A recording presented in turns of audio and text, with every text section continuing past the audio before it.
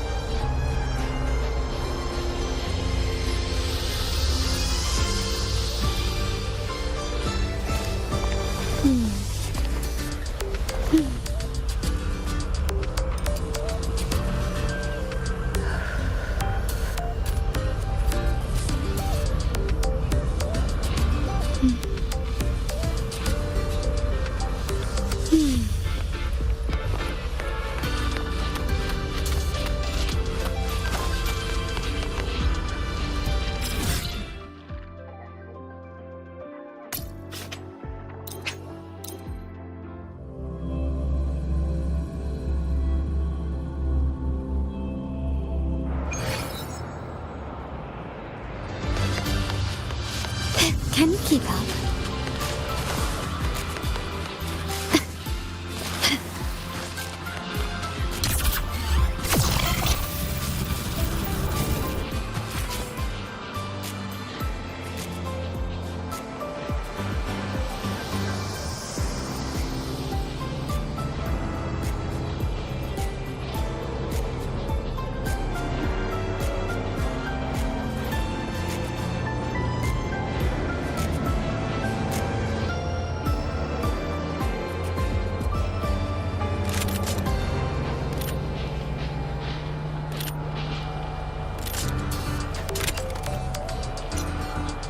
shine or to die.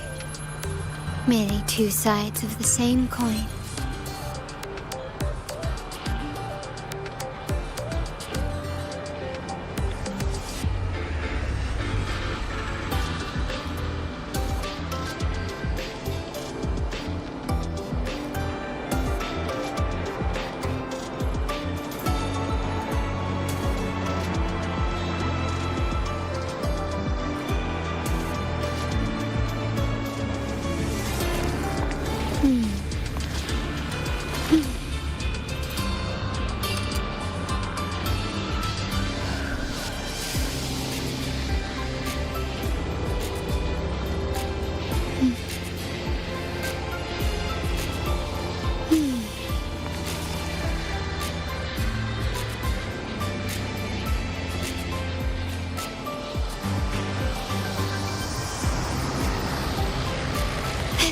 Can you keep up?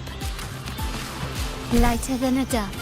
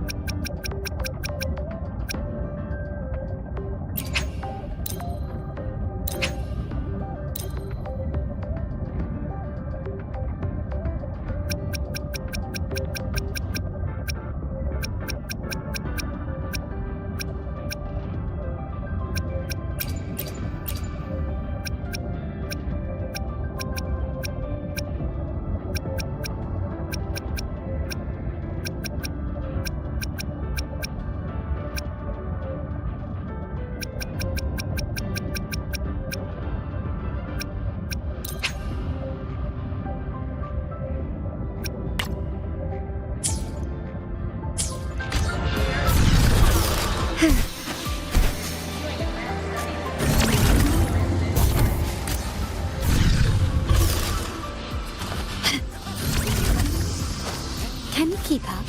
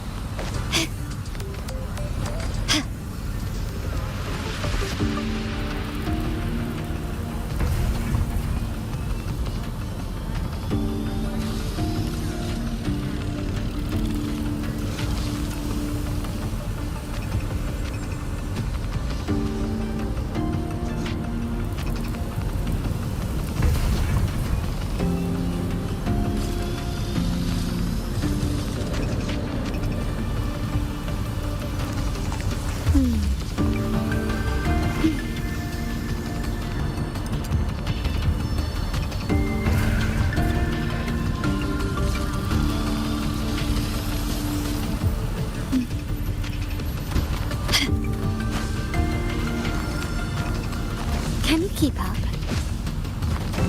A smooth journey.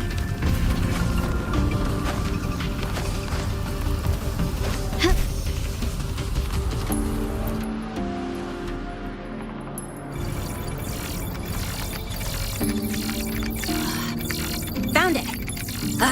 It was hiding pretty deep.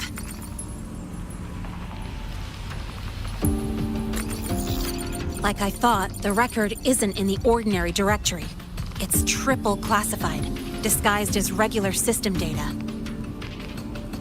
Which means someone hijacked the department's equipment to make this. Correct. I just scanned the device itself. It looks like a basic calibrator, but the inside is completely different. Long story short, it stores and amplifies a tiny slice of void storm frequency, just enough to make stuff designed from Exostrider tech lose control. Stuff designed from Exostrider tech.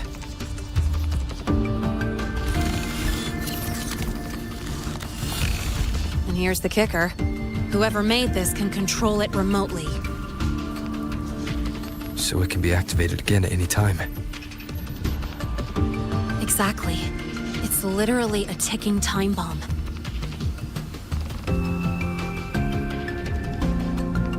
You're probably wondering why I didn't hand this over to the Academy, right? Before we identify the Fraxidus contact, I'm not letting it out of my sight. So first, we've got to neutralize the threat. With the production records and device data, I can try to override the device's permissions. Get it to only activate if it resonates with me. It'll reboot during the process, though. And, there might be some noise.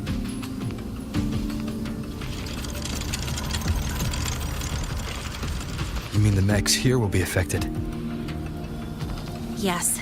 That's why I'll need you to keep them in check during the process. Sure. I've got you.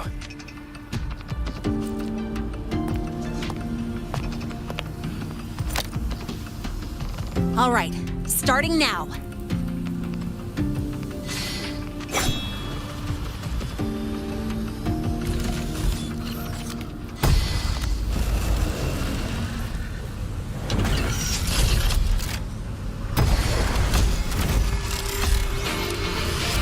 Having someone cover my back like this, not too bad.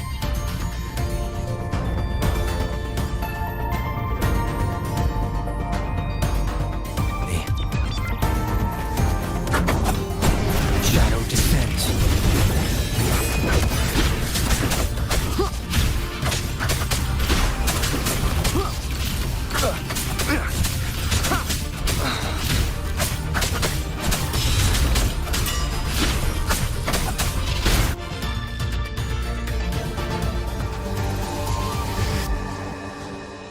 Quick and clean. It's been overwritten. Don't have to worry about it being remotely controlled. Glad we pulled it off in time.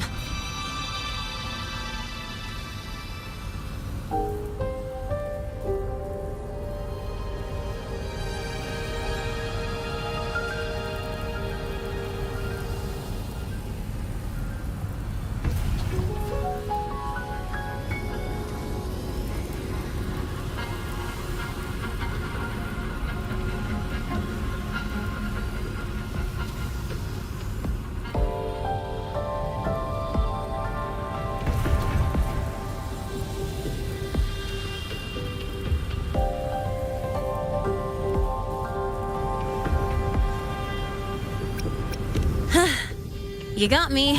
It's been a while since I've done something like this. Gotten a bit rusty. Stay in your comfort zone too long and you start to slack off without realizing it. Back in the day, I would have handled this in 28 seconds flat.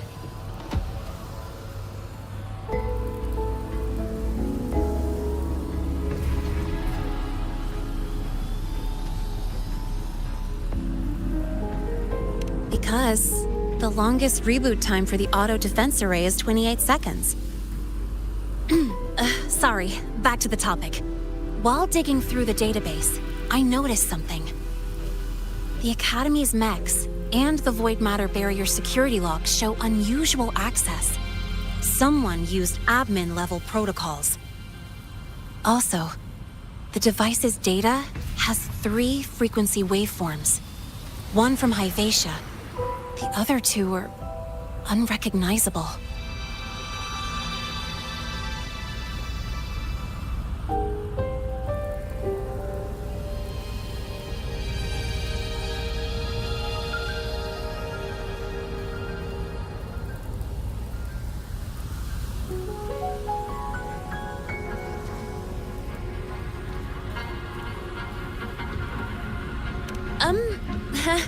Just by, browsing the Academy forum? Alright. I was once tasked to hack into the Institute's database and tamper with Hivacia's calibration data. But I didn't change anything, just threw in a few emojis and left a note telling them to upgrade their encryption. That backfired, though. Got me flagged.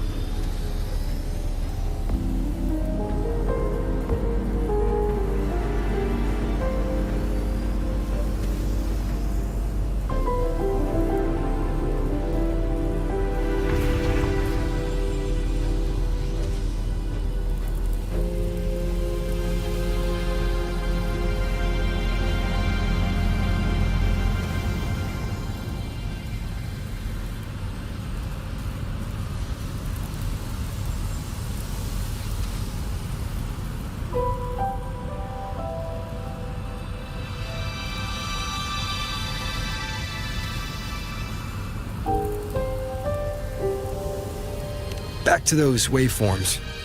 If one is Hivacia's, then the other two are likely the targets for the next experiment. I think you're right. Next, we need to figure out what those waveforms correspond to. Maybe we'll find a clue in the Lehigh Roy ecological studies. Let's head to the Space Trek archive then.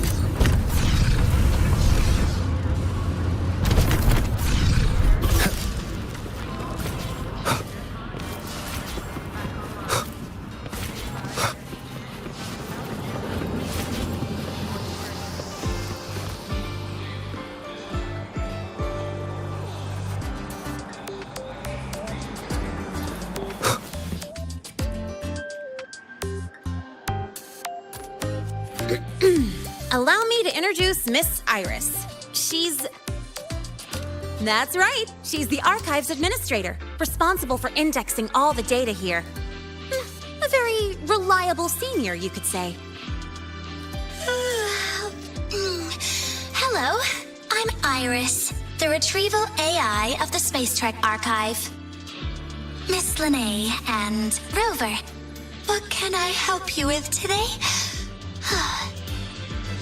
Oh, you look beat. Everything okay, Miss Iris? The Archive experienced a data leak recently, so I'm running system maintenance in the background. But don't worry, routine queries are still available.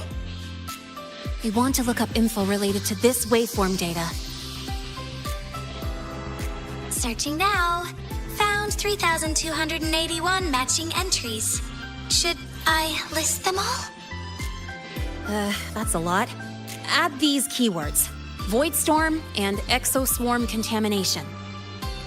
Understood. Narrowed down to 324 results.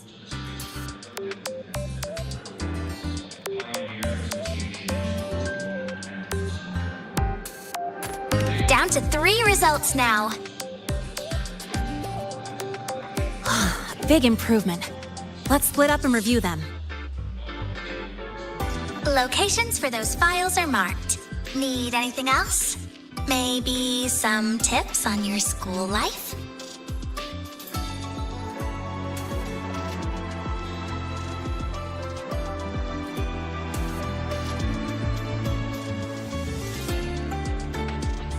Never call Mr. Sigma Traffic Illuminator, unless you're up for a 10-minute nonstop high-speed chase.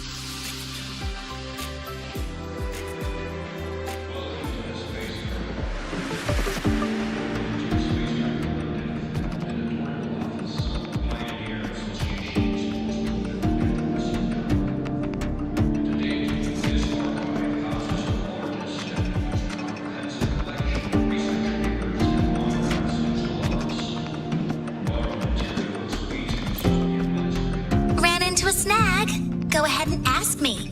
Oh, wait, didn't I literally just pull up that entry?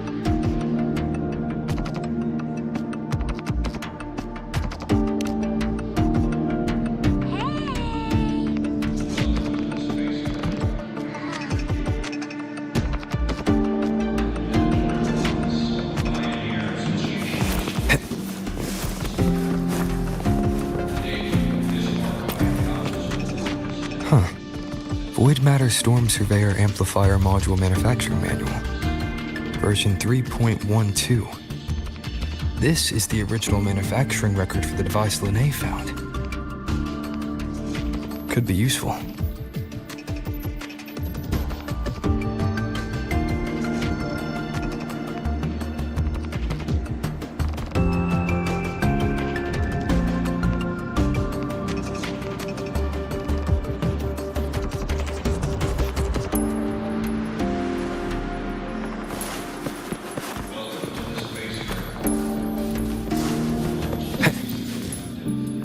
Determining exoswarm contamination thresholds via synchronous accelerators.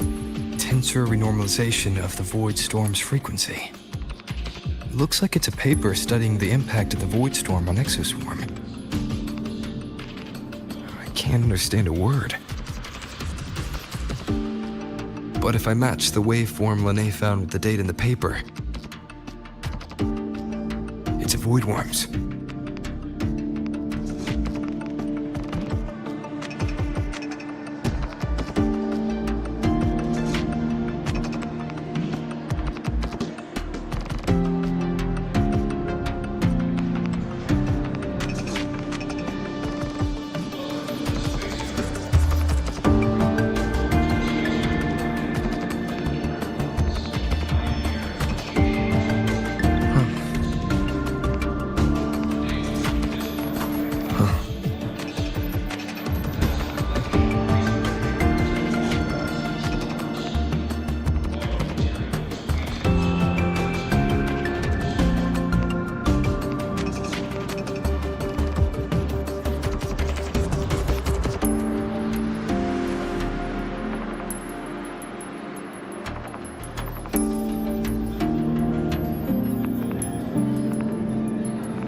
This is a testament to my connection with the world around me, and it's very much my companion now, bearing witness to everything I've experienced on this journey.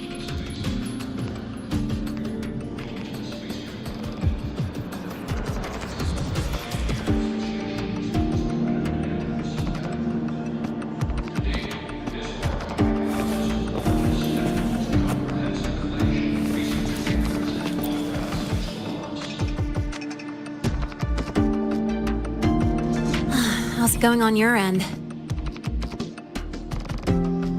What I found were mostly things we already knew. Abnormal void storm cycles and the Institute's equipment acting up for no reason.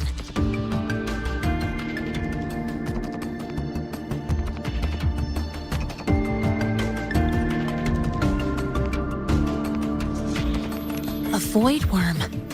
Could it be... they're planning to use the device to trigger a void worm's rampage? If so, then their target could be...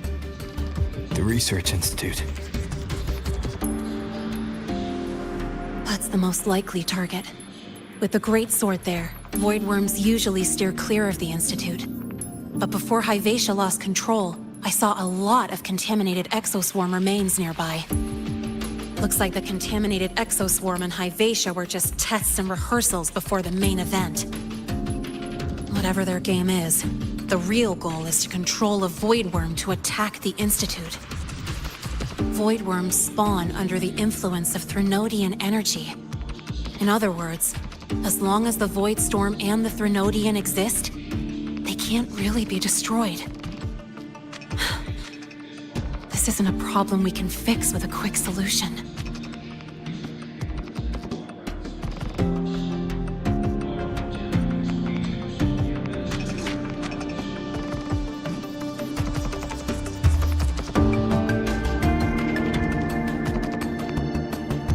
I'll leave that to you.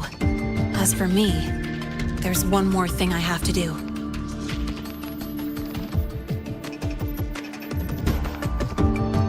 The Department of Engineering's crafting platform runs a mass production line. The Fraxidus must have more of these devices. If they activate them to lure a void worm toward the Institute, we'll need a backup plan.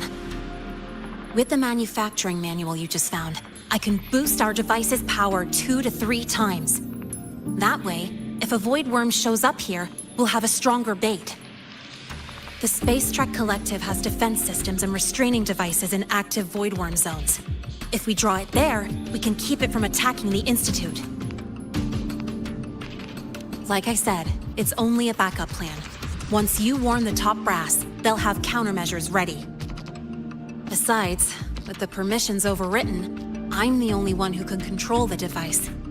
That ties me directly to Hivacia's malfunction. So yeah, I'd rather not use it. Is that the time? Ugh, trouble's just about to roll in.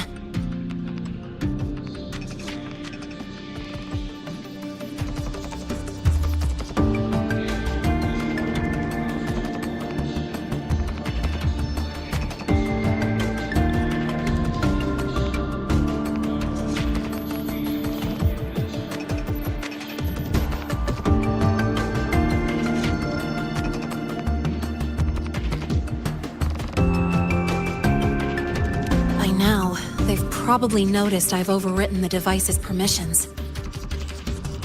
This contact of ours isn't going to just let it slide.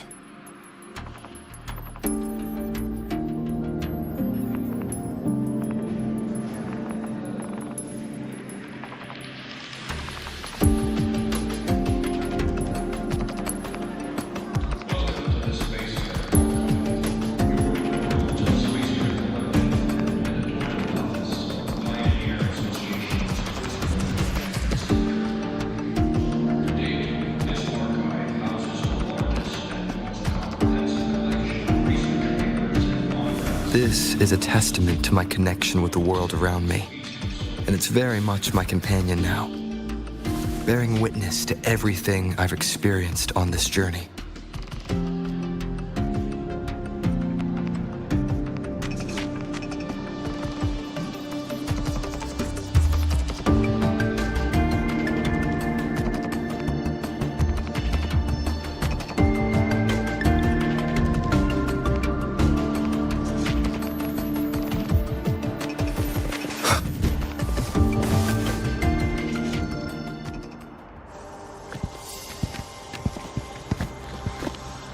Miss Lene, the Academy requires your presence for a follow-up inquiry concerning Hivacia's malfunction.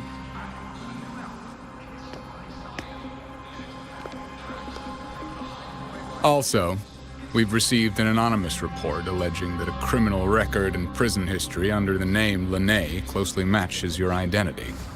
This raises concerns about possible falsification of your admission documents.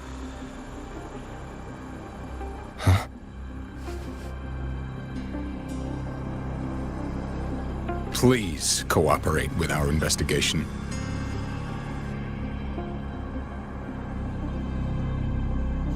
I'll answer any questions you have, but this has nothing to do with him. He only enrolled today.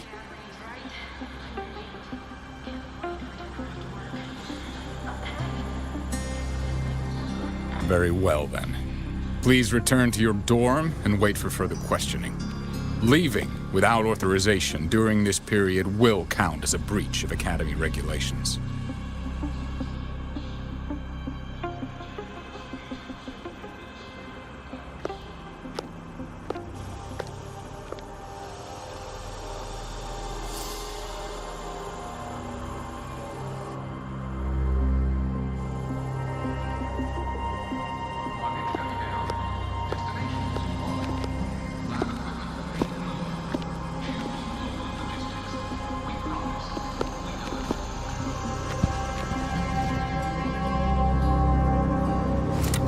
Sorry. I'll count on you for the rest.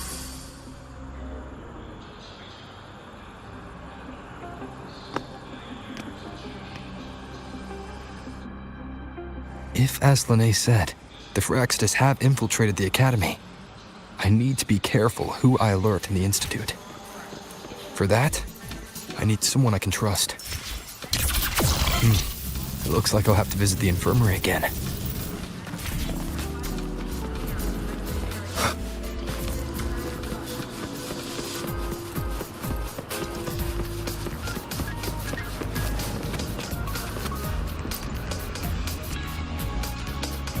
Ah, what a rare visitor. I assume the Void Storm, those void worms, and your admission would have kept you too busy to drop by. The Fraxidus have contacts inside the Academy. They're planning an attack on the Research Institute. That's certainly surprising news. And what do you need from a school doctor like me? Or should I say, why come to me at all? Because I'm still new to the Academy. Professor Mornier isn't around, and I have no way to judge if I'm passing the message on to the right person. And you trust me? You gave me a hint when we first met, didn't you? Saying welcome back and recognizing me as a Black Shores Bloombearer. That's not on my official record. Your knowledge of me goes beyond the paperwork. Besides, Chisa mentioned I left the Academy in a hurry. So, someone must have helped to erase my trail. You didn't exactly act like that was our first meeting either. Interesting theory. Though I'm not sure I fully understand it. What I'd like to know is, what do you want me to do about it? Not going to admit it, huh? Fine. No time for games with an emergency looming.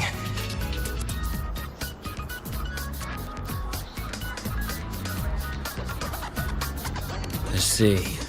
Pests inside the Academy, then. A void worm attack on the Research Institute. It must be part of a bigger play.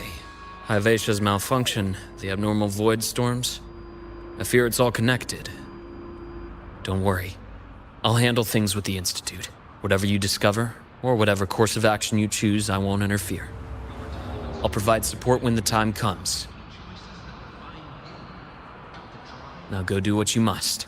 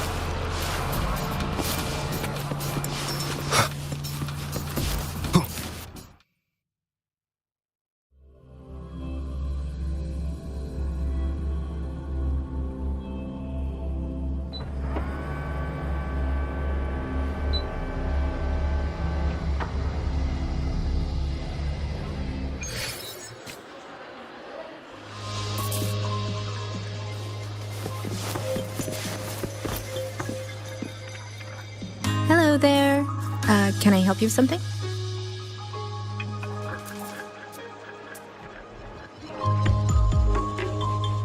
Miss Lene, she's not in the dorm right now. Would you like to leave a message? Wait, are you Rover?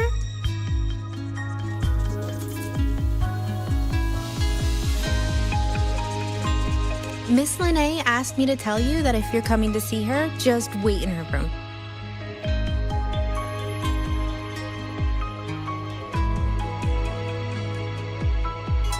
Not really. She got a sudden notice from the academy and left without saying much. It's rare to see her so down. Whatever's going on, I hope it works out for her. By the way, here's her room number.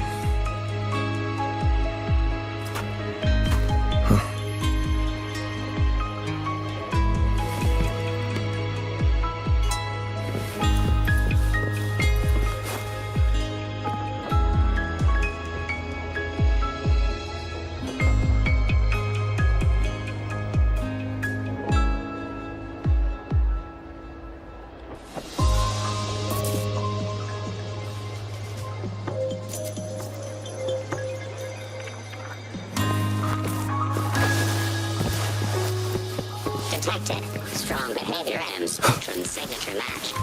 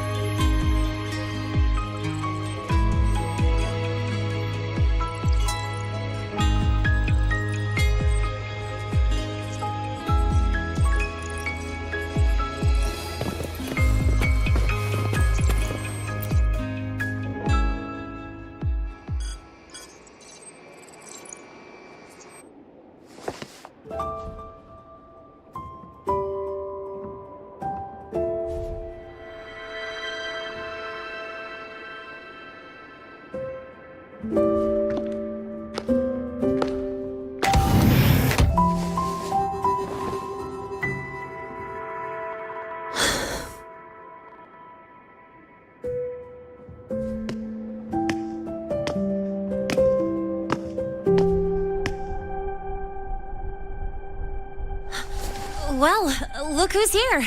How's everything going? I've informed Dr. Herson and Professor Mournier about the situation. Once the Institute gets the warning, they'll prepare accordingly.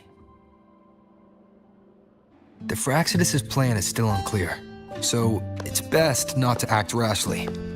Any investigation, leave that to me. Nothing urgent for now. But since you're here, maybe we could talk a bit.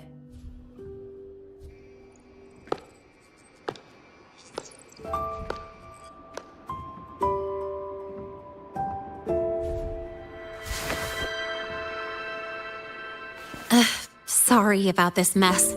I really should have cleaned up. You know, back in the new Fed, my room was just a bed, a chair, a desk, and my weapons.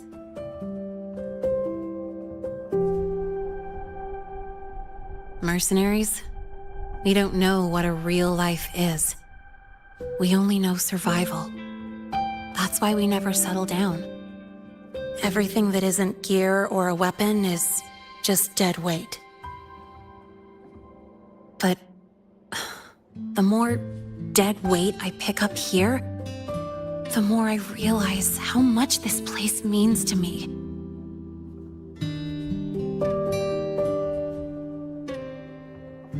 At first, I only saw the Academy as a way to outrun my Merc past.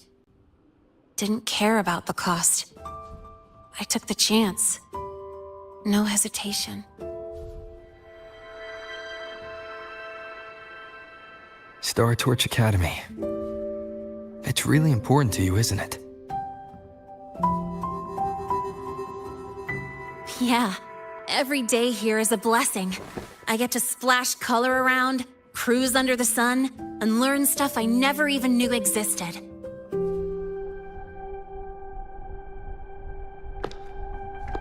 This place may be buried under frost, but it feels brighter and freer than anywhere I've been.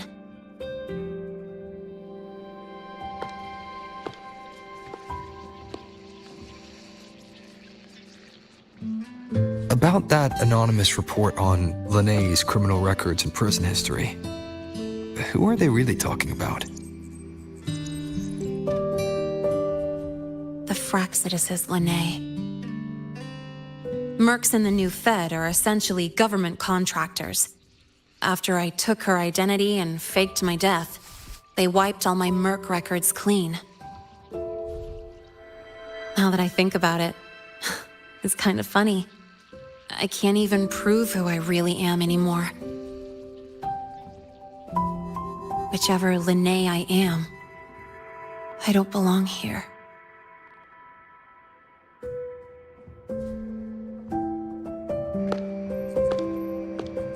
But still, I truly appreciate what you've done for me. Thank you for speaking up for me more than once. And thank you for trusting me. It's rare to have trust unbound by contracts.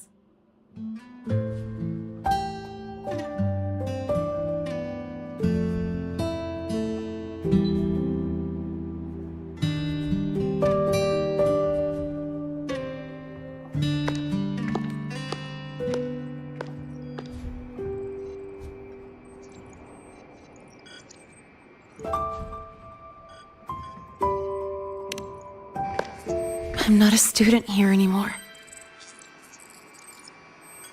The Academy let me know the result of their investigation. They're kicking me out, sending me back to the new Fed. And it's either back to the old work or spend my life behind bars. Not like I choose either one of those. So, before the Academy locks me down for good, this is my last chance to run. I've never belonged here. This stolen school life was always gonna end, sooner or later. Is that really what you believe? Sorry, but I have to go.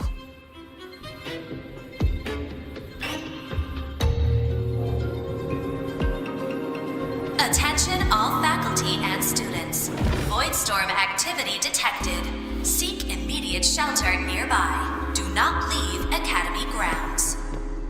The Voidstorm will cover the entire campus in 5 The minutes. Void Worm. Initiate And the target is- emergency Protocol 5 Oh. now. Not the Research Institute. Attention all faculty. It's heading and for the students. Academy. Voidstorm activity detected. Seek immediate shelter nearby. Do not Renee? leave Academy grounds. The Voidstorm will cover the entire campus in 5 minutes. Initiate emergency protocol 5 now. Attention all faculty.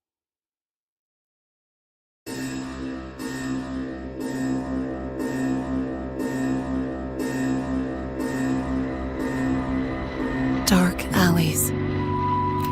Hushed whispers. Greedy eyes hiding behind masks. That was everyday life for a mercenary. I used to wonder, what if the sky above me wasn't always black? What if there really was another life I could choose? Even if the price would forever haunt me from the shadows, I'd still take the deal. No question.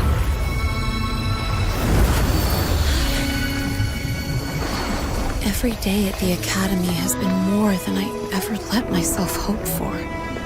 The bright halls, charging into the unknown with people who had my back, eyes locked on the edge of the world, those good mornings at dawn, moments that don't just shine, but burn. Now I know that living, really living, has colors I didn't even know existed. So bright, you'd bleed to hold on to it. But just like the stories in all those old comics, stolen time always comes knocking.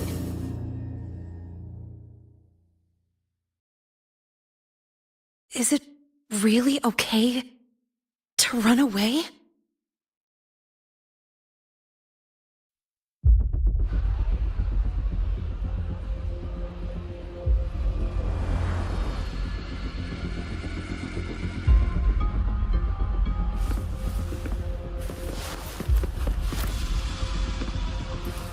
Attention all faculty and students. Contingency Protocol 3 is now in effect. The Voidstorm has breached the Academy perimeter. The defensive barrier will fully activate in 100 seconds. All personnel evacuate using the nearest route. Proceed immediately to your assigned underground bunker. Repeat, evacuate now and get to the bunkers.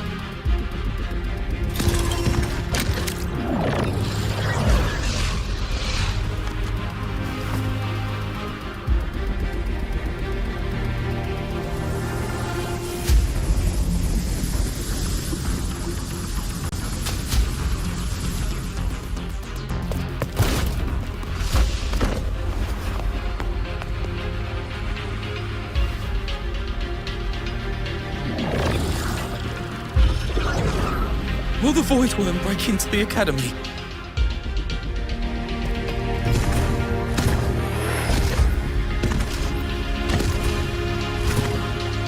Once the void matter barrier is fully activated, this place will be safe. Don't fall behind the group. Watch your frequency levels and move quickly to the safe zone.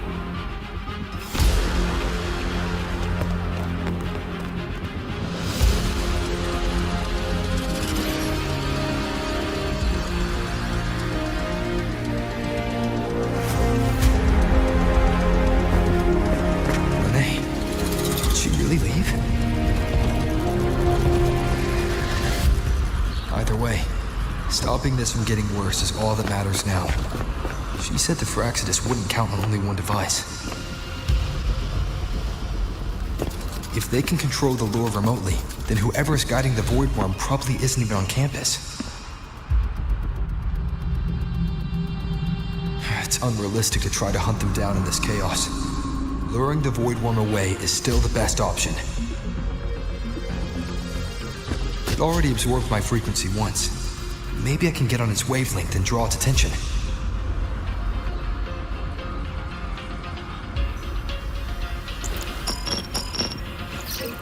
It's me. Dr. Herson filled me in on the current situation. Sorry, Professor Mornier, no time. I need the location of the Institute's anti-Void Worm defenses. I'm going to lure it there. How did you know? Understood. Sending coordinates to your terminal now. But listen, most of the Institute's systems are down. The Void Storm scrambled remote access across multiple sites. Restarting them will take time. Now, the only way to activate the defense arrays is on site. Manually. Got it. I'll find a way to draw the Void Worm there. There are 3 arrays in total. Once you've calibrated all of them, they'll sync and trigger the Void Worm's containment. Noted. Please, be careful.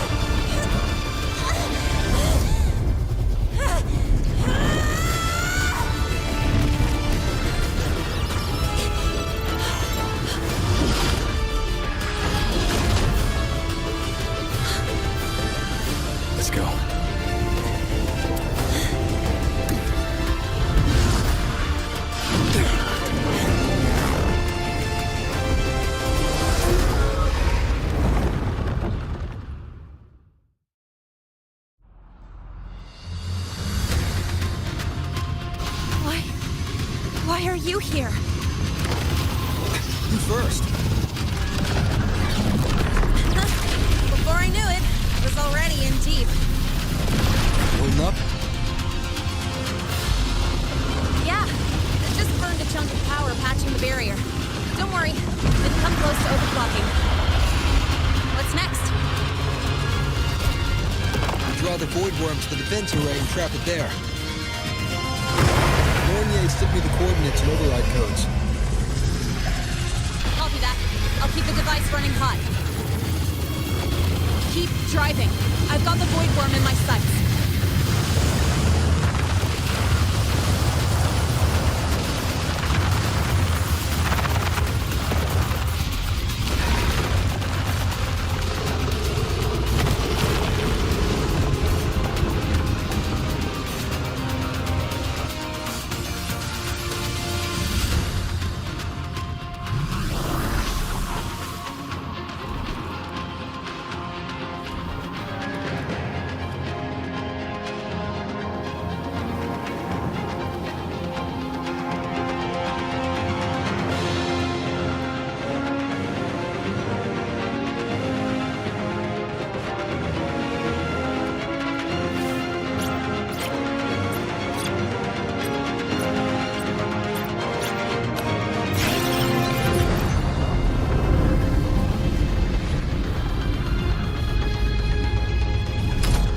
First array is online.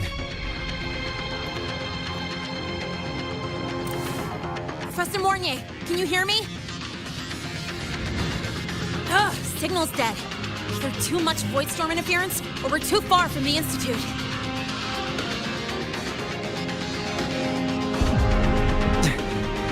That sound. It's attacking the array. Figures. The activation pulse must have drawn it in. We need to find another way. Yeah! Plus, I can feel that fat worm zeroing in on our frequency.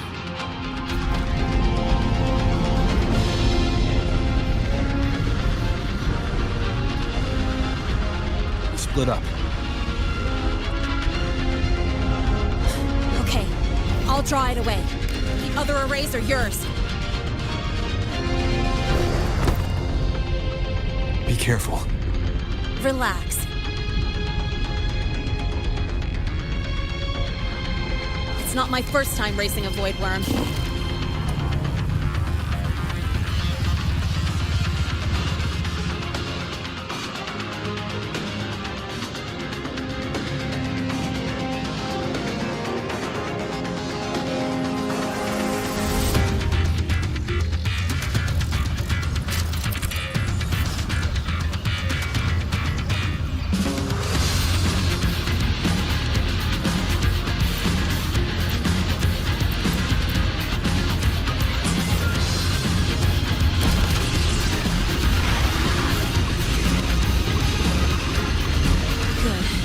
You're locked onto me.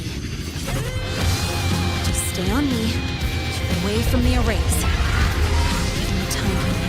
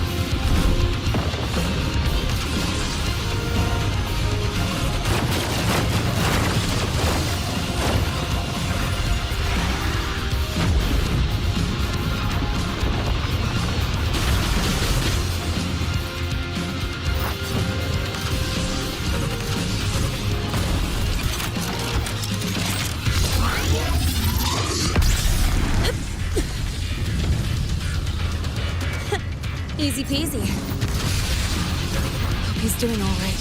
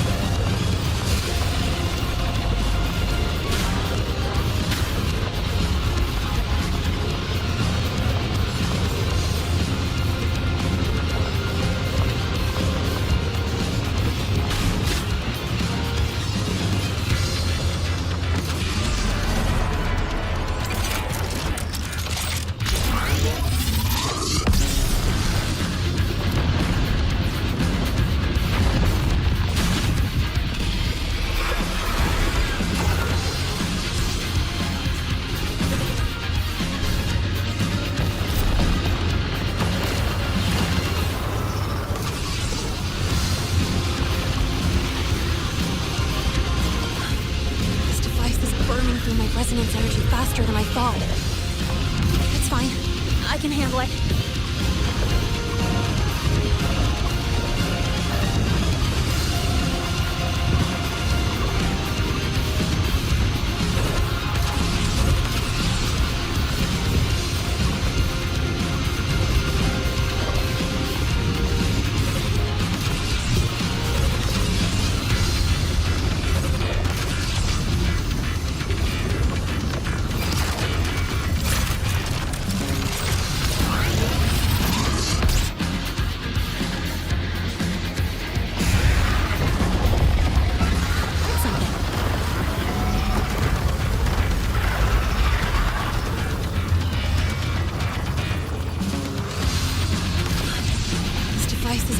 Through my resonance energy faster than I thought. It's fine. I can handle it.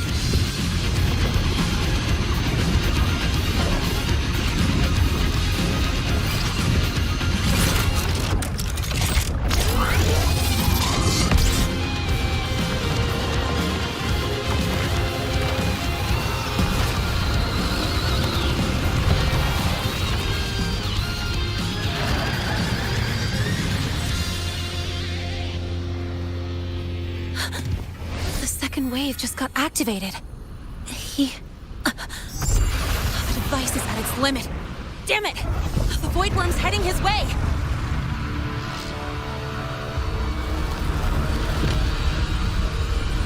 No! I gotta speed up!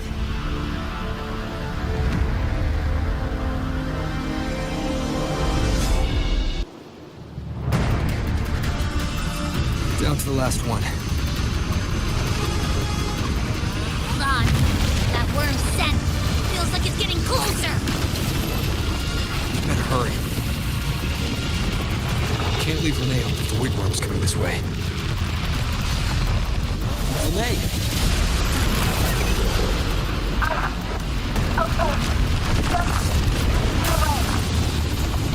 Got it. We won't keep you waiting long.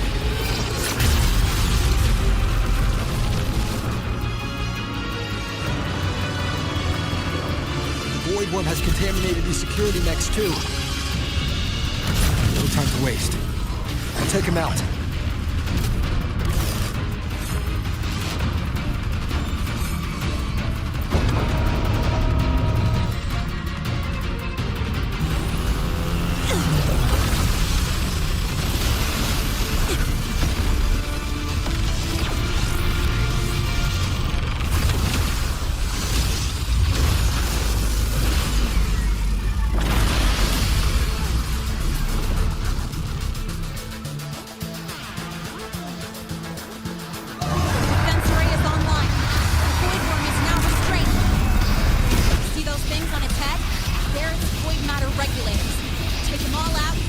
Frequency is scrambled. Keep up! We gotta close the gap between attacks!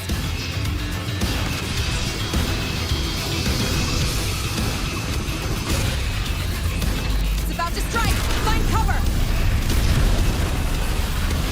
Stay close! This way! Hurry!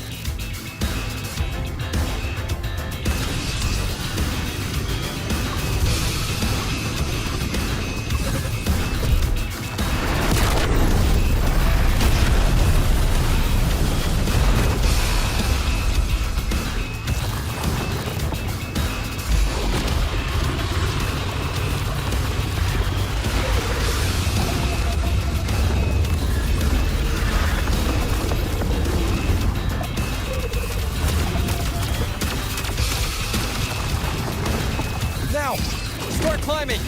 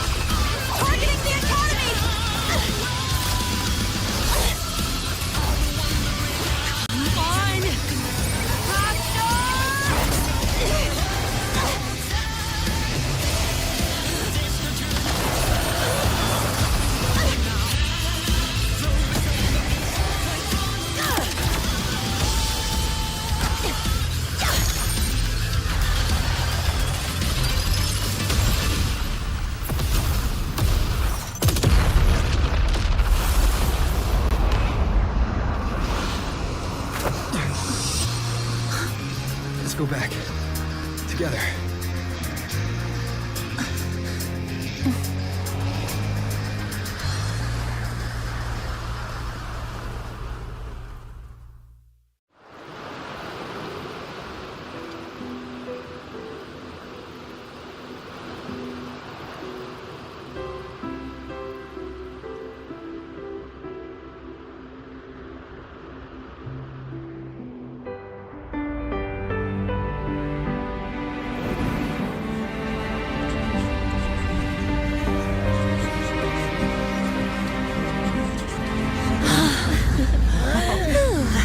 The Academy is safe. Thank goodness. It's them! They're back! Whoa. There's so many people here. So it's true. The Dark Thunderbolt has enrolled at Star Torch. Can you walk us through that epic battle with the Void Worm? Dark Thunderbolt.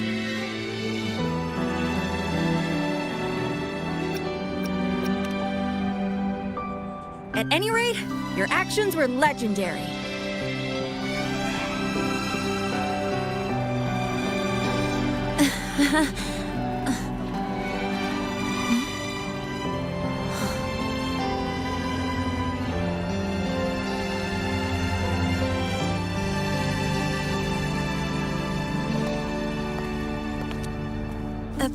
Sorry, guys. I need to report the Void Worm incident to the Academy first. Once that's done, I'll tell you everything you want to know. Promise.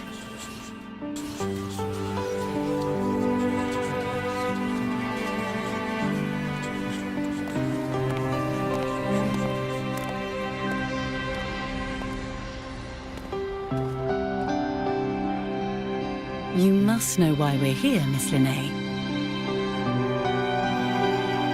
I do. I'm not a Star Torch student anymore. Rules are rules, and I should return to the new Federation.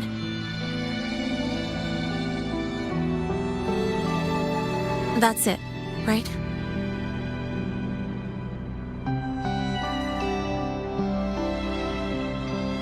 We've reviewed everything. No matter what happened, the Academy is grateful for your bravery. Truth is, we never should have allowed our students to face danger like this.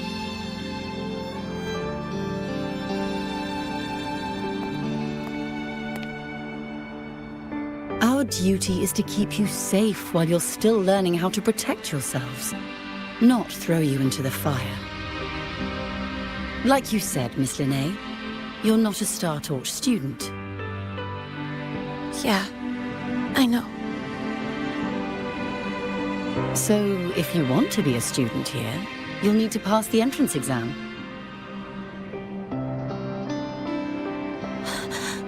What? Of course. You'll need to enroll under your real identity this time.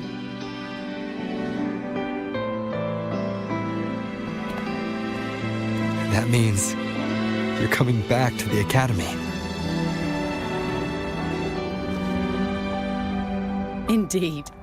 But we must conduct another inquiry before admission. An inquiry? Sure. And the entrance exam? No problem. Very well, Miss Linnae. Please follow me.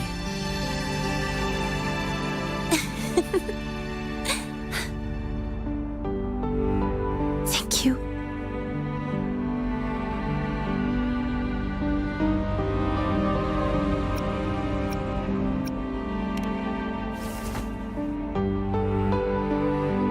Gosh, never thought I'd be this happy to take a frickin' exam.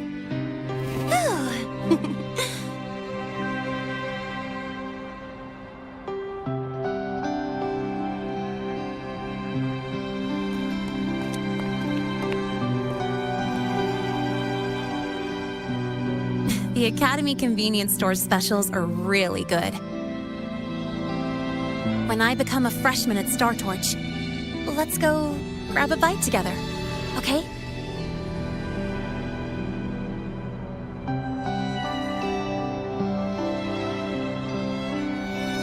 protect the sun.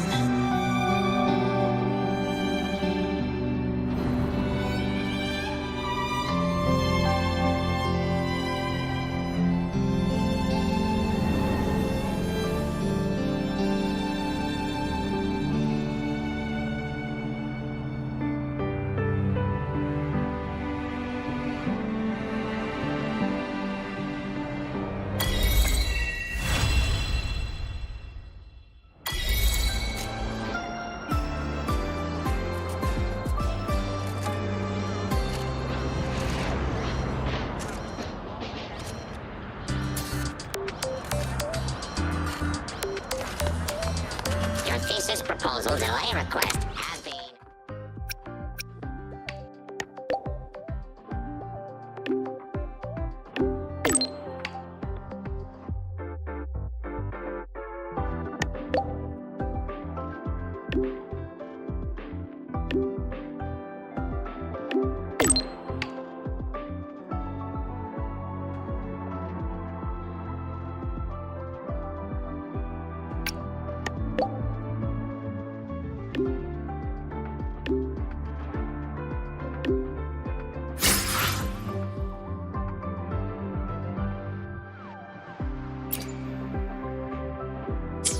Your thesis proposal delay request has been denied.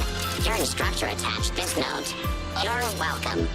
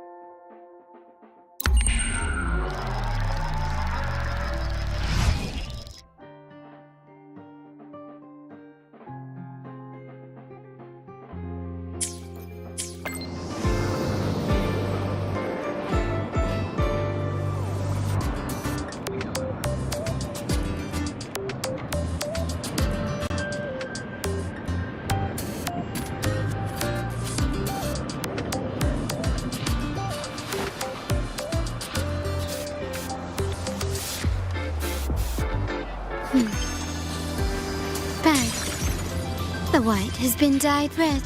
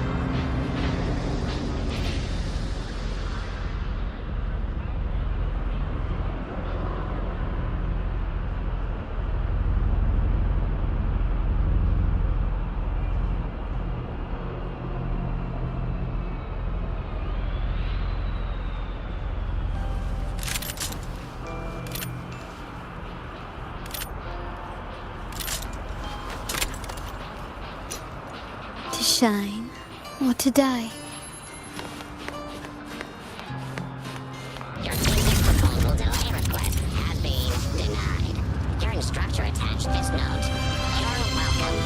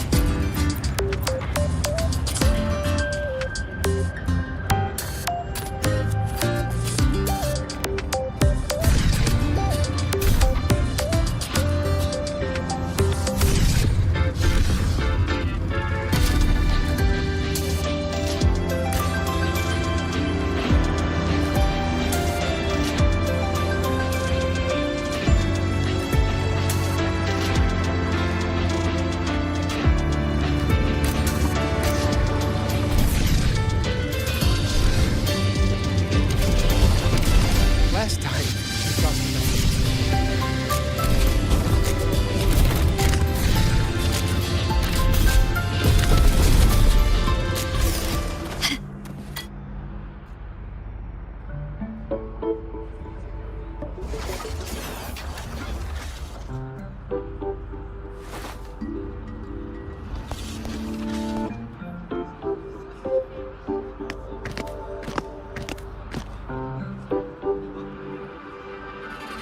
You're here!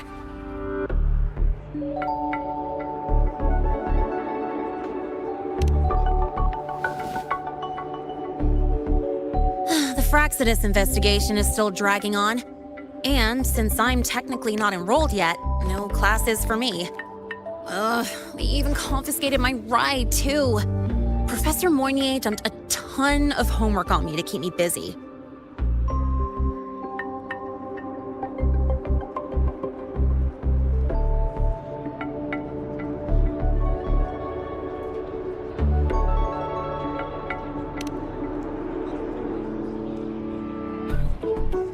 Not really. It's just that ever since that news piece I sent you, people won't stop coming up to me for selfies. Some even ask for my autograph. Stuff like this is a first for me, I'll tell you that.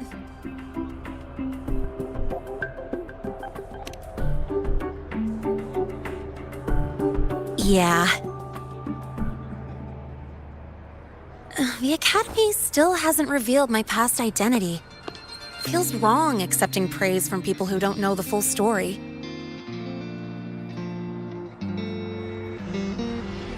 It's kind of unreal. Like, even after everyone finds out who I really am, I still get to stay. Makes me feel stupidly lucky.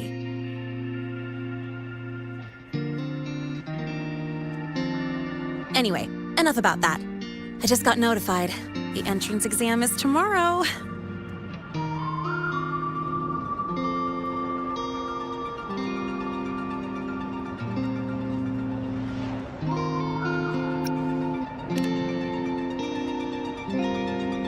I'm not worried about the grades. It's just, the school will send me a new admission letter. I'll be starting all over again as a first year in the prep program.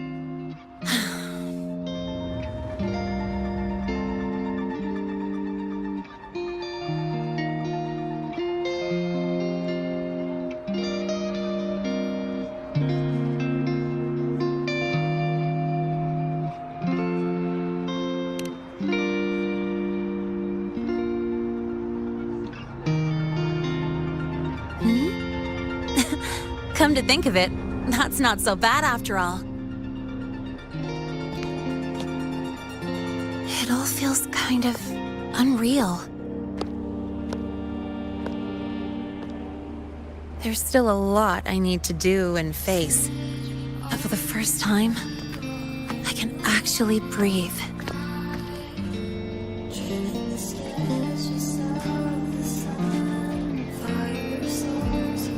I've had good times before. But there was always that weight in my chest.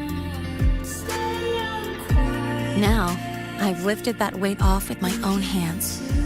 And maybe, just maybe, it's 'cause you were there that I could. No more ghosts on my heels. I can finally be me, just as I am. I met everyone, you included, as Lene.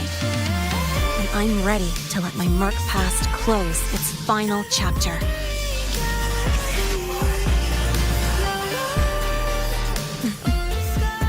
Whatever comes next, that's my life, and mine alone.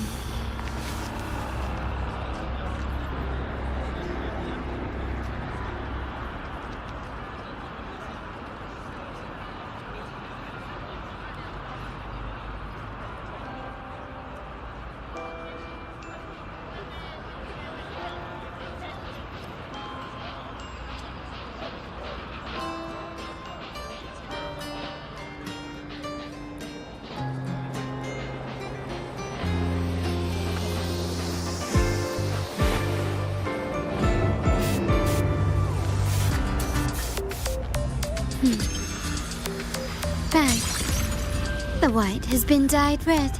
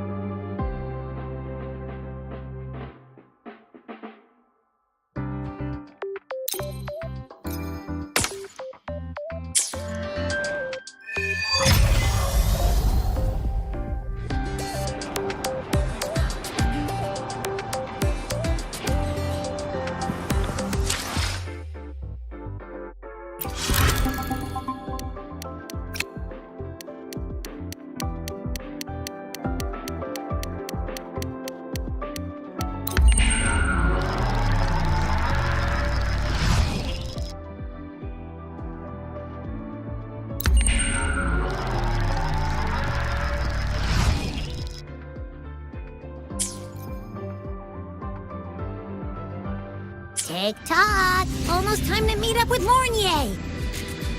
Oh, I can't stop thinking about those Space Trek snacks. What is it gonna be, huh?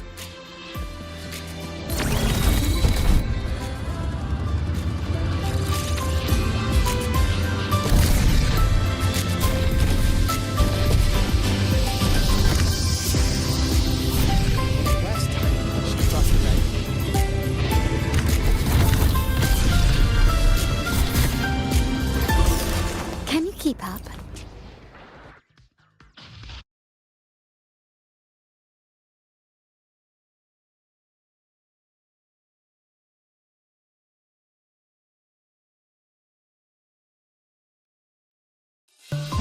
Rover,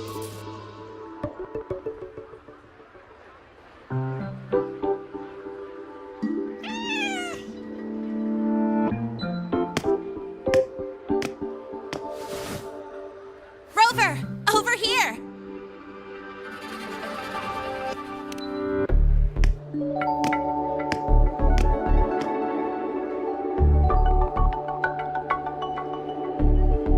You bet. Just passed all my entrance exams yesterday. Which means today you're officially meeting Lene, first-year student in Star Torch Academy.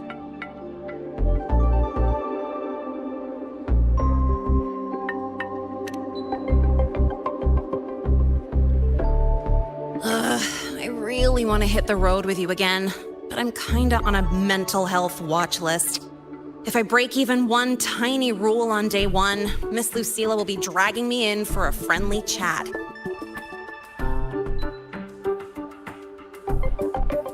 I gotta hold out until I figure out a route that slips past the cameras.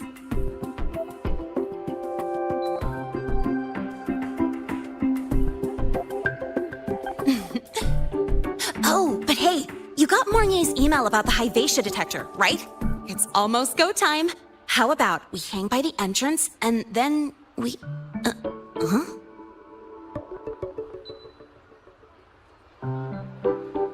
Material fatigue, thermal cycles, boundary conditions, initial stress states. Infraction detected. High wattage devices are strictly prohibited in dormitory zones. The core differential equation is elastoplastic transition, cyclic strength coefficients.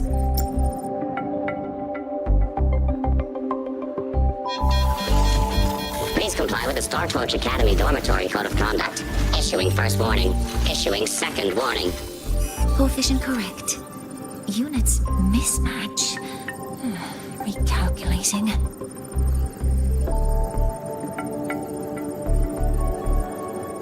Non-compliance confirmed. Initiating restraint protocol.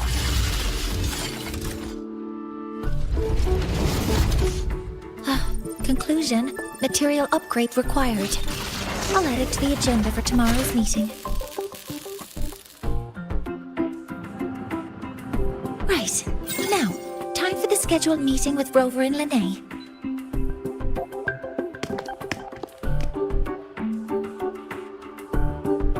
Oh, I'm sorry. Did I keep you waiting?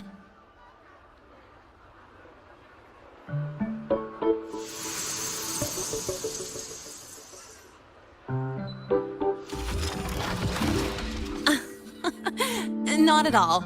Actually, you noticed us right as the clock struck the hour. Perfect timing, Professor.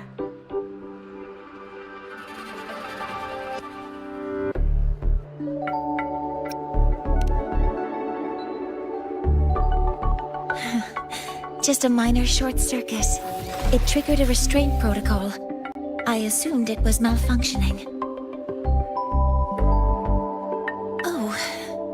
I forgot to disable the reactor emitter in my weapons system. That's probably what it was referring to. Apologies. After this meeting, I need to return to the Space Trek Collective for a presentation. I had hoped to finish some calculations first.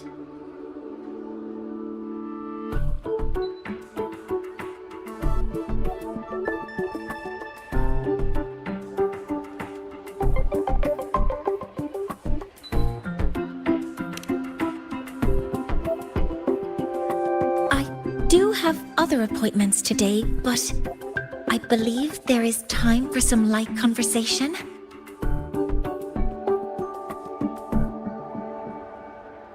I wasn't sure what you meant by delicious, so I brought samples from my latest food research. Yes! I knew it! Professor Mornier's a real gem! Let's get started. We can eat while we talk. Of course. Come on in. I already tidied up my dorm, so sit wherever you like.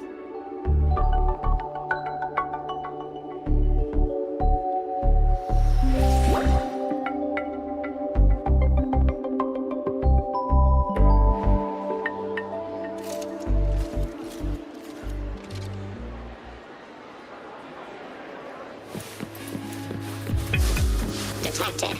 Strong behavior and spectrum signature match.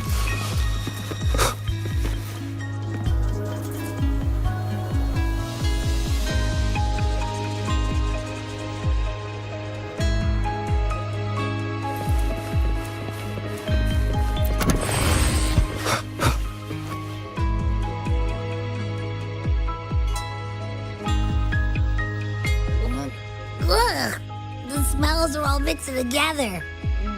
It's kind of fishy, and the texture is wet and gooey.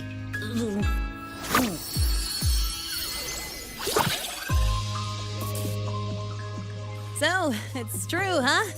You guys actually made food that tastes awful, but it keeps you running for 3 days straight. I thought that was just a joke.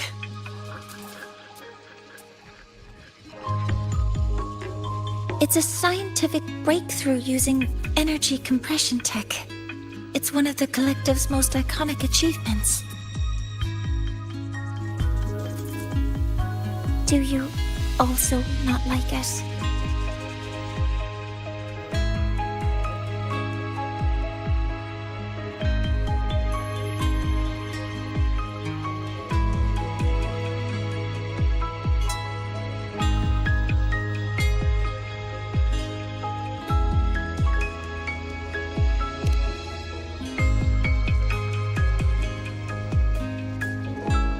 Yes, I knew you would understand. In fact, its energy compression efficiency exceeds 95%. That exceeds the benchmark set by both the New Federation and Washu Academy, even nearing the theoretical limit. From a scientific standpoint, it's a far greater achievement than taste.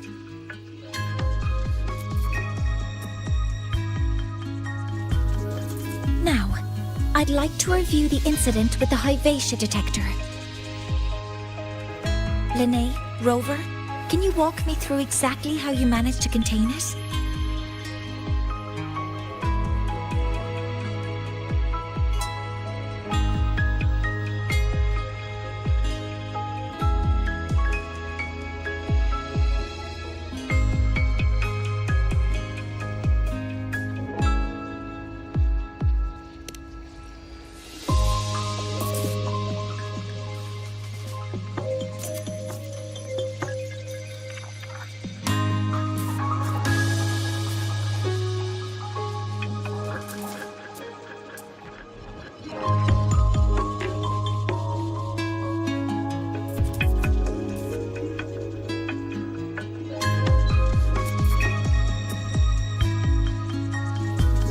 To summarize, your method of stopping the Hyvatia included blade slashes, repeated shots with coated rounds, and physical force, stomping, striking, until it was rendered inoperable and immobile.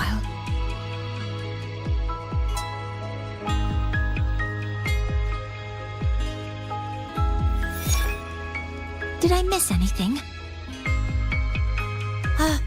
Professor Mornier, you're not here to...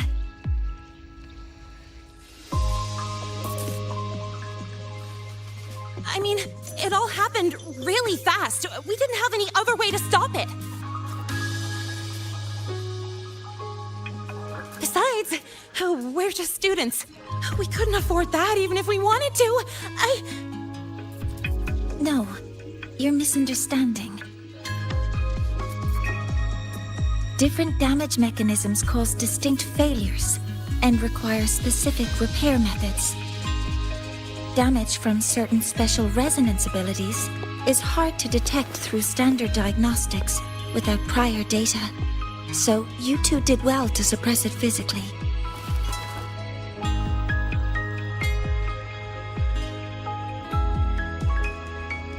During the new solar ceremony, the Hyvatia detector is essential in monitoring environmental parameters. I've already passed your report to Professor Anselm. He should complete repairs soon. At the upcoming meeting with the Roya, the Space Trek Collective will need to present a full restoration plan to keep our partnership intact.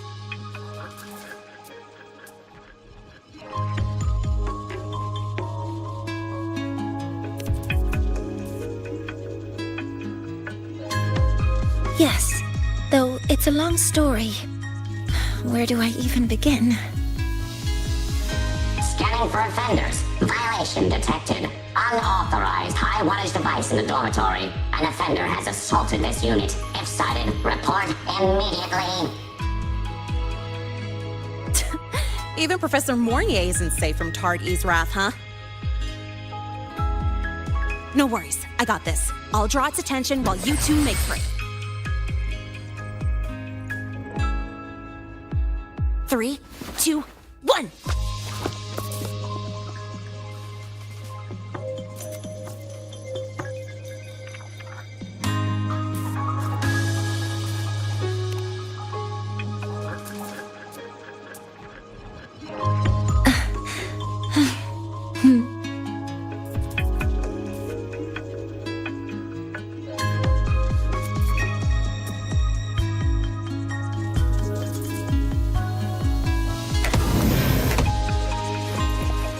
Hey, Tard-E. How much power do you run on?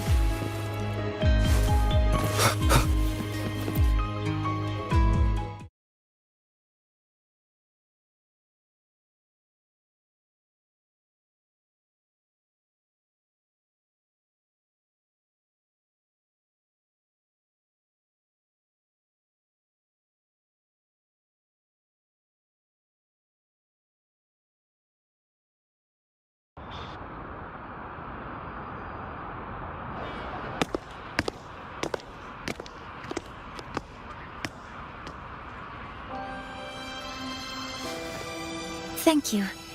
You don't need to go any further. I can head back to the Research Institute by myself.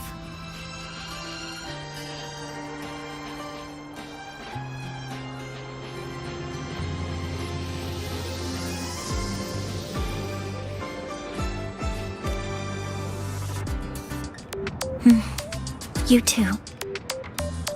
Huh?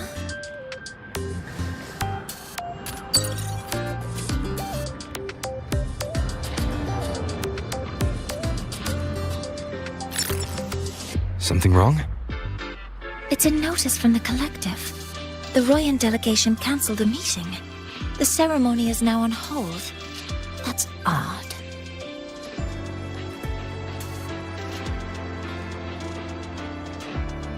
Warren handles Royan communications. I'll ask him what's going on when I'm back at the Institute.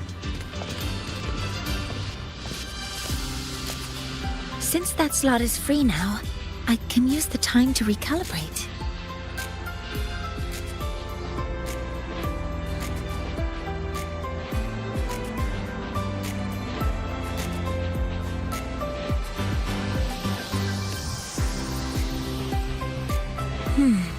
That isn't on the list.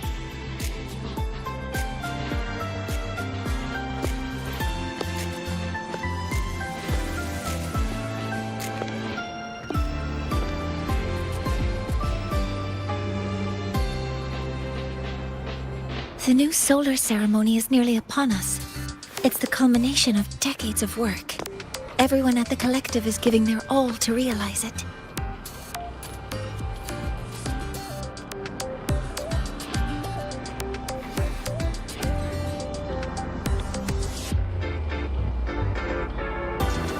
Last time we met at the Institute, we made each other a promise. Do you still remember?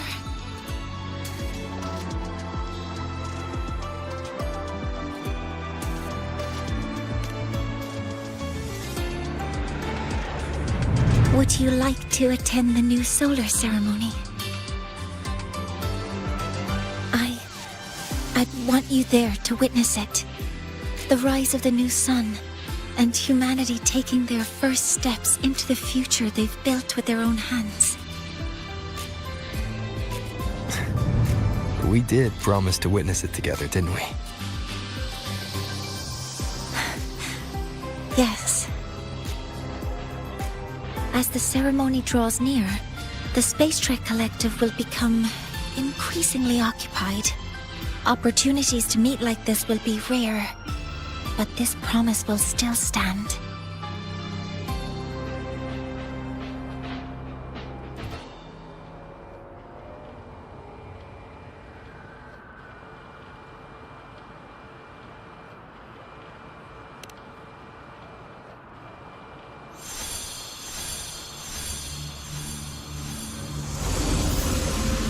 Before my power is spent, I have little time left.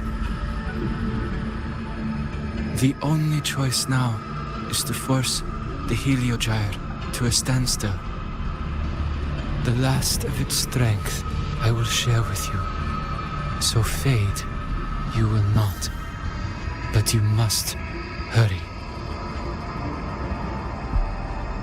Before that, take this memory to him. Take it to the one they call Arbiter. Oh, what happened? Are you all right?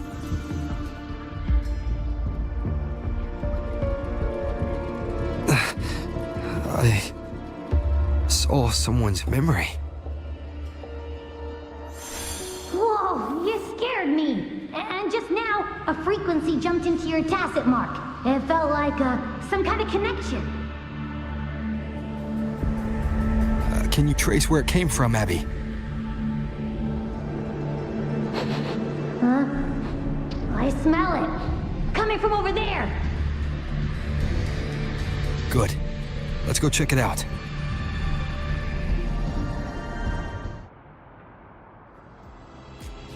I'm fine now, Mornier. Sorry to worry you. You must need to get back to the Space Trek Collective, right? That's okay. But you just... You looked shaken just now. I'll stay with you. If it involves more frequency loss, I'd like to stay close to transport you to the infirmary. Transport me? Huh.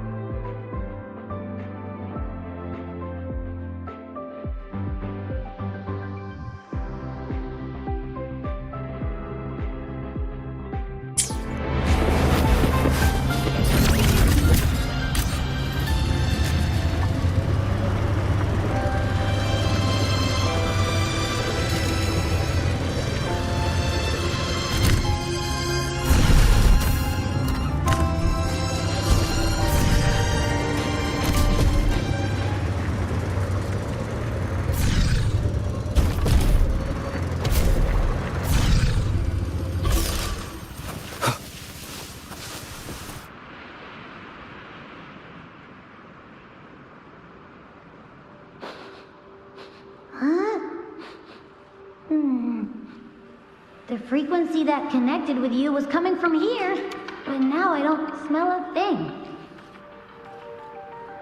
The voice from earlier said it would share the last of the Heliogyre's strength so it wouldn't fade. It must be that solace kin. Did it eventually vanish here? Did you find what you're looking for? No. The trail ends here. But I saw other things in that memory. Yes. The Heliogyre is one of the most important components of the new solar ceremony. Hyvatia can monitor environmental data, but raw observational data on the reactor drive can only be obtained from the Heliogyre, a component of the Exostrider itself. Only the Roya tribe can discern the Heliogyre's readings. That's why the collective need their cooperation during the new solar ceremony. In that memory, I heard a voice say he would force the Heliogyre to a standstill. A standstill? You're saying you heard a voice asking for help, saying he would stop the Heliogyre's workings. Could that be why the meeting was cancelled? When I handled the Void Worm, a voice told me to protect the sun. Whoever she is, I don't think she intends harm. She offered to help. For now, I'll do what she suggested. And one thing is certain. The one who knows me by my Arbiter title needs my help. Yet another problem tied to the Research Institute. We shouldn't reveal our plan. I need to find out who he is, Mornier. Do you know any Roya who are familiar with the tribe's inner workings? I do have some Royan students. They might know who he is. It's class hours at the academy. Should we head back? Help! Help! Maya! Maya! Someone, please help! Otherwise our thesis data will disappear entirely! Don't worry. If you see a student shouting help and thesis in the same breath, no matter how loudly they scream, it's never really an emergency. But Maya is one of the Royan students I mentioned. Since you're looking for her, we might as well see what it's about.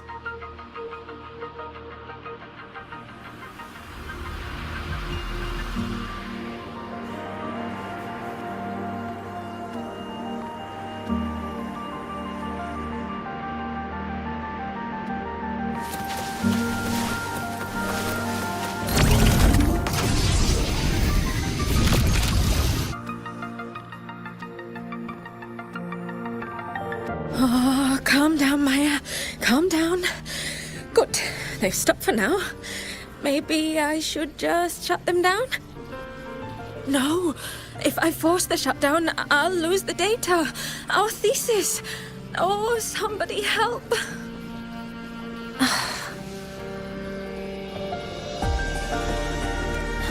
No. It's just a routine malfunction. But... Professor Monnier? Oh no, I've been caught out of class. Wait, let me explain. I wasn't skipping class. I'm here for a very good reason. It's not that I don't respect the class or my teachers. So, can you just... Even if you beg me, credits will still be deducted. Why don't you start by explaining yourself? Well, these are probe robots from a few days ago. We sent them out to measure void matter concentrations in the tundra. We thought we'd finish collecting the data before class, but when we tried to approach them, they started attacking us. I chased them all the way here. That's why I missed the class today. The internal exoswarm material was eroded by void matter. That's what caused the malfunction. This should have been covered in your material science coursework. Such material is inherently unstable and can only be used in controlled environments. I'm so sorry.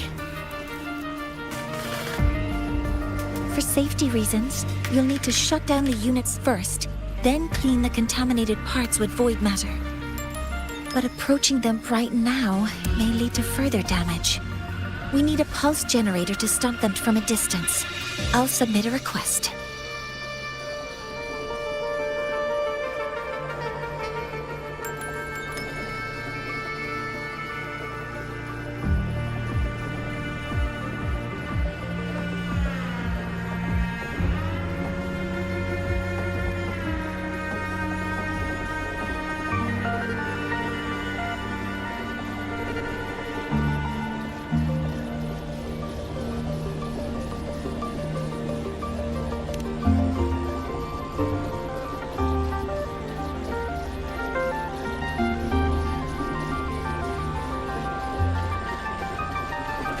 No, wait! That's against protocol. Scanning. Target. Eradication. Never mind. I'll think about how to write the review report later.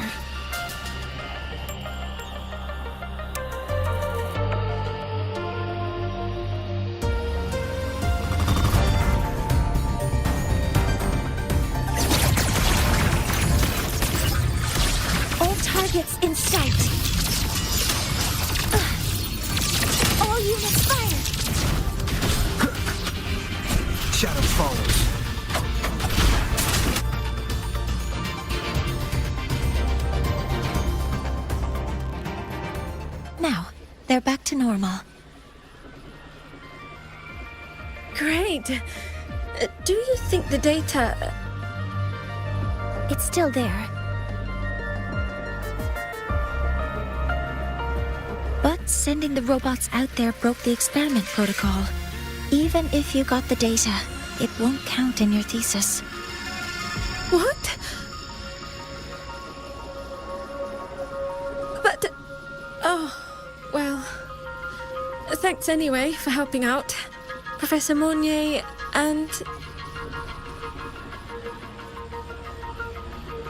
Maya, we do have something we'd like to ask you.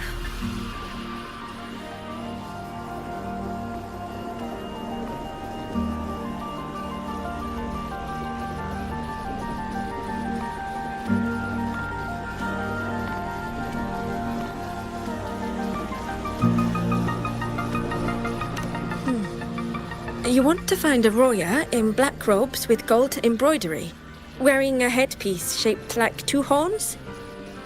The horns are a symbol of the Exostrider. Shepherds wear them, but no shepherd would wear a robe like that. Could be someone higher up, like the Soul Swarm from the Sol Asylum, or even one of the Heliodic Six. The Heliodic Six? They're the ones who are supposed to give us the Heliogyre's readings during the new solar ceremony. That's right. They're the 6 most powerful members of the Roya tribe. The highest in rank, too.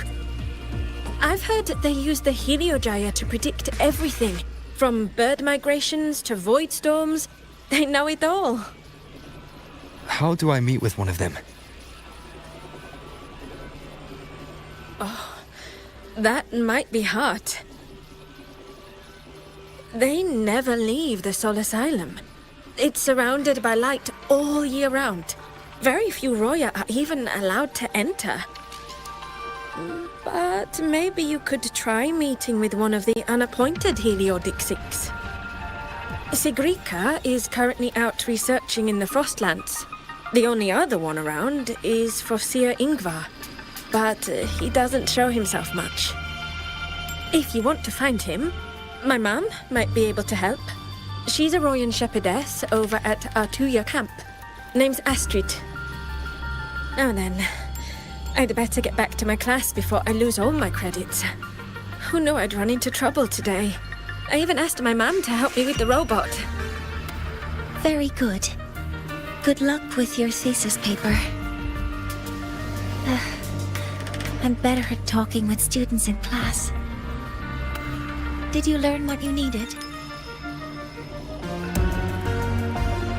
The last person that those robots likely saw before they lost control was Maya's mother. I think we can talk to her under the guise of a friendly house visit. In that case, I can accompany you as a professor from the academy. As for your identity, it's okay. It will simply be a convenient title. Would it be okay for you to act as my mentor?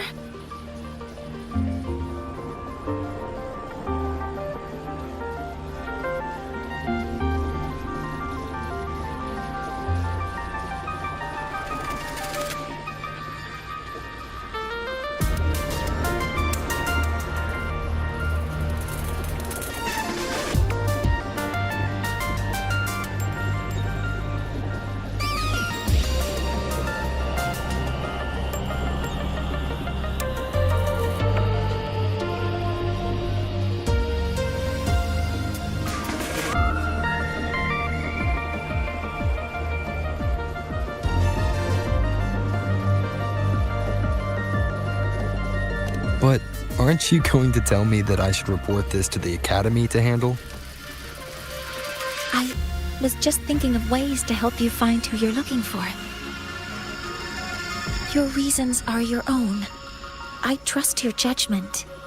And you can tell me later?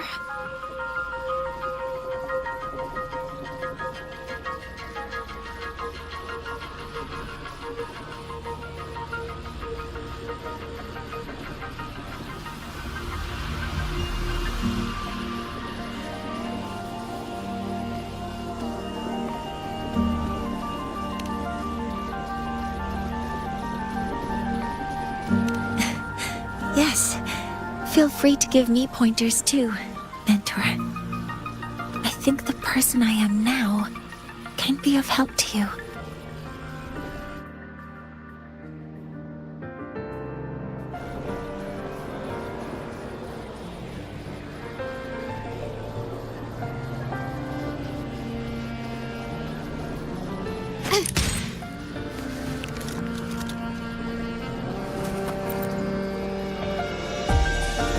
Ready to go to a Tuya camp to find Astrid. Okay, let's go together, Mentor.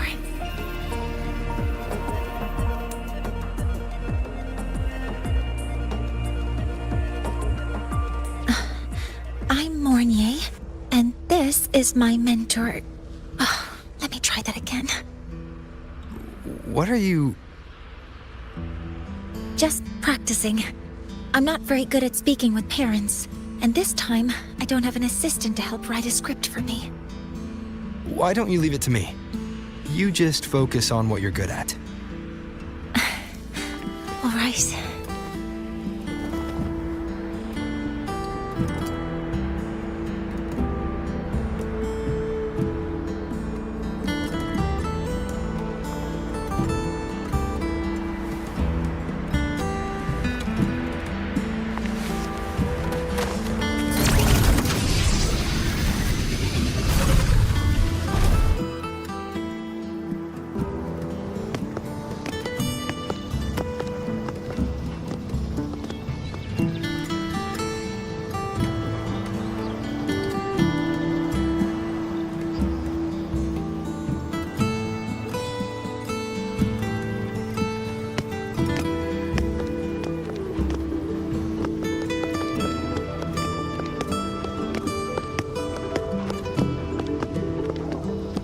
Hi, are you Astrid?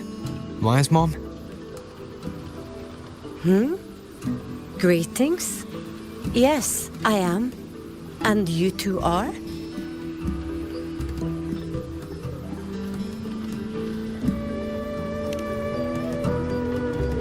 Yes, and this is Rover, a senior professor at the Academy. We've come for a home visit.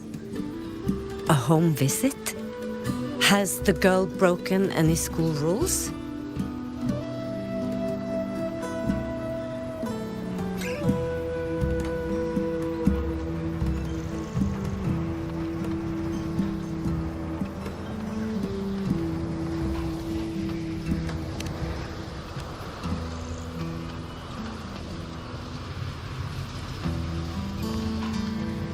What? How could she? I am deeply sorry. I should have taught her better. Whatever she has done, I offer my apologies to the Academy on her behalf. Is the punishment severe? If compensation is needed, I will pay for it myself.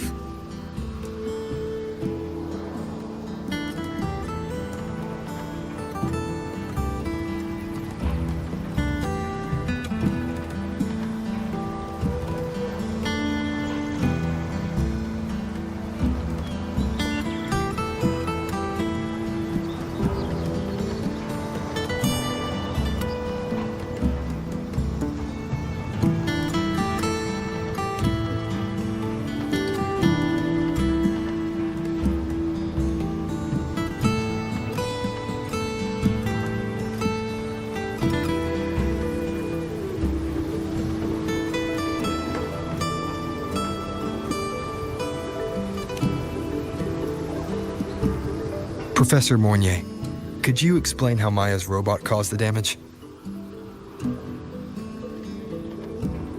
Yes, as my mentor just explained. She failed to follow the proper protocol. She used unstable exoswarm material in her design, which led the robot to act unpredictably. I've already spoken to her about the dangers of using materials susceptible to void matter during field research. Void matter? What exactly are you asking? I'm sorry. I've not studied at your Start Torch Academy. I'm not familiar with your terms. Her demeanor changed just now. She's hiding something. Maybe more pressure. We need to understand the full scope of the robot's malfunction. We understand that this morning, it was you who helped Maya activate the robots and enable autorun. Yes, exactly what my mentor said. Please, lead us to the site of the incident. Once we're there, I'll reconstruct the robot's actions from the trace evidence.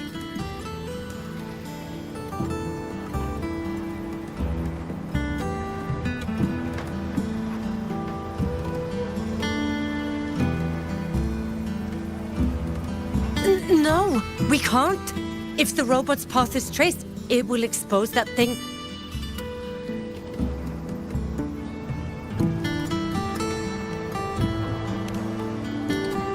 I'm deeply sorry. Yes, help Maya activate the robots I did, but I can't remember the exact location. Please, you must return.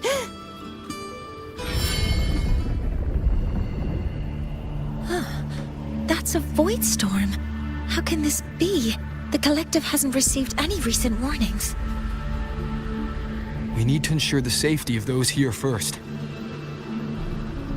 Questions can wait. Let's go.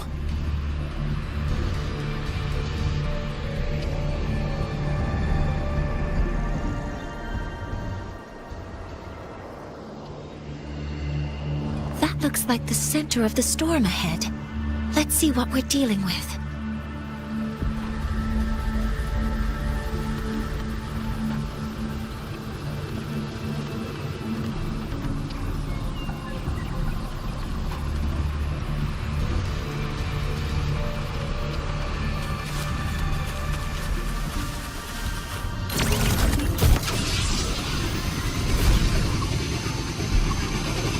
We're in the void storm's range now. Check that your FCR is working. Be careful. The exoswarm here have been contaminated.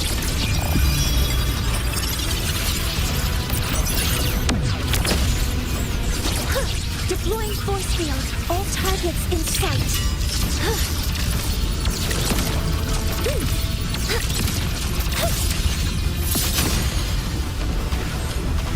There's something over there.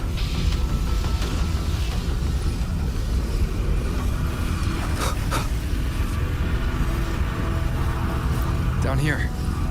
Some kind of weird device. A device? Leave the mechanical work to me. Steady now.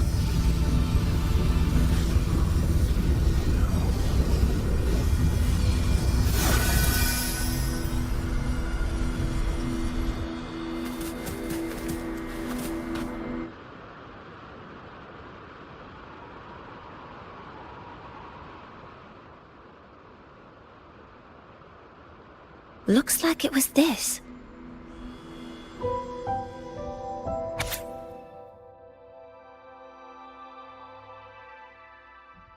With this shutdown, the void storm is gone.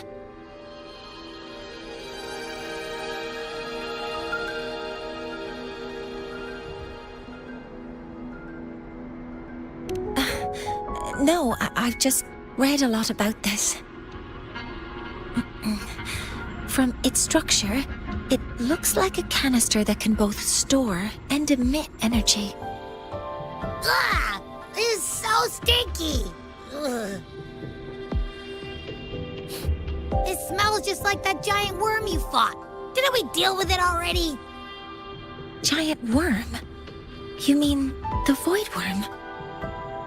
Huh, I see. It's capturing frequencies with high precision, storing energy data.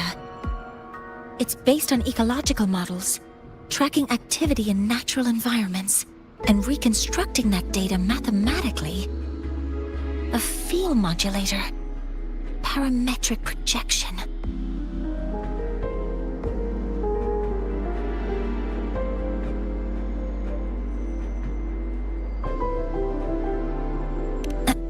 Oh, sorry.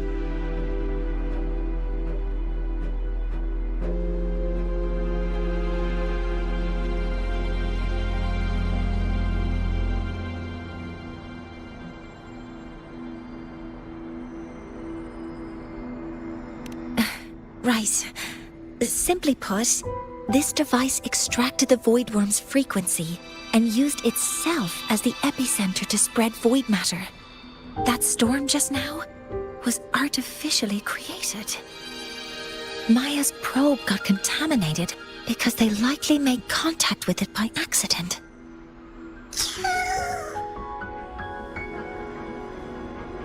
Huh? Did you guys just hear something?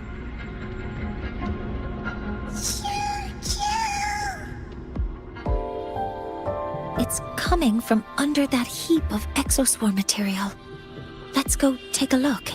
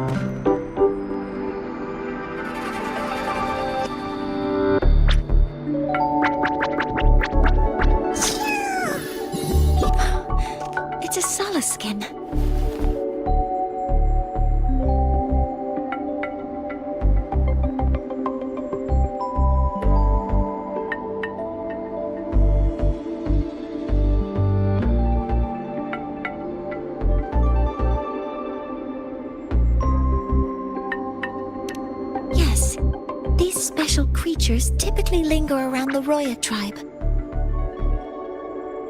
Royan records state that Solaskin first appeared in Lahai Roy the day the Exostrider fell from the sky. They're believed to be fragments of the Exostrider's consciousness.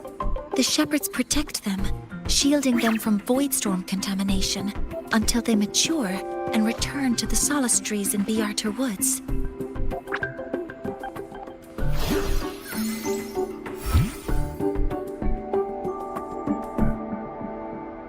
This one must have hidden under the Exoswarm wreckage when the Voidstorm broke out.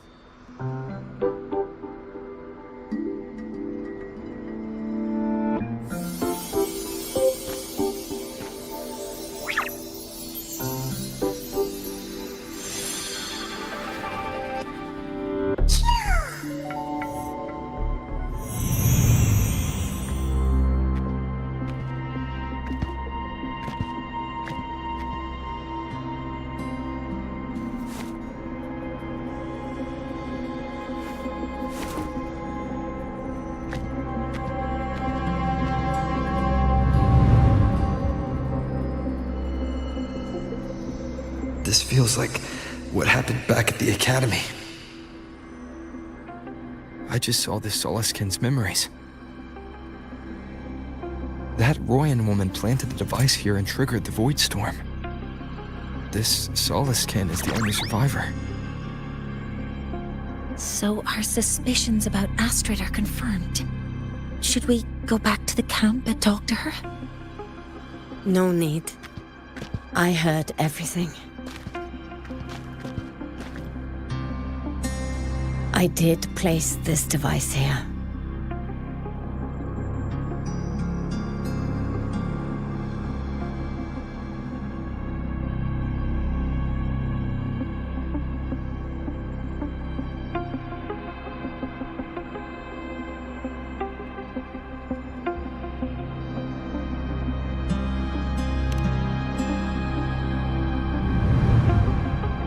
A few days ago, I was shepherding mature Solaskin to Bjarter Woods when I met Fossier Yngvar. He looked tired, like he had just finished speaking to someone. When he saw me, he looked shocked and left quickly. I saw the device fall from his sleeve.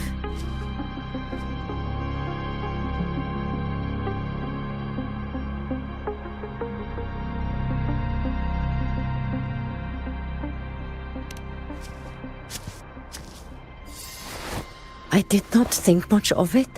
I plan to return it to him the next time we meet.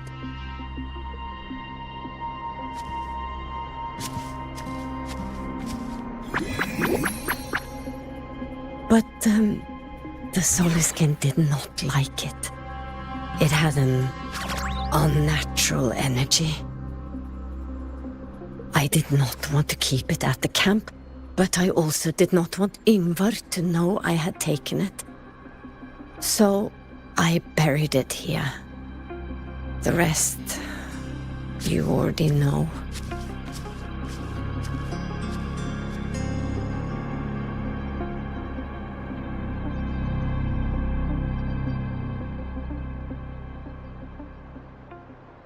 So this device is for Seer Yngvar's. Mentor, what do you make of this?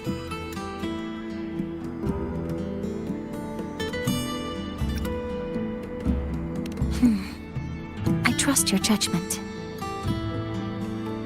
This Foreseer Yngvar is the one Maya mentioned before. The unappointed member of the Heliotic Six. Could it be an attempt to tighten his grip on power? No, that is impossible. Each of these successors is chosen when their resonance ability first awakens. Even if someone decides the position, it is impossible to change the appointment. Meaning no one can threaten Yngvar's position. But he could harbor animosity toward the current Heliotic Six. Yngvar is still our lead to find them. Things are getting complicated. A direct approach with Yngvar might not be a good idea.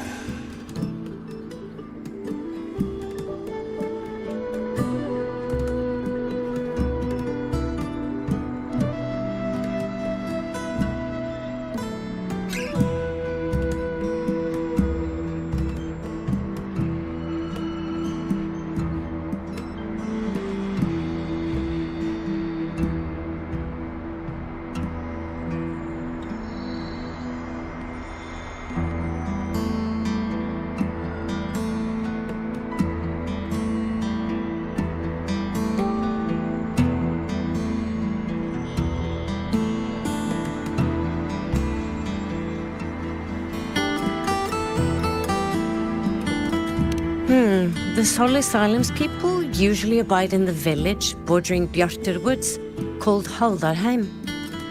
It is the time of the Rite of Return. The Soliskin will return to the Solace trees and to the Exostrider.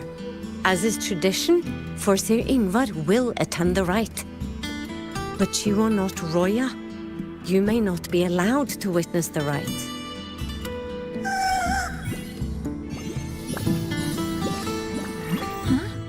Wait, but we did find this little one here. Oh, is this the Soliskin you saved? Well, perhaps you may attend as shepherds. Soliskin have been companions to the Roya for hundreds of years. If they hear that you saved one, they will be grateful.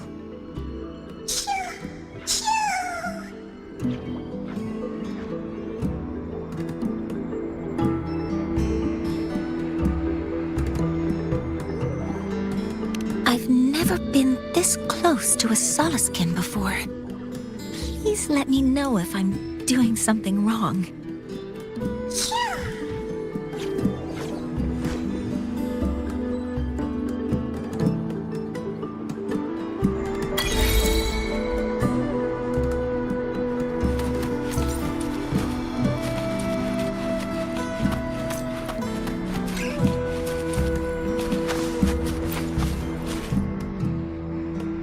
So, we need to find Forsir Ingvar at Haldarheim's Rite of Return. Do you want to leave now? Okay, let's be on our way then.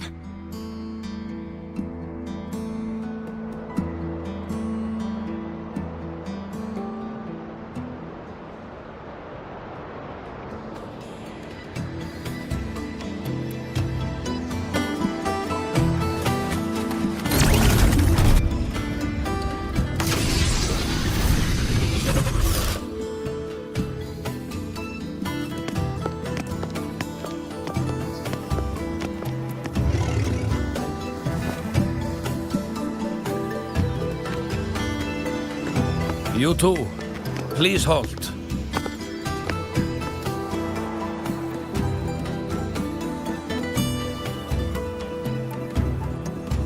From your clothing, I see of my people you are not.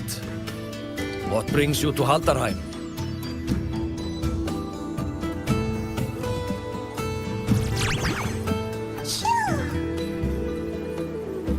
Oh, a Soliskin.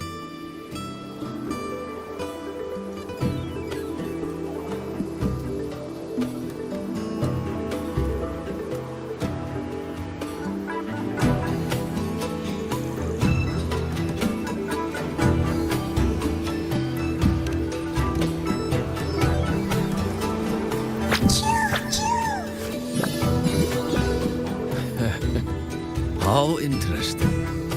Soliskin trust only those they feel safe with. It's trust you have earned. My thanks for guiding it back. But I must ask, I sense one of you carries the aura of the Space Trek Collective. The other from the vast world beyond the Frostlands. Why come under the guise of shepherds? Not sure who here knows what Ingvar did. Best not to mention his name. Don't want to stir things up. We rescued the Soliskin from a void storm. We were told they needed to return here for the Rite of Return.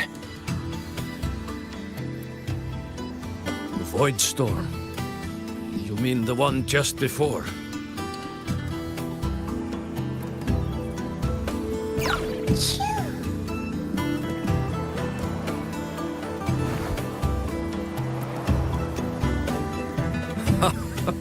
Then grateful I must be to you both. But ask I must. The void storm. It happened near Atuya camp, yes? A shepherdess named Astrid abides there. Saved the stray Soliskin you did, yet entrusted to a true shepherdess you did not. Why come all this way? I forgot about that. Without a solid reason, he might start to suspect something.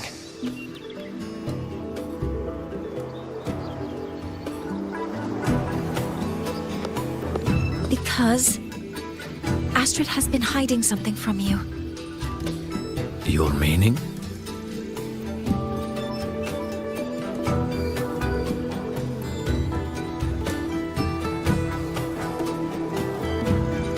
Astrid's daughter Maya is a student at Star Torch Academy. She conducted experiments that broke protocol and caused damage to school property. Maya is now facing harsh punishment. Astrid is busy handling the consequences and cannot fulfill her duties as a shepherdess. According to the Star Torch Academy faculty code, as Maya's teachers, it is our duty to address the repercussions of a student's actions.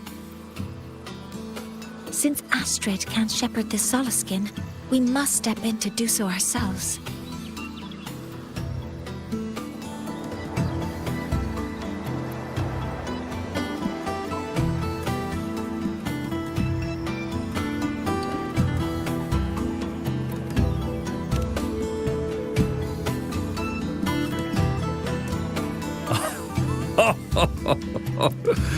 I should have known Astrid's daughter would stir such trouble.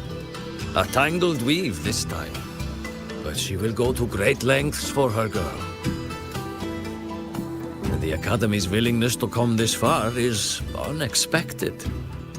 Forgive my earlier words. You saved the Solaskin and helped our people.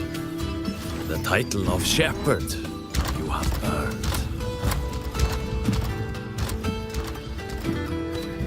Tonight we hold a feast for tomorrow's rite of return.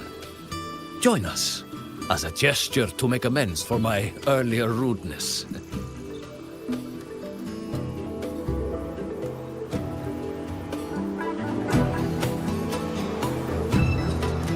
Come, from this day forth, the Roya call you friends.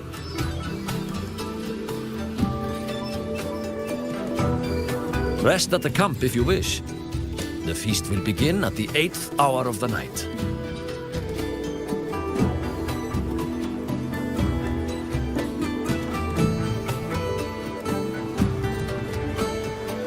There's still some time before the feast begins. Maybe someone here knows something about Foreseer Ingvar.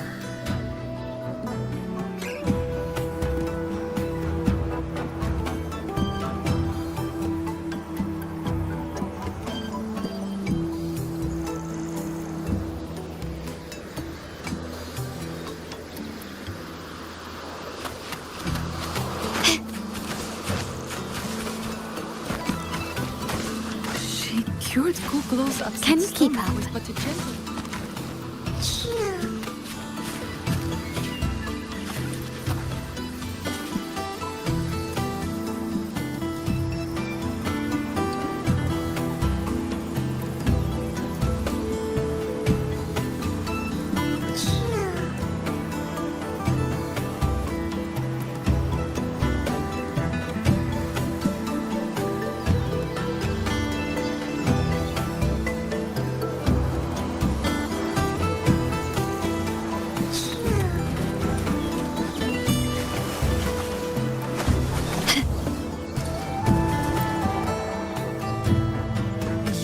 Made an error.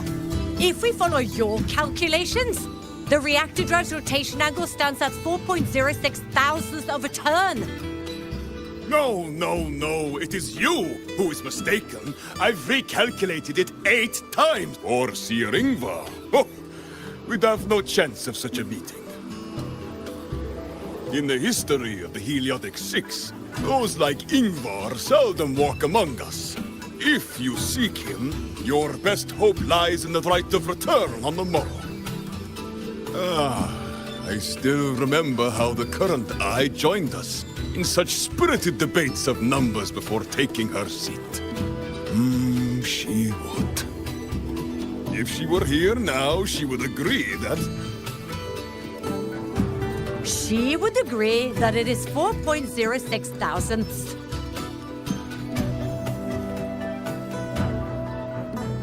No, it is 4.08 thousandths.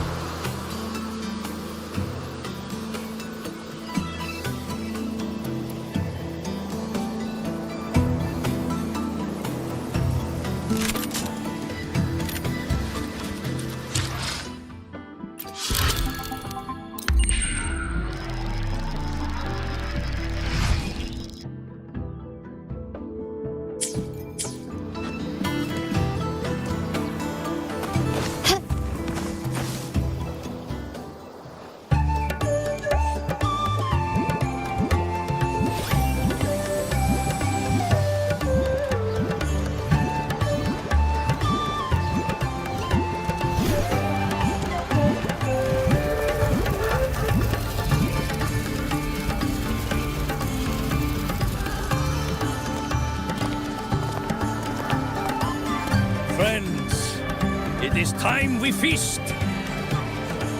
Tomorrow marks the rite of return, where we send our beloved Soliskin back to the great body of the Exostrider. Into radiant light, they will transform to join its sacred form.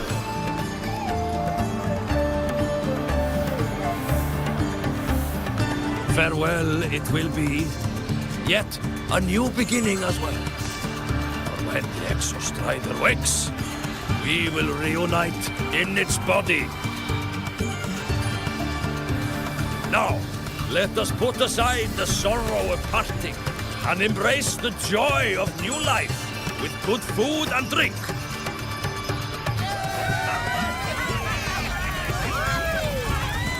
But heed this, my friends. Too much drink you will not have. Should you make a fool of yourself in tomorrow's rite, help I will not give.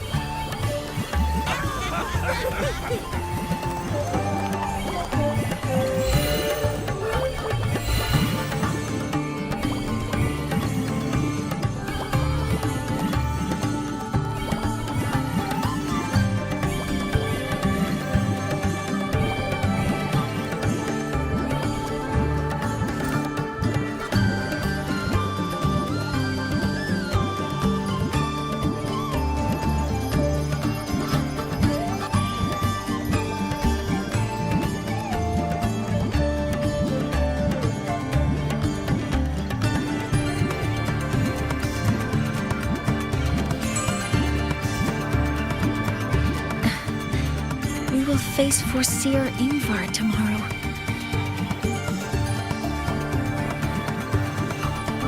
I've simulated 73 possible outcomes, but even so, I can't cover every scenario.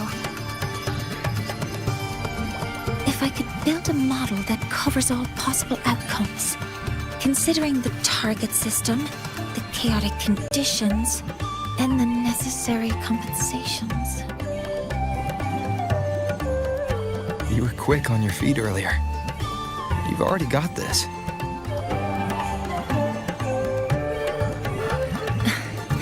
That's because I believed your approach was effective.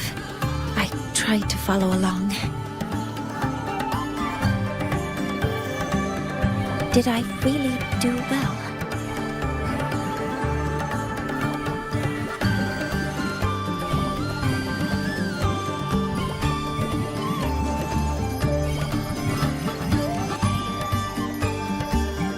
Good. Phew. With that in mind, you can relax a bit now, right?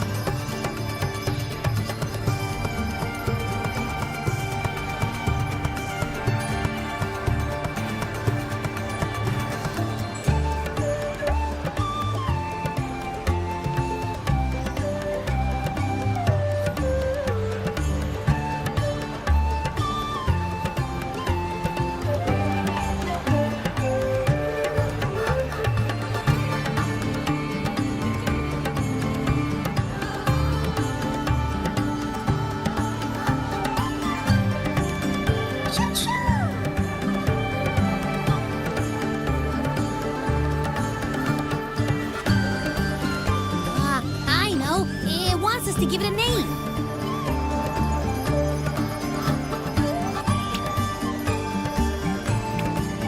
Well, since it's really trying to buddy up to us, how about we call it Buddy?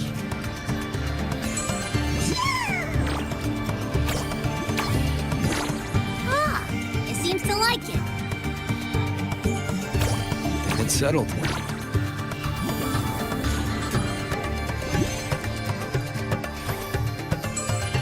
Well, that's a relief.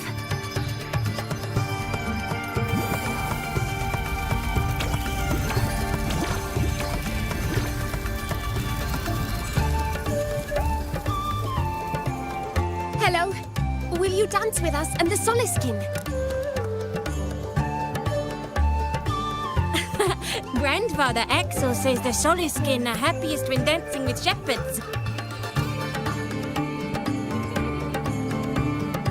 Oh, but I'm not good at dancing.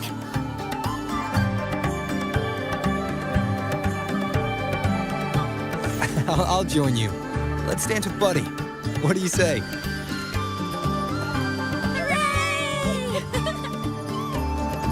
Our real battle starts tomorrow. Tonight, let's relax a little, Mornay.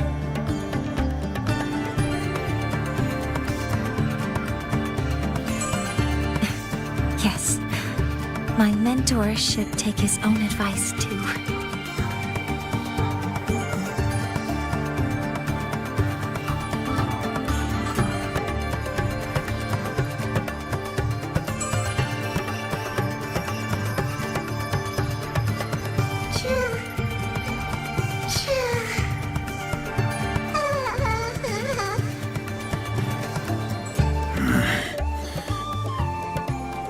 Some uninvited guests.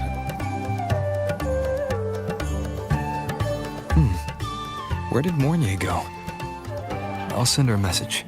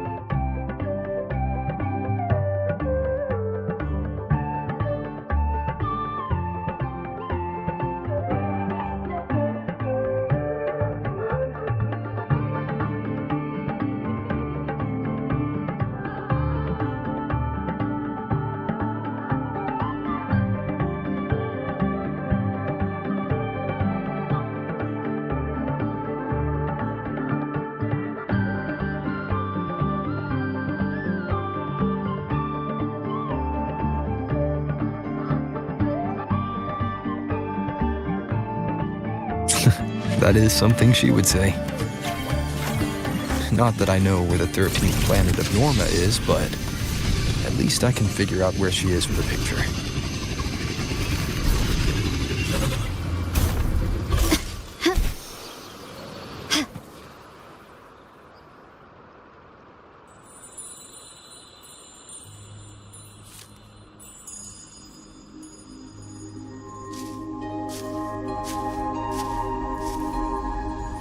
Mentor?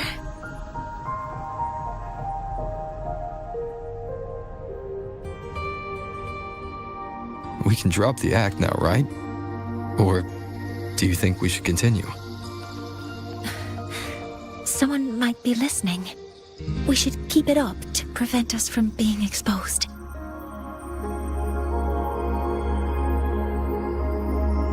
Do you want to sit for a while?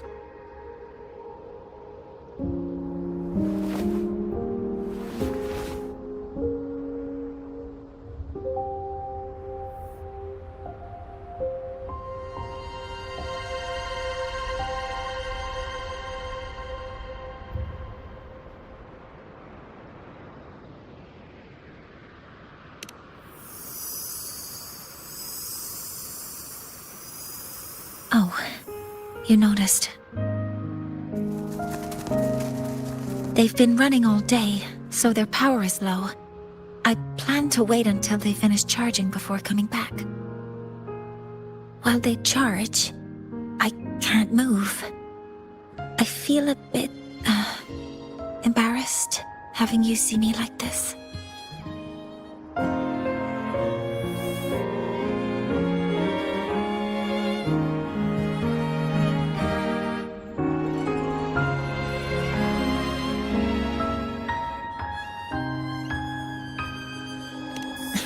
It doesn't anymore.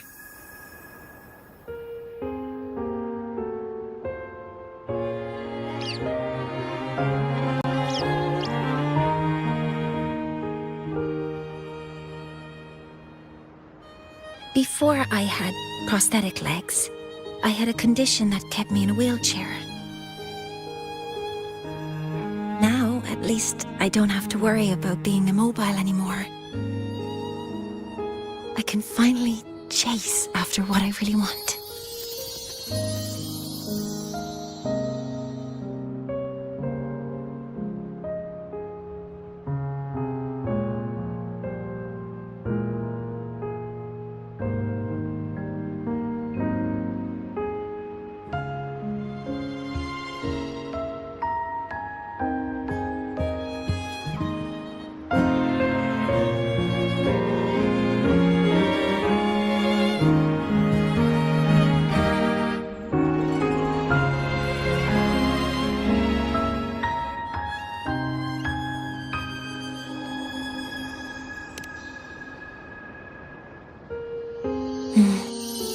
I love stars. Beneath Lahairoy's frostlands, the stars here are actually just lights created by atmospheric arrays. Once, someone put it like this to me. It's because we see the stars that humanity imagines what lies beyond the sky. Maybe the stars are humanity's muse.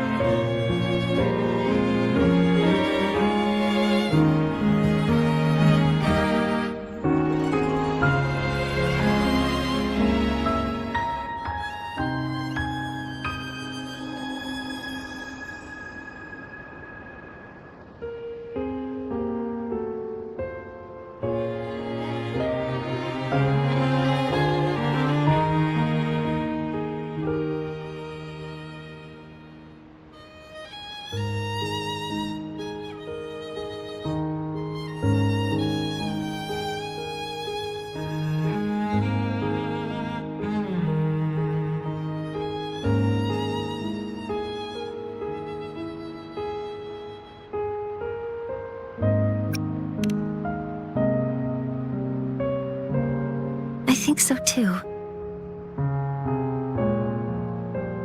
But I also believe that reaching the stars isn't enough. There will be a day we build a miracle that lasts longer and is more beautiful than the stars themselves. That's the dream I've carried all this time. And now, I'll use these two legs to take the first step.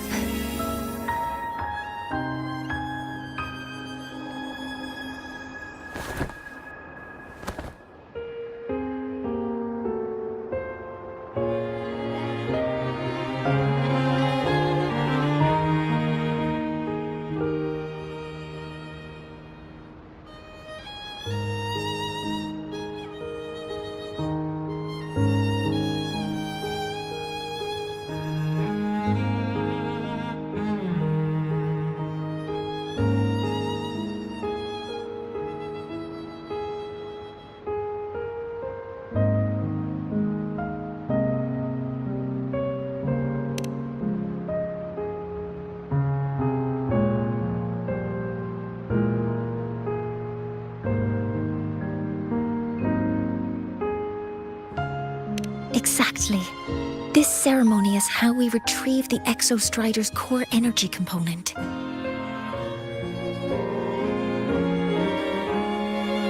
Then we'll use the multiphasic energy conversion model through the superconducting network to inject rebel energy into the neural interface. It will follow a 3-stage activation protocol. The reverse phase oscillation model, then excavation to finally create a phased array energy field.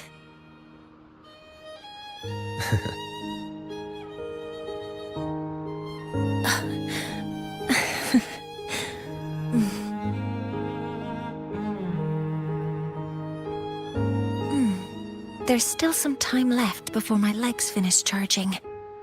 Let's stargaze a little longer.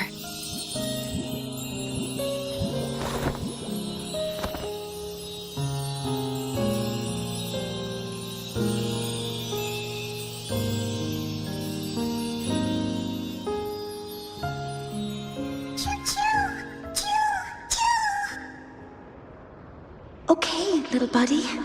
I'll wake him up now.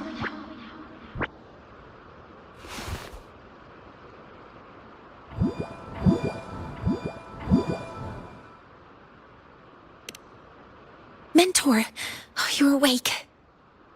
Something isn't right. We seem to have a situation at the Outer Woods.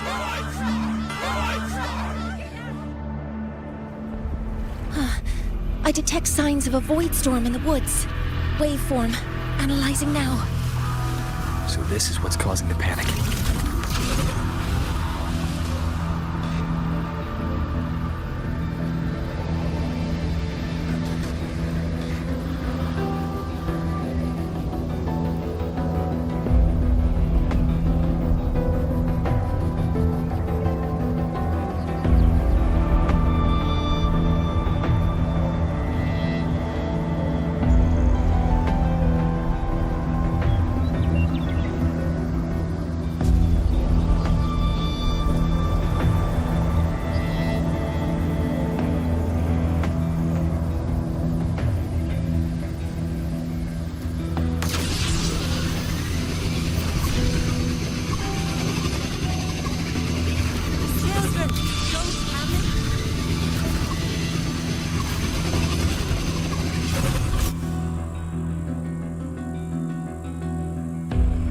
What is it that brings you here? With the Void Storm's fury upon us, it is no time to enter Bjartur Woods. This is a disaster not seen in centuries. We have always believed the Solace Tree's light protects the woods from such storms. The rite of return cannot be done. Not in these times. I urge you both to head to safety, quickly. Let's investigate this together.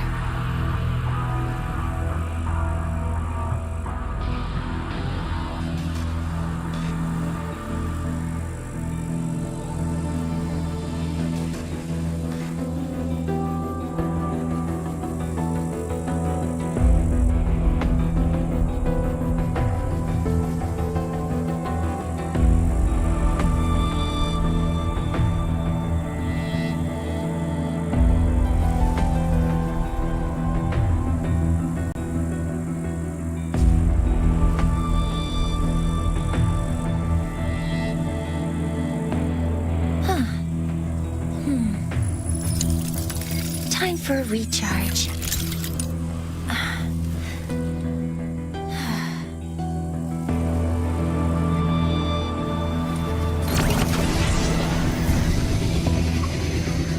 The signature waveform of this void storm matches the one that device generated before. This is no naturally occurring phenomenon. When did you have the chance to analyze this? When my prosthetic legs... Be careful!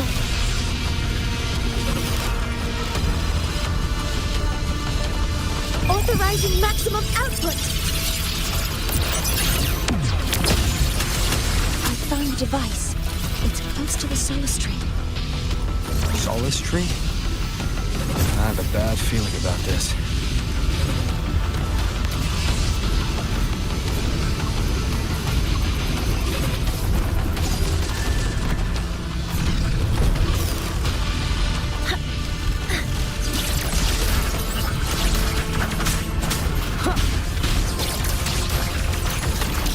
modules ready. Leave it to me. There are so many contaminated exoswarms here. The void matter concentration is also very high. Maybe the device Astrid had was incomplete. This could be the real deal. Wait and resolute. You will obey. Checkmate. Nowhere to hide.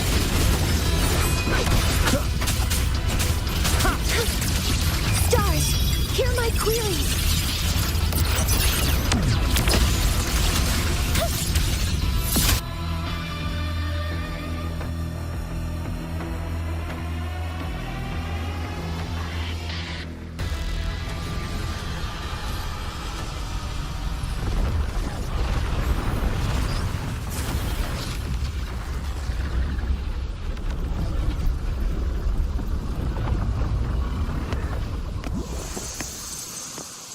Just like before.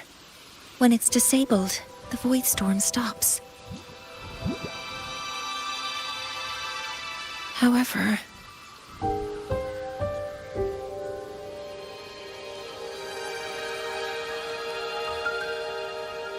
if this really was the work of Foreseer Ingvar, what would make him do something like this?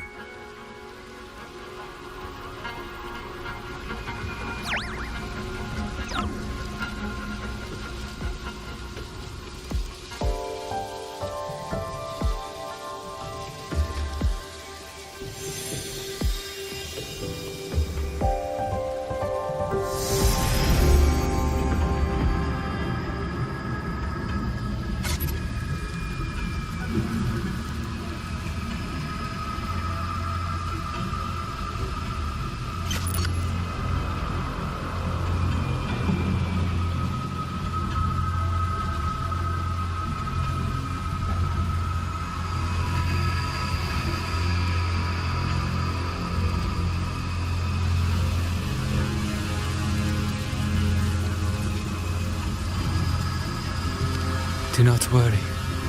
The path has already been laid. At last. Finally.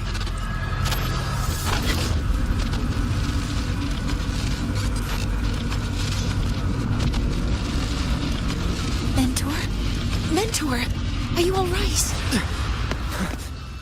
Did you see something again? It seemed worse than last time.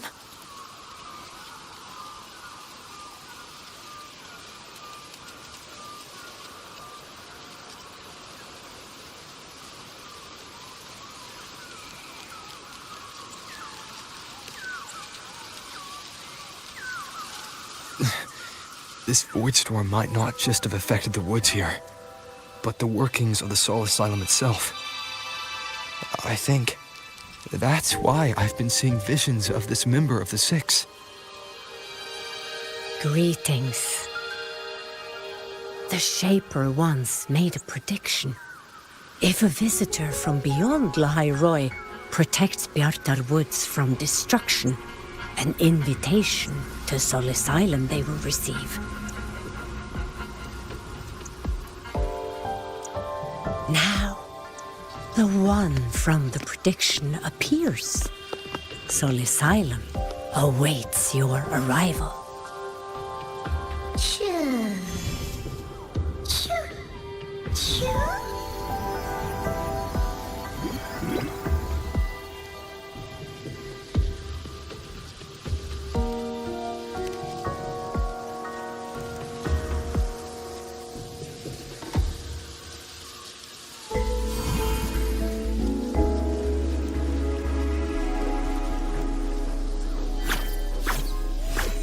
They have their own missions to complete. The road to Soul Asylum is here. Please, follow this path.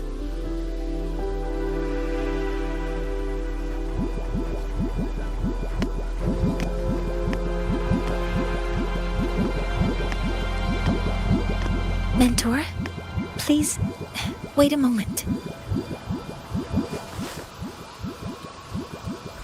There's something I want to say to you.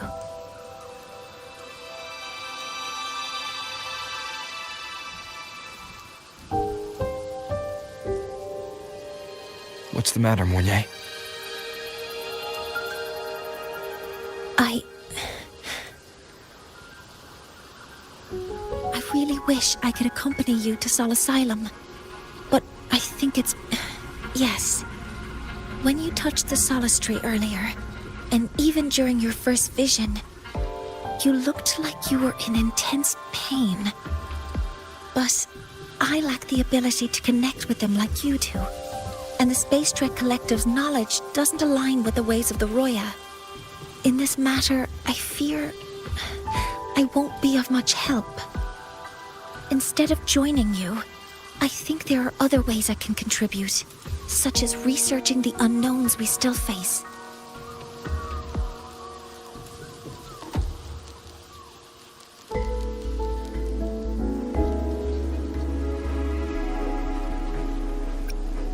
Yes, Ingvar should have been present at the rite of return. Were it not for that void storm, it's reasonable to suspect he's the one who planted the device. Additionally, the environment here is unusual. Investigating these anomalies should help our work here.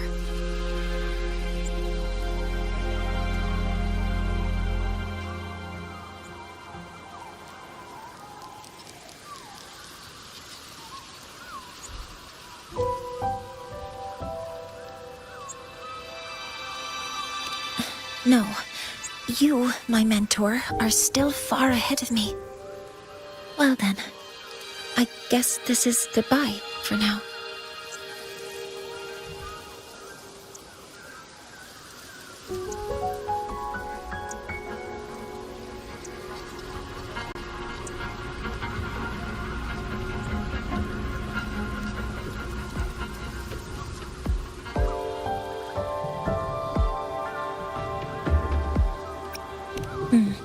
You too. Please, take care. I'll see you when we regroup.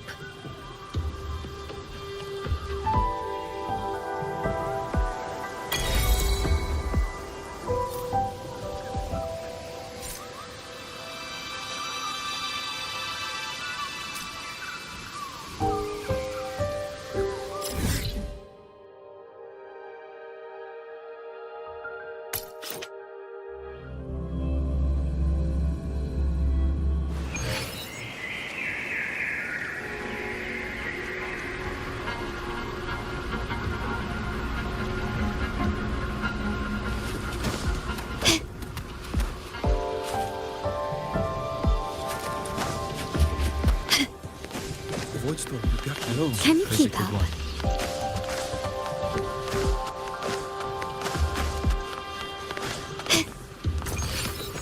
Sol Asylum has appeared for you. Please.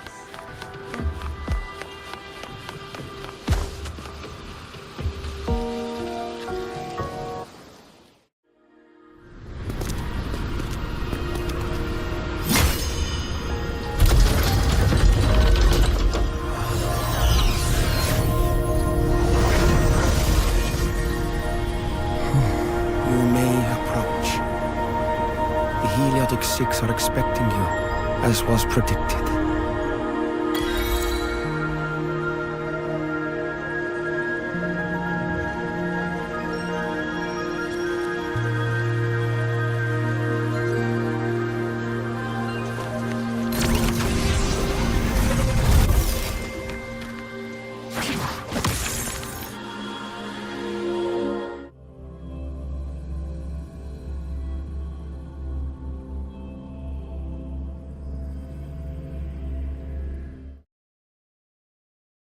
The dim light here.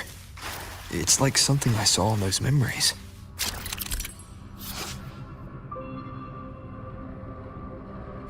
From this angle, the faint ring in the center is probably the heliogyre they put to a halt. My tacit mark. It's resonating with the star-like object. Seems like I'm able to move it.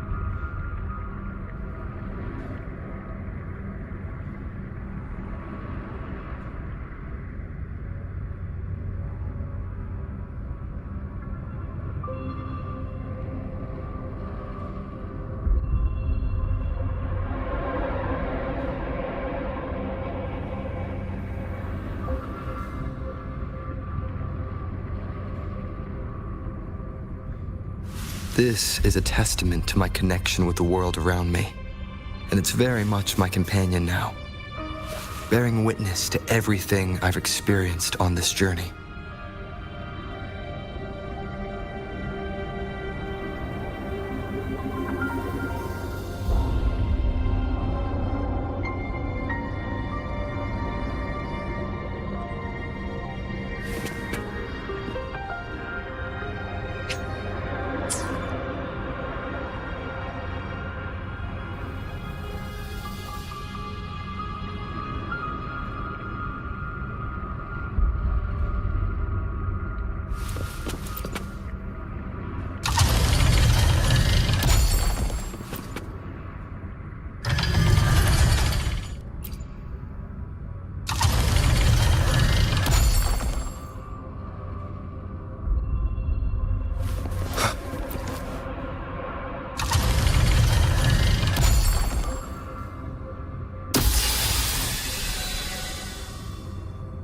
Aligning the pattern on the star with the heliogyre makes it glow.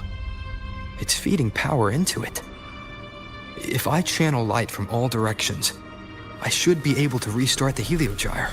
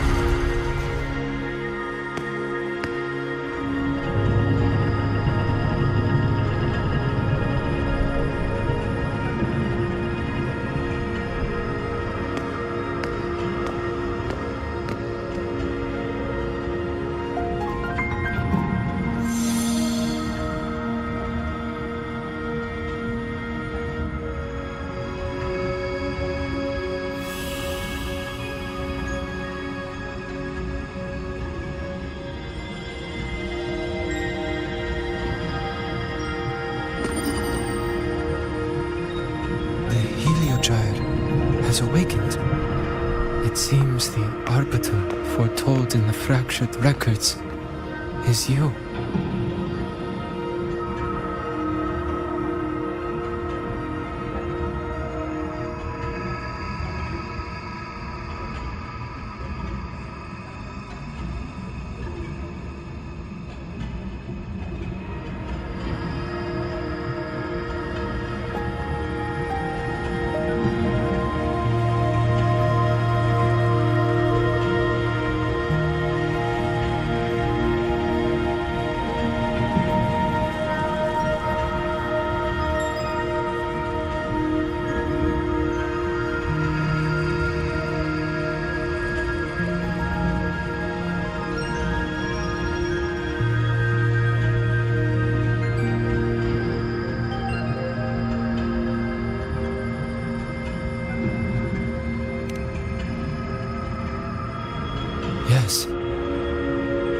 great reverence is your presence here met.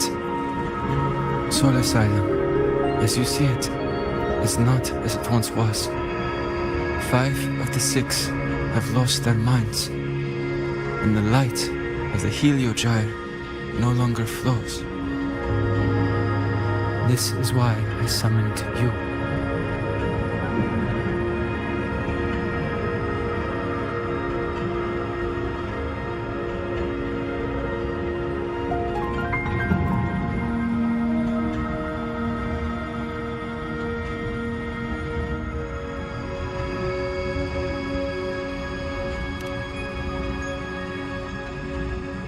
You witnessed the Void Storm in Bjartar Woods, yes? The Solis trees shield the woods from such storms. Yet, through malice and dark intent, corrupted were the roots. And so too, the Heliogyre. The others succumbed to the corruption.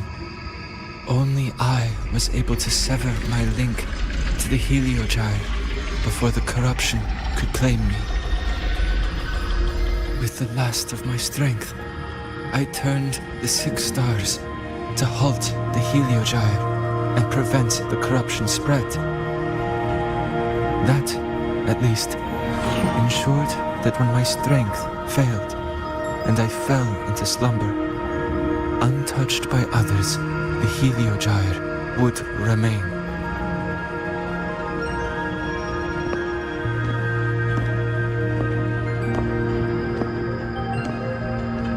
No one, save for one.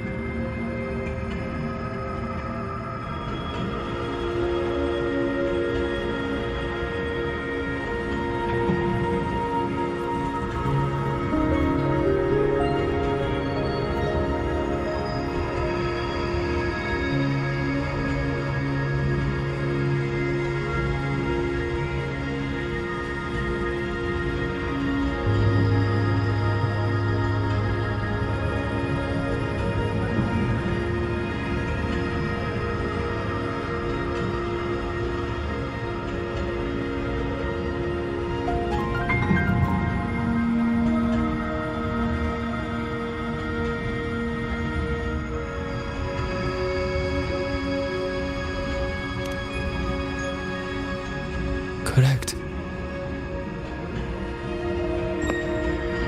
As one of the 6, I can glimpse the near future within the Heliogyre. But I am bound here, unable to act.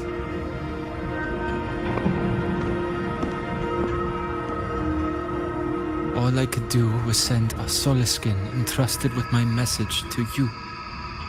That Soliskin had vanished just outside the academy. Because of your actions, the source of the corruption has stopped. The stars are now aligned, and the Heliogyre turns once again. But the other 5 are no more. They can no longer fulfill their roles within the Heliotic 6. I have one final request. But before that, allow me to tell you what the Heliotic 6 truly are.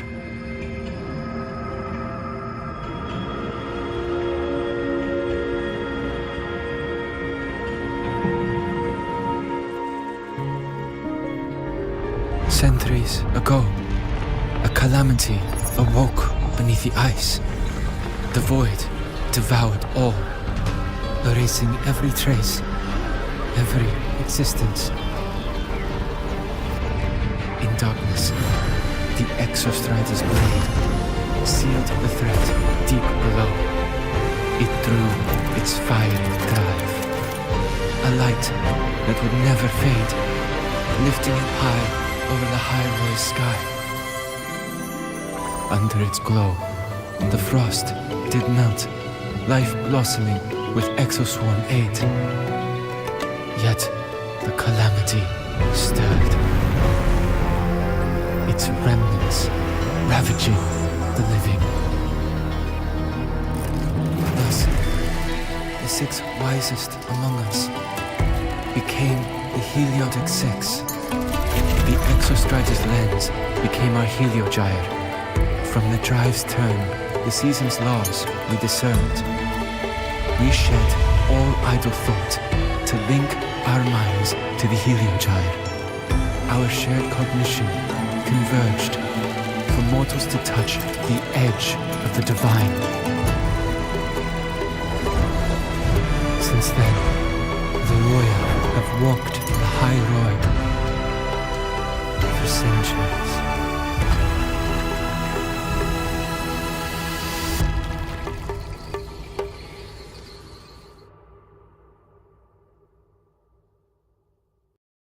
The six shared their computational power, weaving a vast network to reach the Exostrata in a dimension beyond mortal understanding.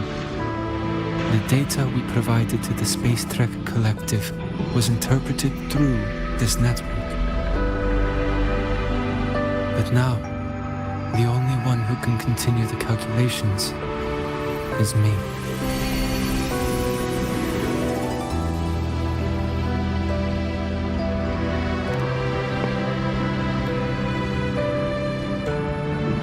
Chosen for the six are born with resonance with the Heliogyre. It cannot be forced.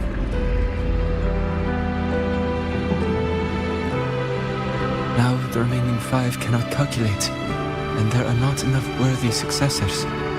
Even if the Heliogyre resumes its rotations, unable to interpret its readings, we will be.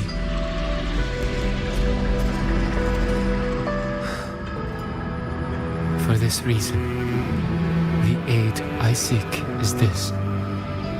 With your authority, allow me to bear the calculations of the six alone, and act in their stead. The Heliogyre was meant to be interpreted by six. If you bear all the calculations alone, what will become of you? I cannot say.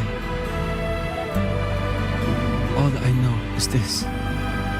If no one remains to interpret the Heliogyre, the Void Storm's occurrences will be unknown. Life will once more fall into peril. The Space Trek Collective's decades of effort in preparing for the new solar ceremony will come to nothing.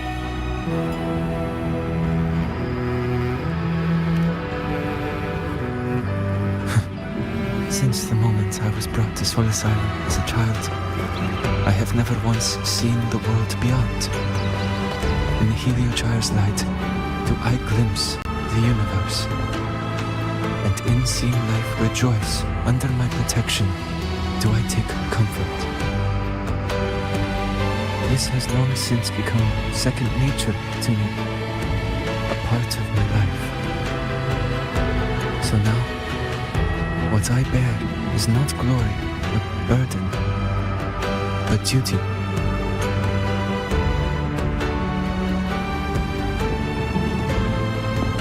Arbiter, please, grant me this authority.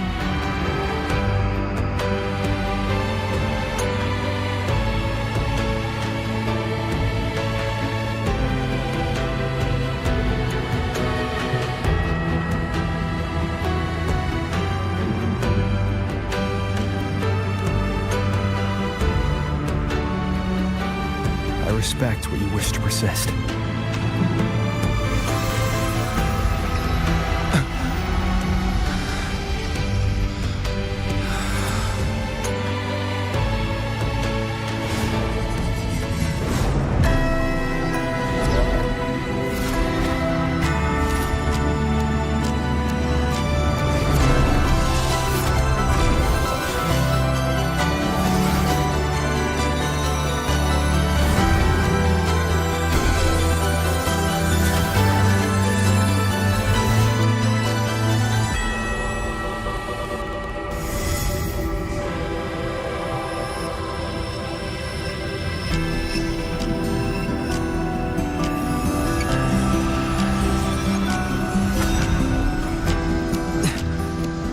this is.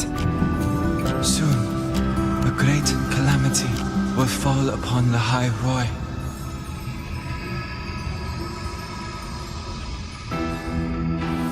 I will share all that I know of the Heliogyre with you. When you call, answer, I will.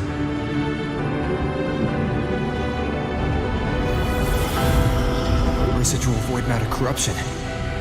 I need to find a way to cleanse it.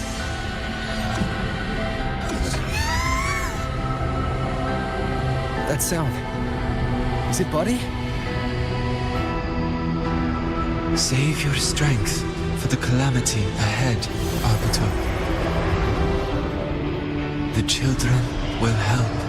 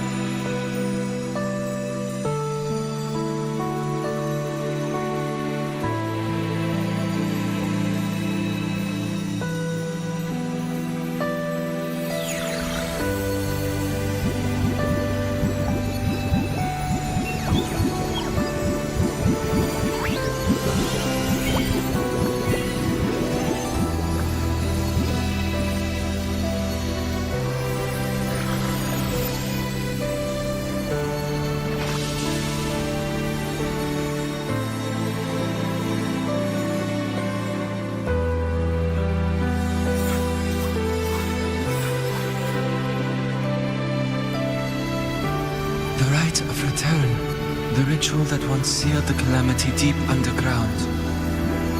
Just now, the children have offered their strength. The Heliogyre can once again begin its rotation.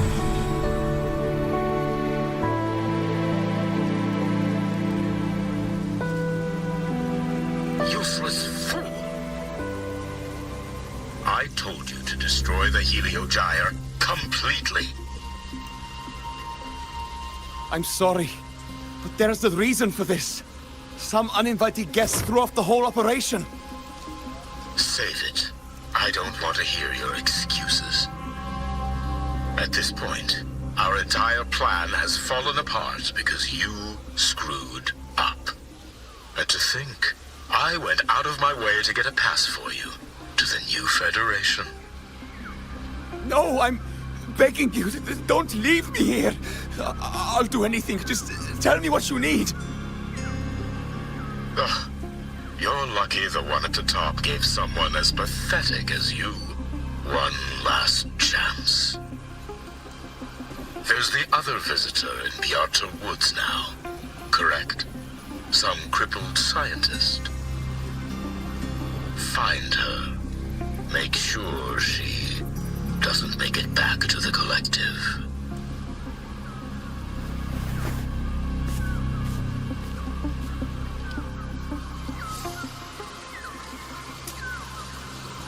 Well, since Mentor is already headed to the Heliogyre, I'd best get started on what I can contribute.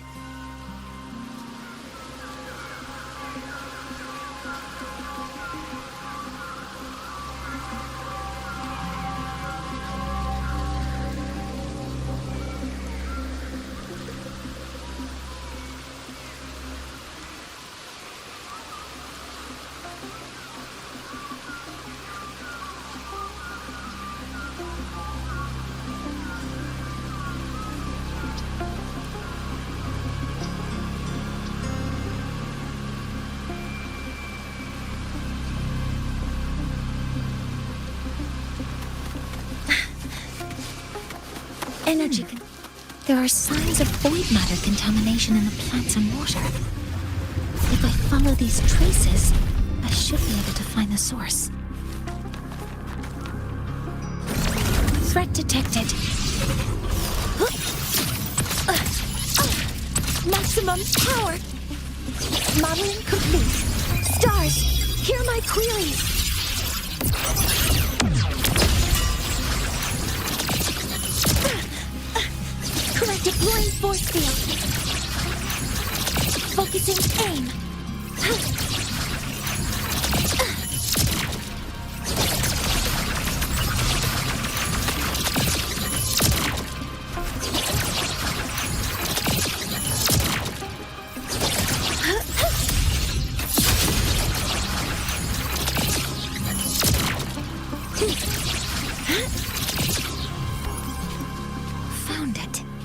This must be where the contamination is coming from. Heavy encryption, but it's sloppy.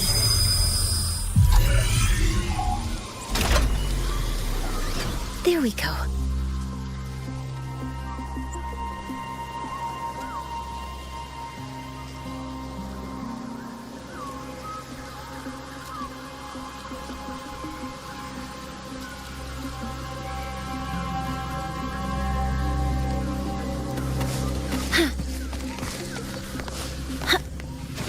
Energy consumption increasing.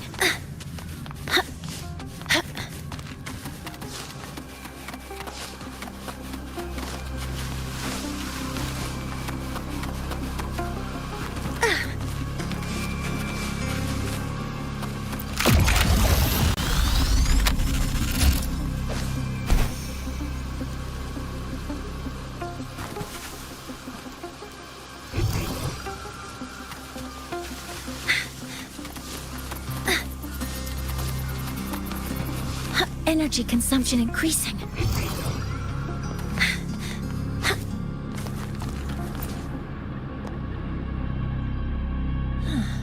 It's a test chamber. They were simulating what would happen if the solistries were contaminated by the Void Storm. It feels wrong.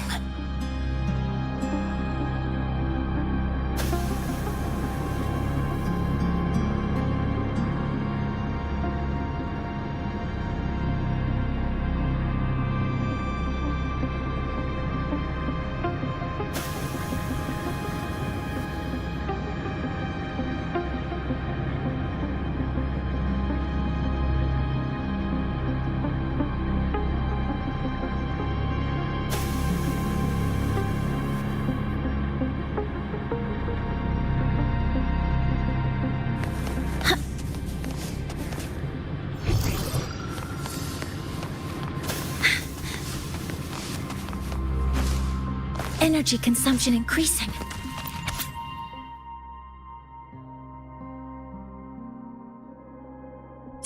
Huh? There's a note tucked here.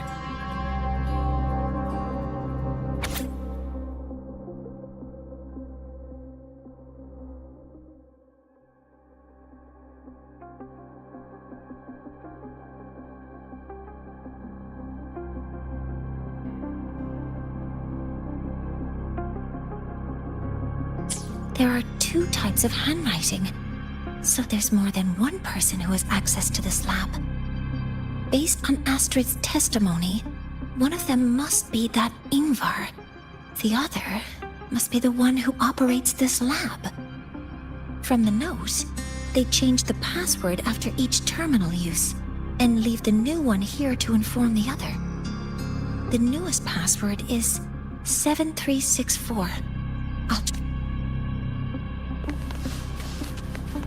Energy consumption increasing. Terminal. It's encrypted. If I can open it, there's bound to be information about this device and its owner. The password can only be entered once. I could force it open like I did last time, but the risk is unknown.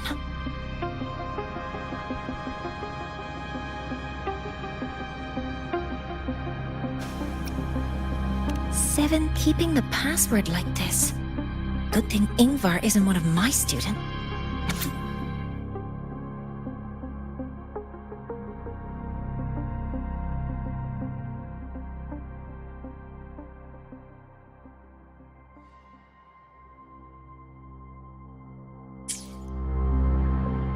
This is a Space Trek Collective project proposal. Evaluation result. Proposal not approved. And these marks on the devices. Looks like I'm going to need her help again.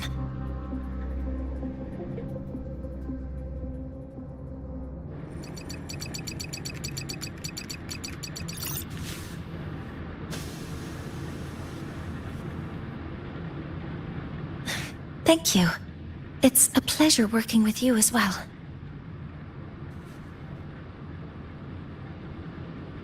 So their plan wasn't just to disrupt the Heliogyre by unleashing the Void Storm in the Outer Woods. They also planned to...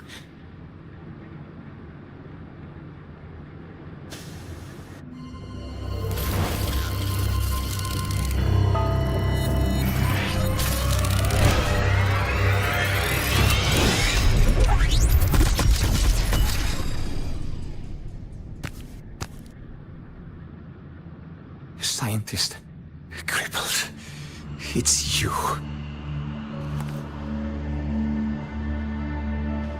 All I have to do is get rid of you!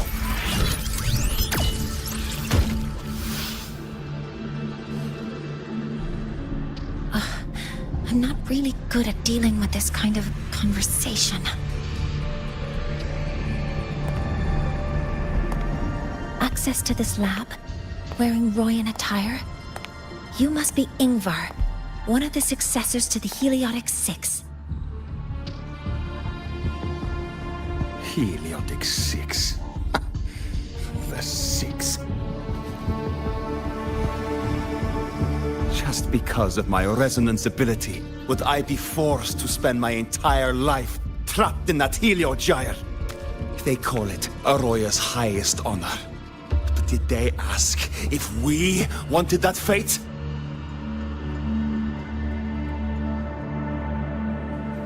Everyone acts like they respect me. But the only one who truly wants to help me is that good lord from outside the tribe. From outside the tribe? You've joined forces with the Fraxidus? Huh? What's that? Who cares? I just know that person promised that if I placed the device near the Solace Tree, my wish would come true.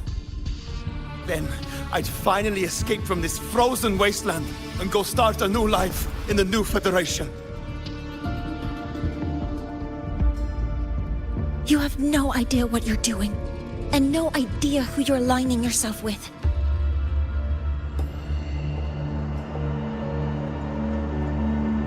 This project proposal comes from the Space Trek Collective, dated 10 years ago. It outlines an idea to use the drive's emergency response mechanism to artificially make it fall from the sky. And the method for triggering this mechanism is to pollute the Solace Tree's root system with void matter, making the reactor drive determine that the Threnodian had breached the lock. You're saying that because I dropped that device there. The drive is going to...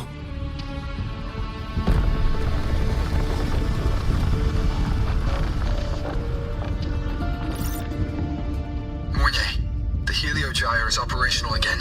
We can get the readings you need for the new solar ceremony. But something happening out there isn't right.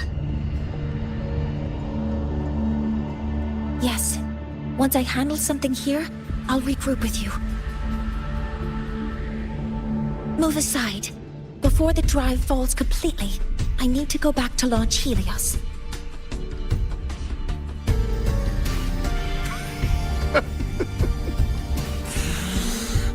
No. His orders were clear. You don't go anywhere. After that, no matter what happens to Lahai Roy, I'm going to the new Federation to start my new life. You're just a cripple.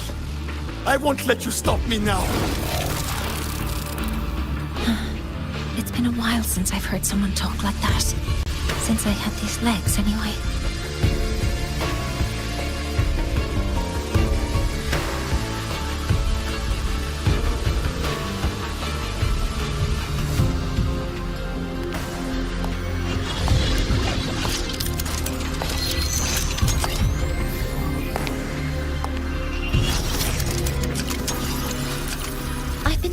That in situations like this... Wait a second! I should make my displeasure very clear.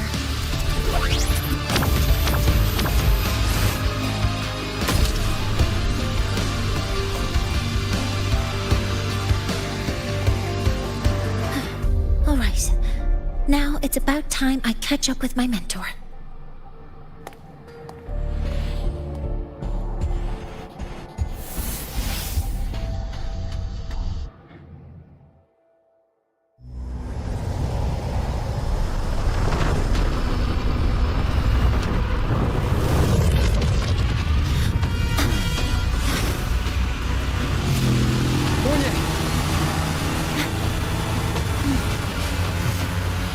Let's go, mentor.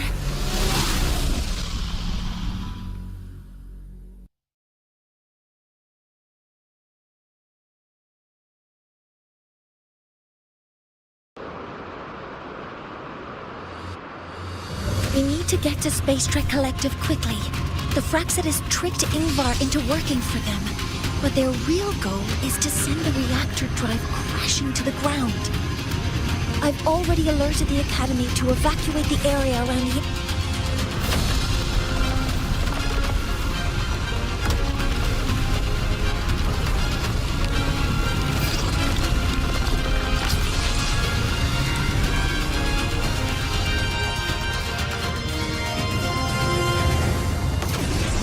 How are things on your end? Any danger?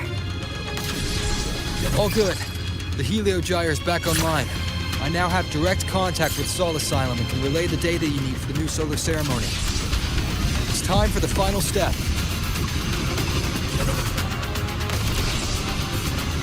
We're running out of time. I'll use my resonance ability to create a more efficient path. Please, hold on tight. Huh?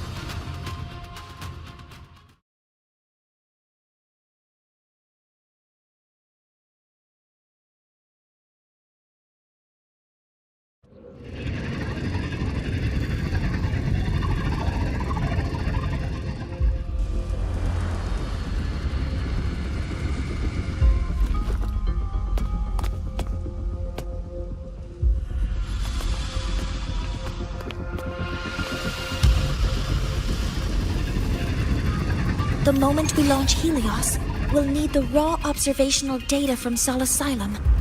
Are you ready? Yes. The Shaper has already shared all the Heliogyre's data with me. I can access it anytime. Everything's set. Let's complete our mission.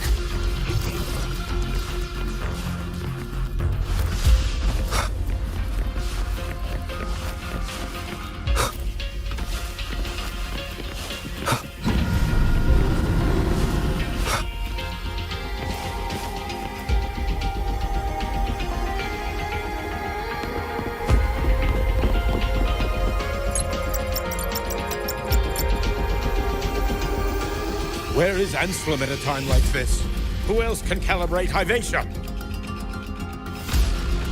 Cody, Vance, examine the orbital status of Helios again.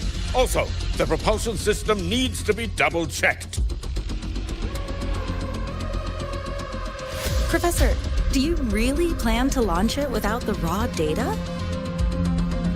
I understand your concerns, but we are on the verge of a disaster. The Collective can't just sit by and watch it happen. This is my decision as the supervisor of this project. I will bear the consequences. No need for that. We've established contact with the Roya tribe and obtained the drive's raw data. We can proceed with the new solar ceremony as originally planned.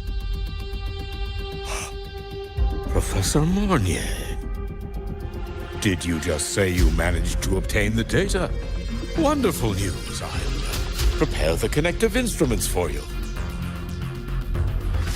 There's no need for us to continue pretending anymore. Warren, or should I say traitor, aligned with the Fraxidus.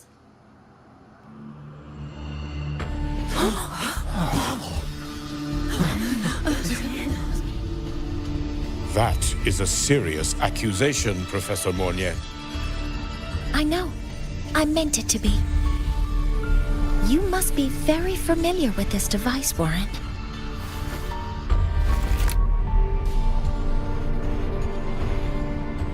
You handcrafted it to avoid leaving usage records. A clever idea. But since it is a personal creation, the marks left behind are like fingerprints. These are your marks. They've betrayed your deeds. Warren, you've desecrated the hard work of everyone involved. Anslem's experiment accident. Your current position in the project. It seems the Fraxidus played a part in both, didn't they?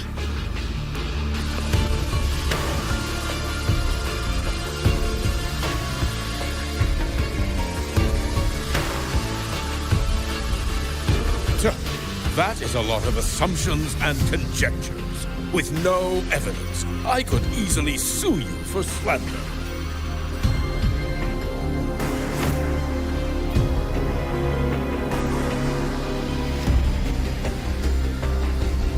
You're right. All I have right now are assumptions and conjectures. But my ultimate goal isn't to have you face justice today. Once we've identified the suspects, we'll have plenty of time to gather the evidence. What I need in this moment is for you to step down as supervisor of this project. The one taking over will be me.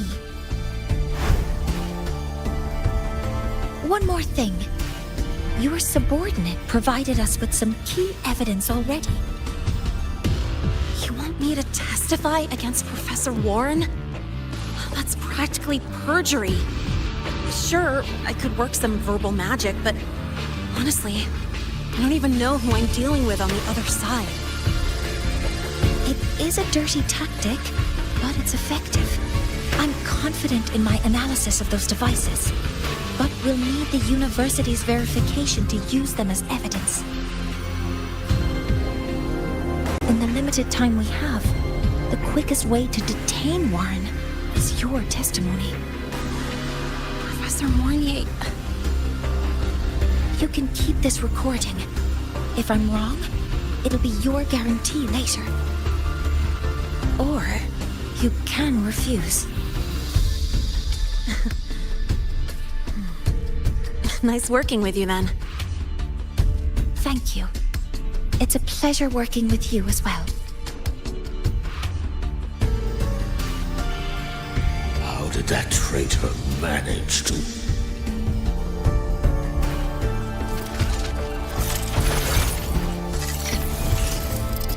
I have already notified the collective. The investigation will start soon.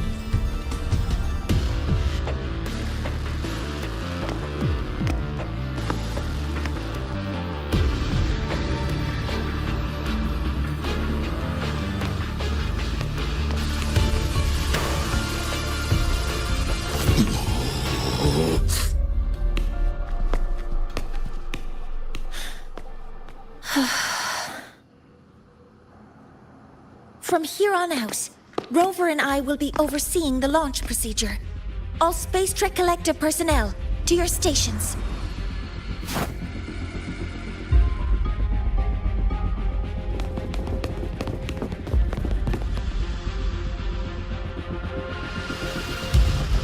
Rover, please input the drive's raw observational data into Helios. Shaper, can you hear me? Of course. To you, have all the Heliogyre's readings been transmitted? Then everything is ready. Let's commence with the new solar ceremony.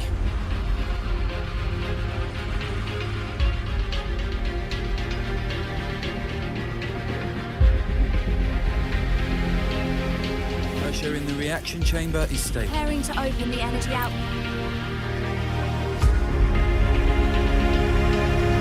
Helios launch sequence initiating. Void matter module calibration complete. Core energy system operation normal. Passenger's up. Propulsion system primed and ready. Helios is ready for launch. Reorganization successful. 5, 4, 3, 2. Let our light shine in the sky.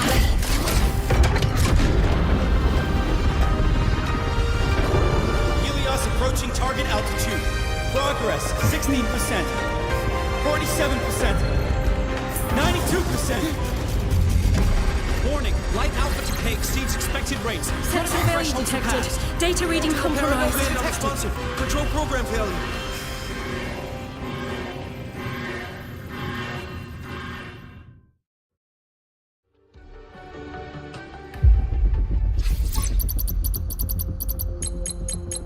Cause found!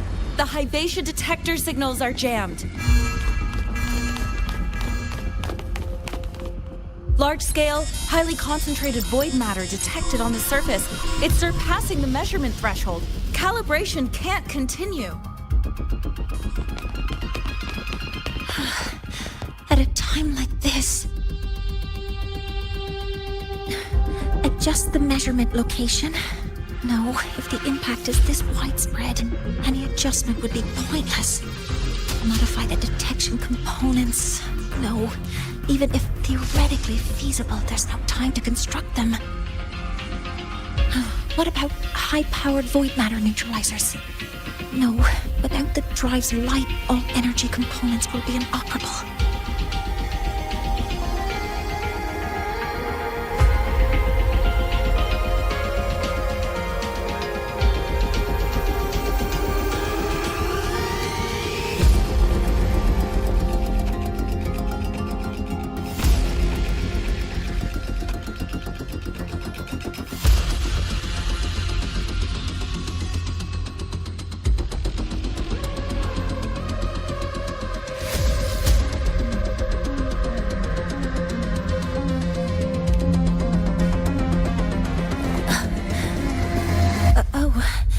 Sorry, I'm just...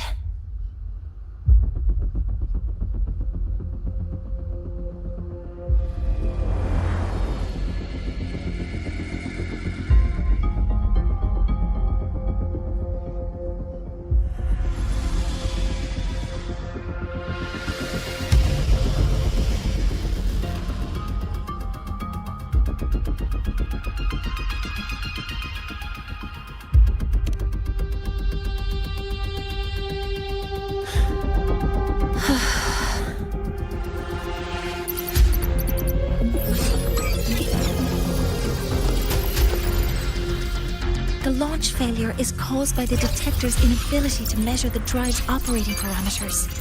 That's due to the high concentration of void matter interfering with the readings. There are two potential solutions. We could increase the detector's tolerance to void matter, or we could eliminate the surrounding void matter. But neither of those options are feasible in the time we have.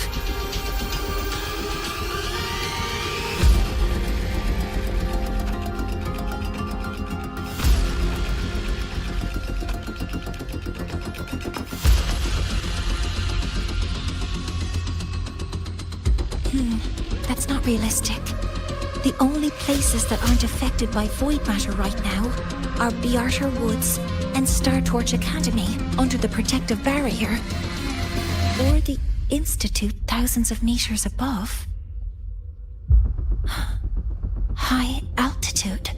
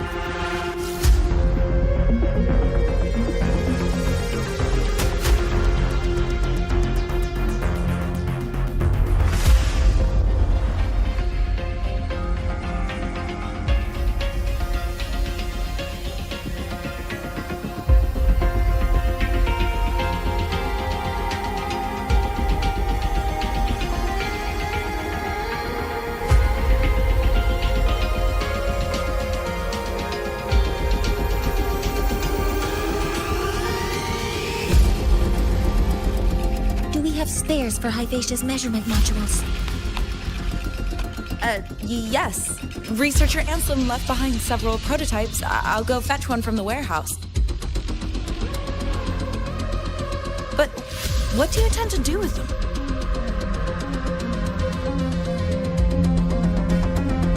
The eyes of the gods have failed us.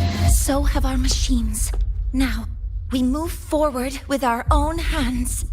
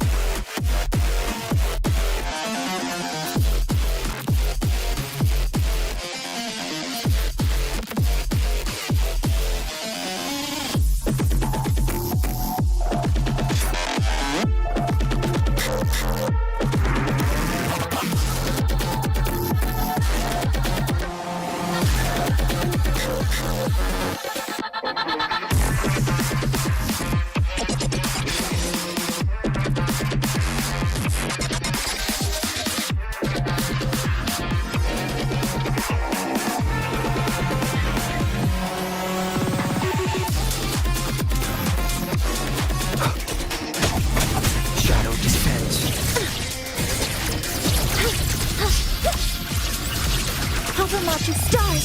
Hear my queries! Command mode engaged.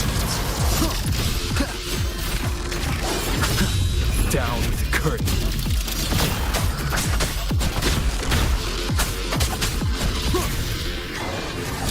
I'm detecting strong energy signals from the target. Please be careful.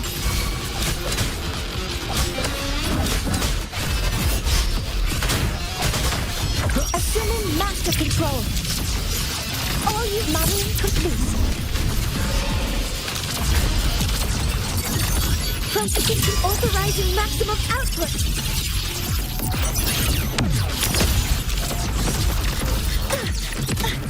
Correcting posture. Attack formation. All targets in sight. Command mode engaged. Swift and resolute. One with the sounds.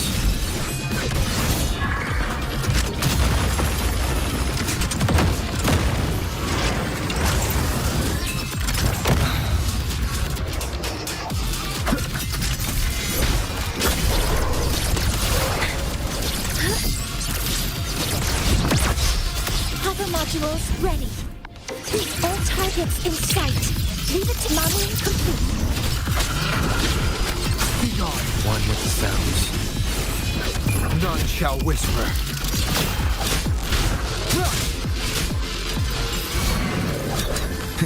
No hesitation.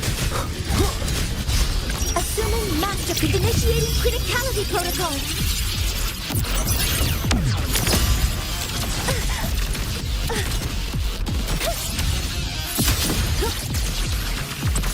Activating countermeasure.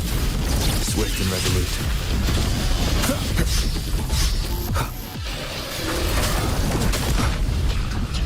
Watch its position, Mentor.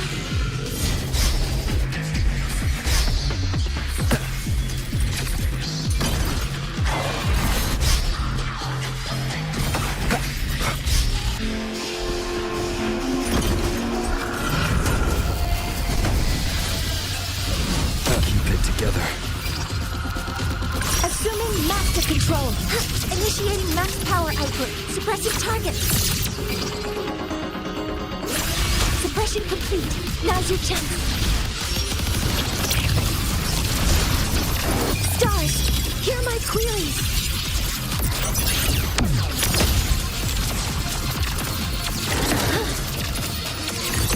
Processing complete.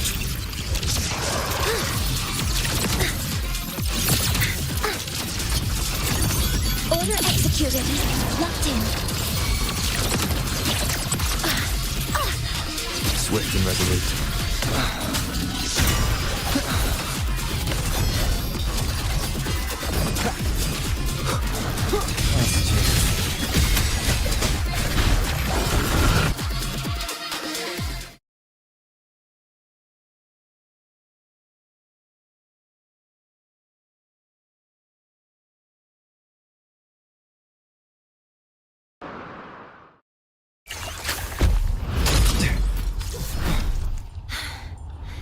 Approaching the target location. Preparing to receive data.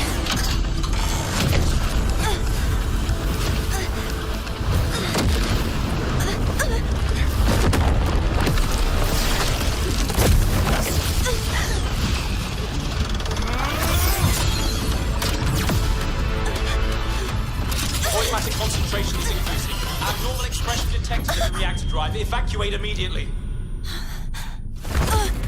Repeat, evacuate immediately!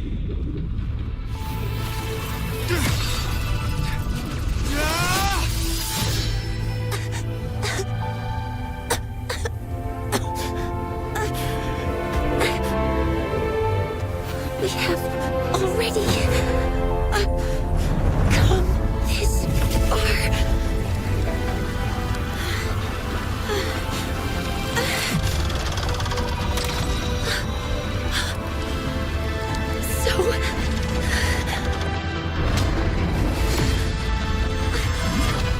Take that final step myself!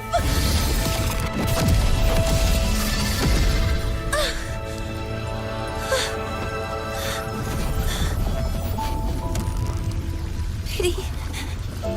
I don't want to say goodbye yet. Data received. Analyzing. Professor Monnier, are you there? If you hear this, please respond.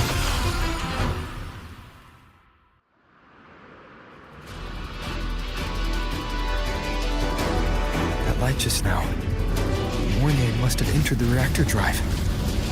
Rover, the Space Trek Collective is connected to your vehicle and will provide assistance. We can't reach Professor Monnier. You're our only hope now. Leave it to me. I'll find her.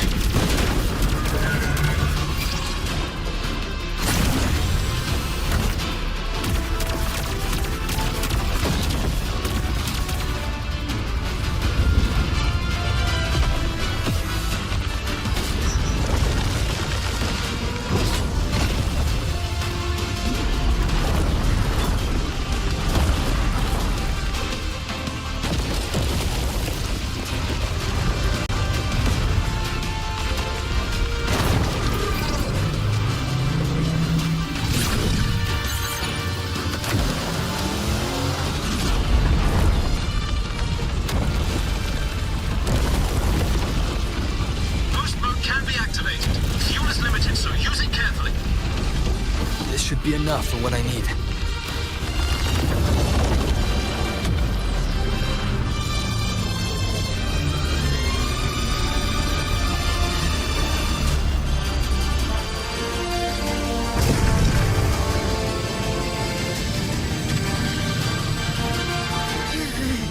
The light gets worse the closer we get.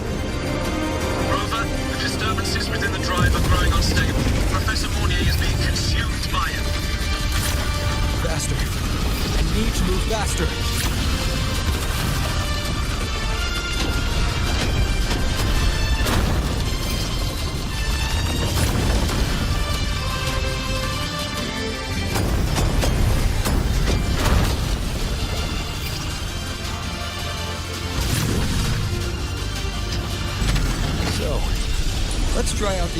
See you, Jack.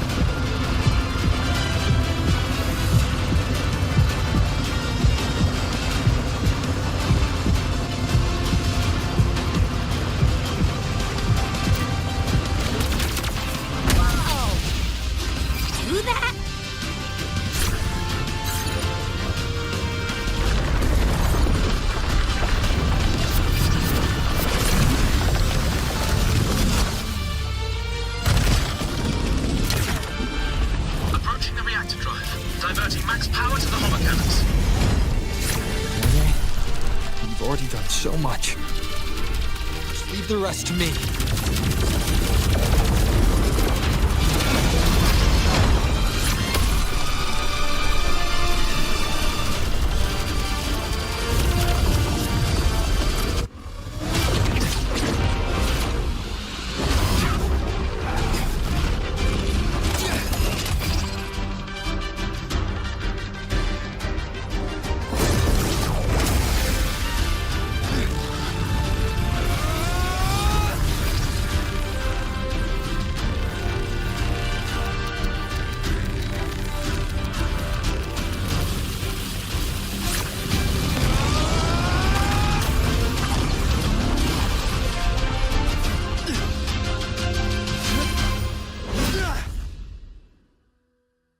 Are you leaving Lahairoi?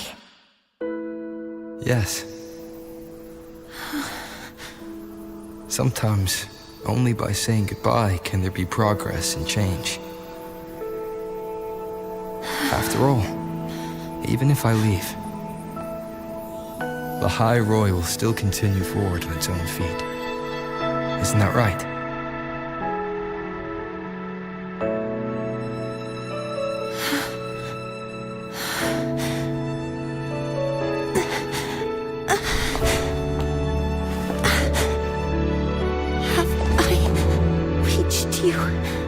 This time, the door.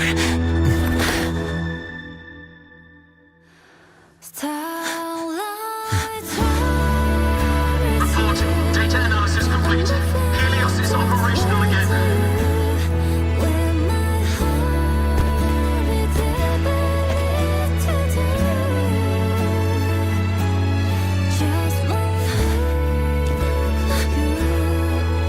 How wonderful.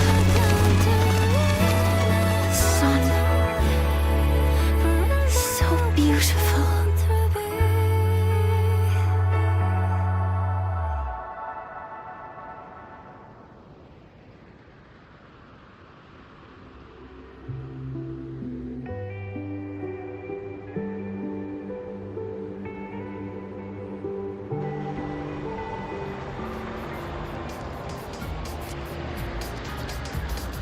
Let your engine breathe. Let your road stay on clock.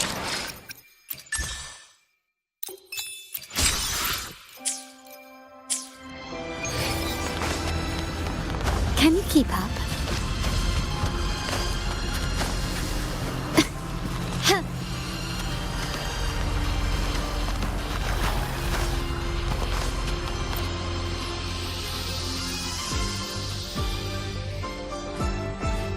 Over here! First, the good news.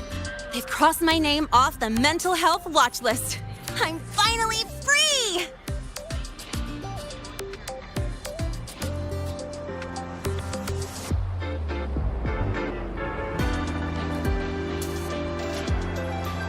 And the bad news. Since I kinda did some falsifying during the investigation, they said I breached the rules.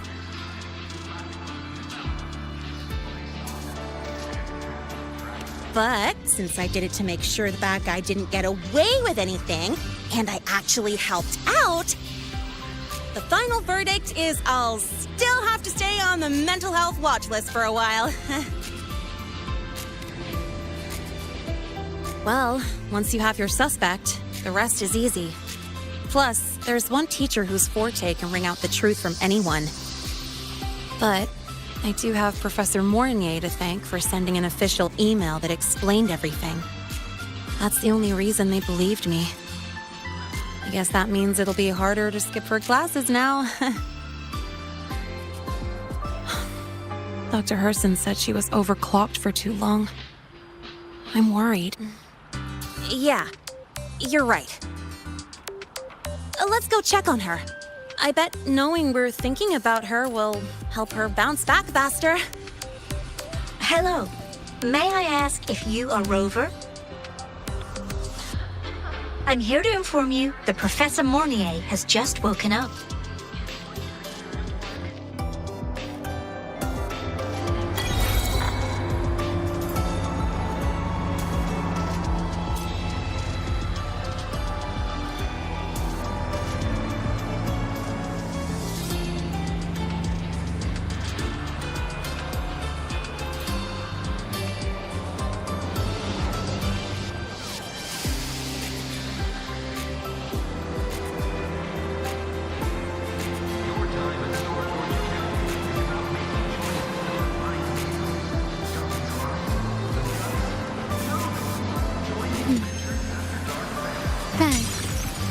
The white has been dyed red.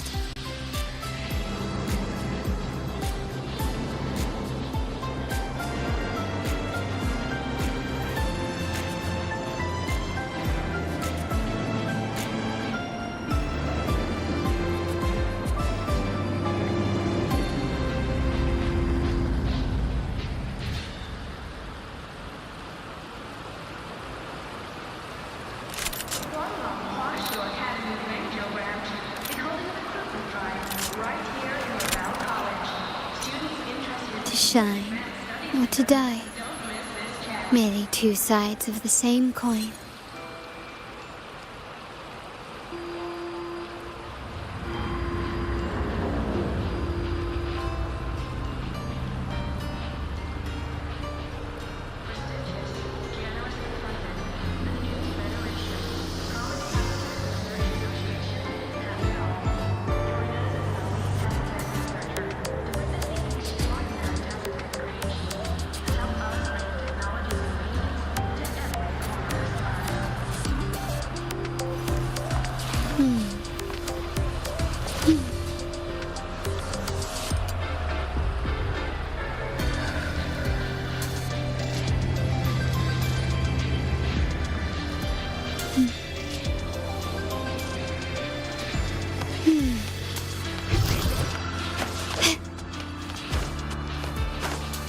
Lighter than a dove. Can it?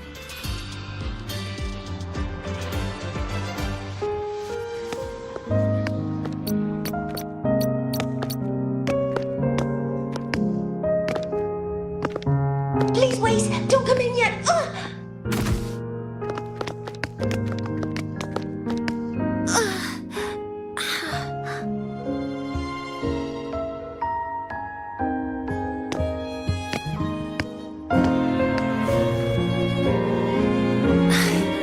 Sorry.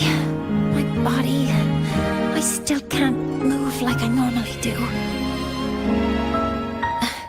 I've gone through rehab before, and it's been a while since this happened. Don't worry. I can handle this much on my own.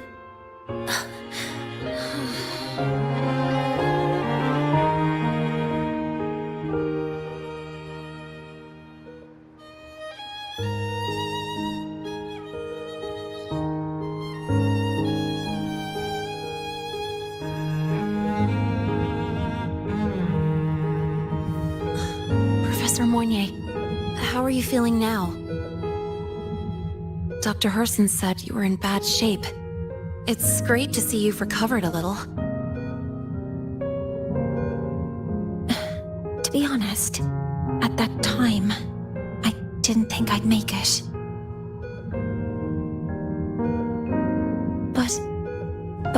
was drifting in and out of consciousness, I thought I saw a girl within a light blue ring. A light blue ring?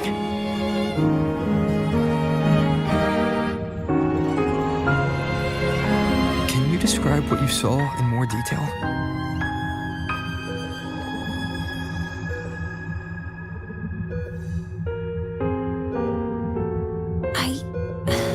I can't be sure, but I think she protected me.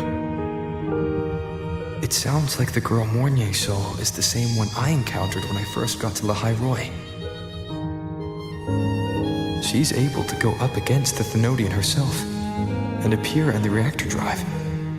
She's connected with the Exostrider and the Thenodian in ways we still don't fully understand. Figuring out who she is and what happened to her will be the next big task. Rover? Rover! Hey! Stop spacing out! To celebrate Professor Mornier waking up and the crisis being averted, don't you think we should?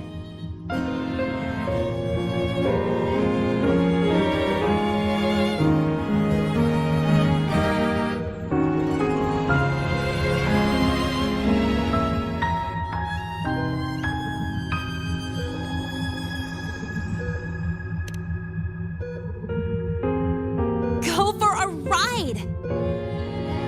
Nothing beats the wind on your face, especially when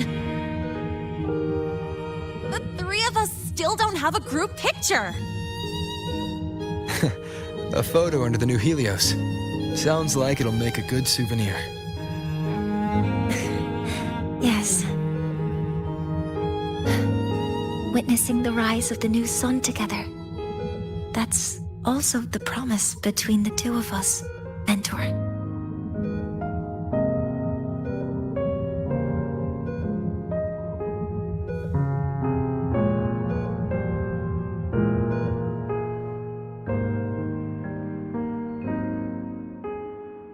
Let's go.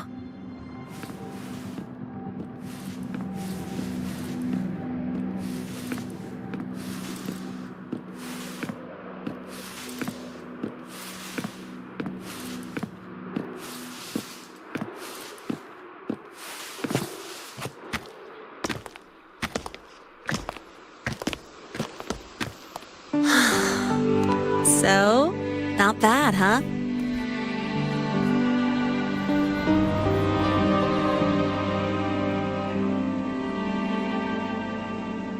Back in the day, whenever I was stressed about the future, hanging out here always made me feel a little better. Look, now we can just enjoy the breeze without a care in the world. I used to think that when I saw this view, I'd cry because my wish would be fulfilled. But now, when I see Helios's light pouring over the land, with the ancient frostlands and people who've been here for only a few decades sharing the same warmth, I just think,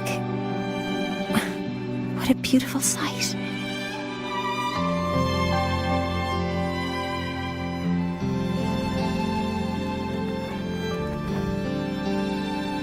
Well, let's scream that from the rooftops! To freedom! To civilization. To new beginnings.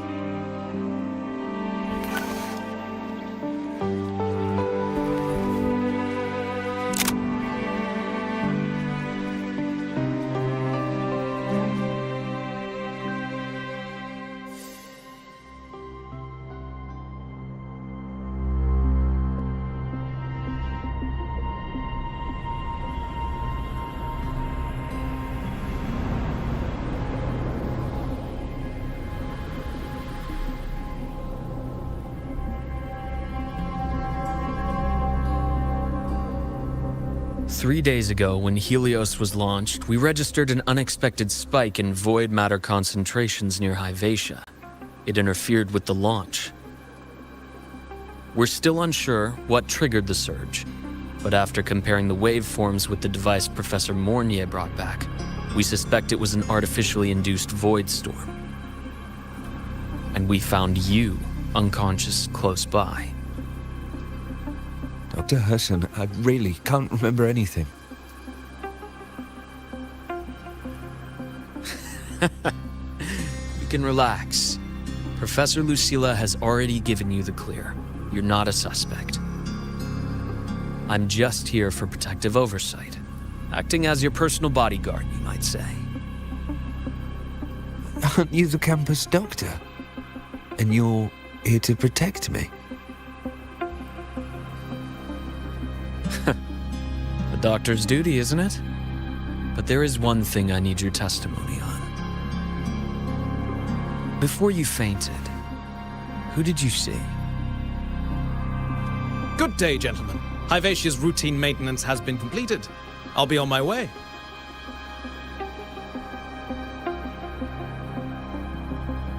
Who's that? Oh, never mind. No time to think about that.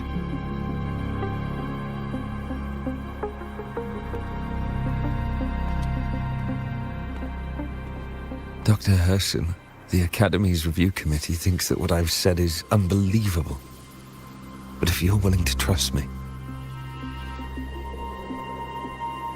Before I passed out, I saw... myself.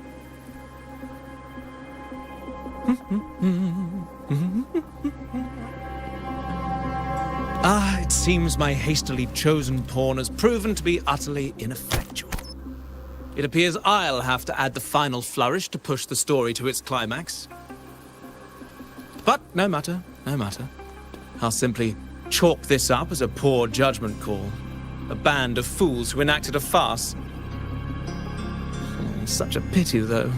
With this piece expended, the chapter where the girl forms her bond with a Threnodian must be delayed. But that is a tale to be savored later, right?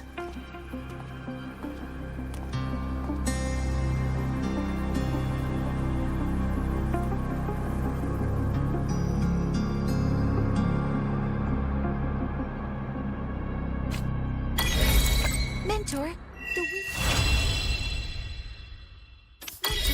the wind may have messed with you.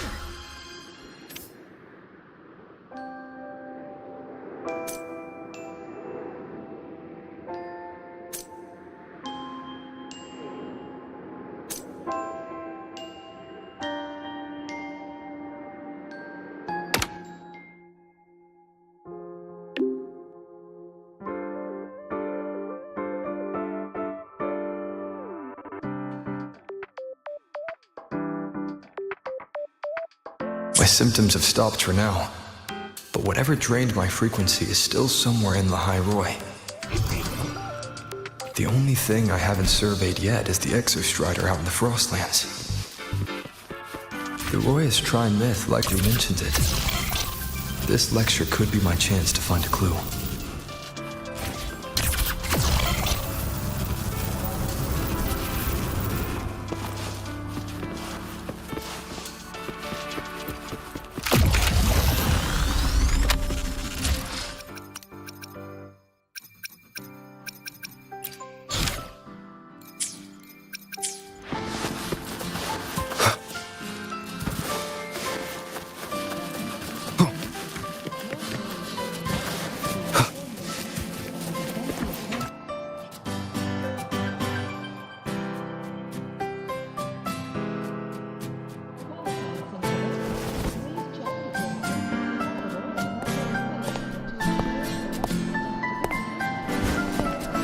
Now we reach the second epoch of the Roy and Trine myth, the Sacred Reactor Epoch. After Baldur, the sun's incarnation, had sealed the foreign divinity Hivdrungr, the Frostlands fell into an endless dream. Assistant Navora, would you continue?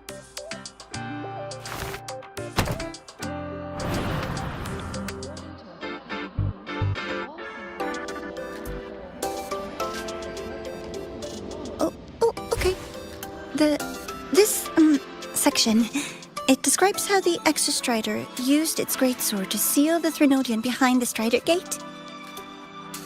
The records say both the Exostrider and the Threnodian traveled through the Strider Gate to reach Lahai Roy. Their battle was fierce. The Threnodian pushed the Exostrider to the brink of defeat. But at that moment, for, reasons unknown, the Exostrider's reactor drive flared with blinding light.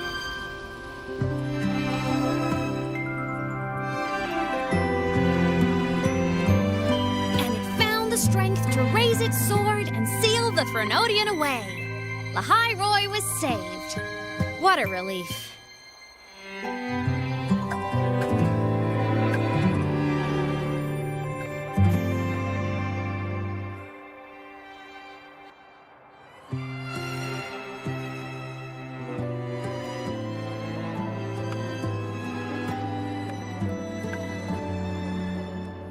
Hi. Nice to meet you. I'm Imeth from Rebel College, same as you. First time seeing you in class. Trying to collect credits from all 4 departments? That's ambitious. Welcome to the academic quagmire. Imeth, I've been looking for you. I never got the chance to thank you. Thank me? The day the Eye of the Thenodian appeared, you drove it back and saved me. Did I? Sorry, I don't remember that. She doesn't sound like she's lying.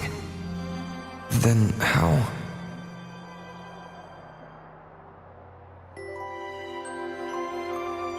A synchronist. A freshman.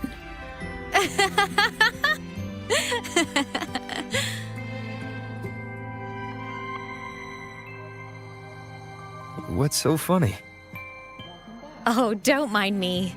I'm just not used to seeing you like this. I mean, look at you. Something's missing, though. Oh, I know. A uniform. The Academy still hasn't issued you one? They're painfully slow sometimes.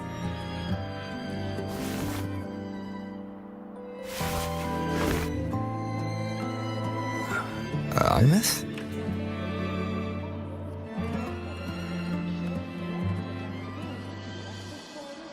I have to go.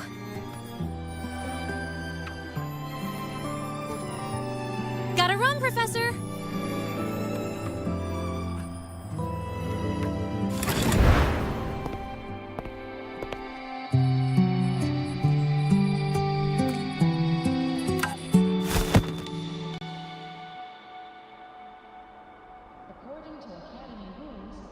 Rover, let's try to channel that enthusiasm into listening. Do come see me in my office after class, okay?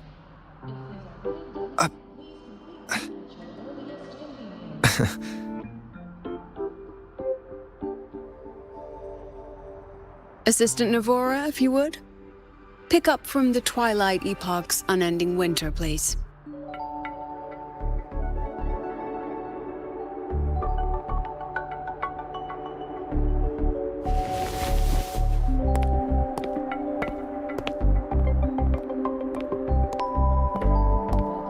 Sigrika, could you come to the library with me? Okay. Hey, did you notice the new student? The one who kept talking to himself during class.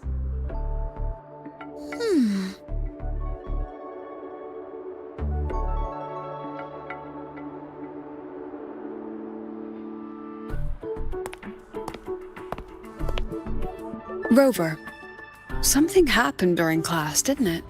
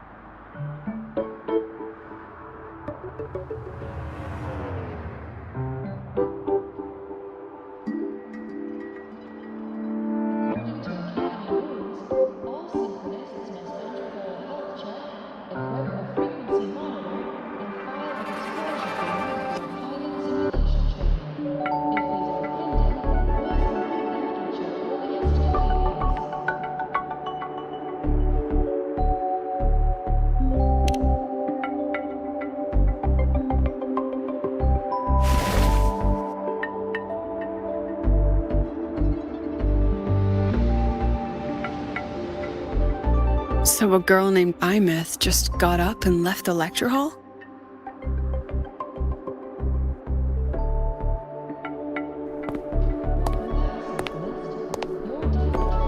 Huh. I never expected to hear that name again. Certainly not like this. Perhaps you've just had a run-in with a ghost. After all, you were the only one who saw her. President Lucilla, what do you know about her? Stay at Rebel College long enough, and you'll eventually hear her name mentioned. Though it's a story from over a decade ago now. Imeth was a synchronist. Brilliant. Popular. Professors had high hopes for her. Then, during a piloting drill, she simply vanished. She climbed into a simulator with the others, but when the cockpit reopened, hers was empty.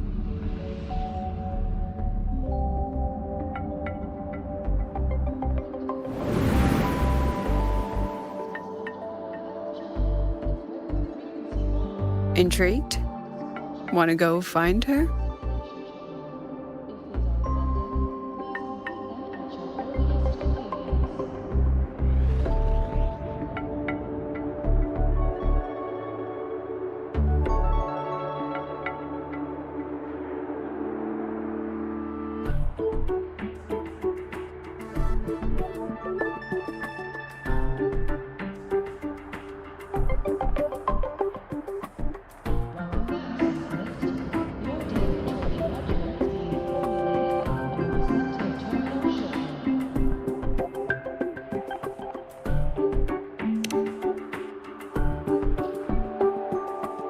Oh, of course. You're exactly the type to get pulled into Imeth's story.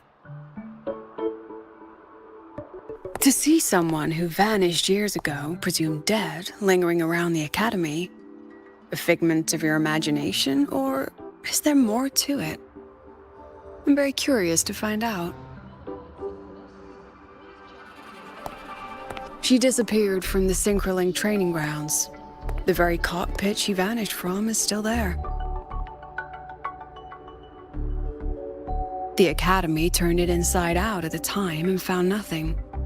But if you're interested, go take a look.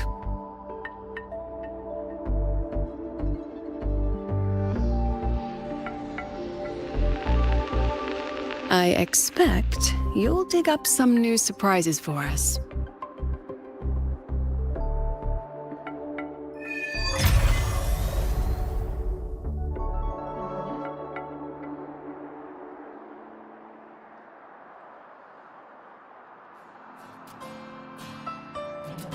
Solaskin? What could they be doing here?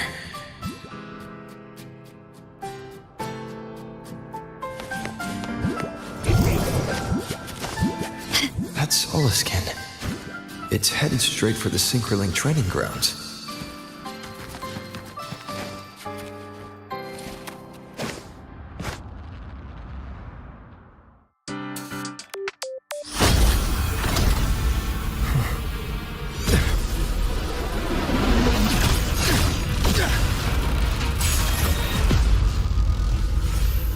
My frequency loss. It's getting worse.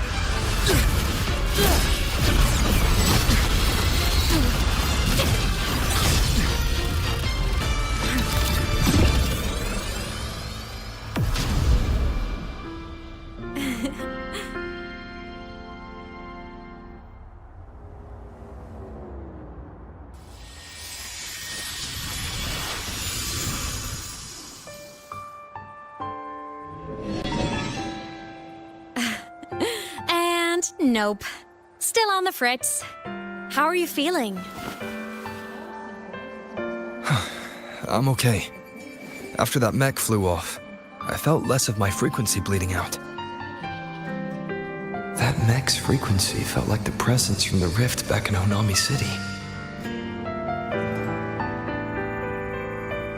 Imeth, that mech only left after it saw you. After you clashed with it. That's twice you saved me. Each time I'm left with more questions than answers. They say you're the Exostrider synchronist who's been missing for over 10 years. And your hand back there.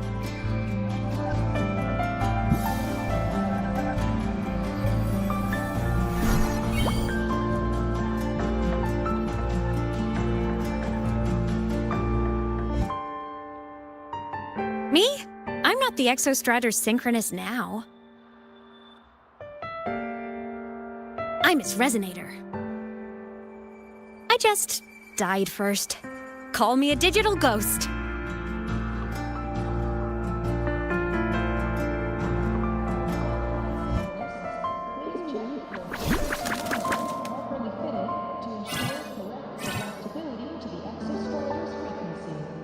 Plus years back, the underground seal broke.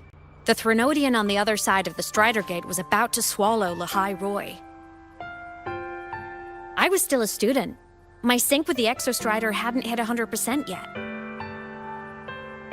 But there was no other choice. The Exostrider was still sleeping.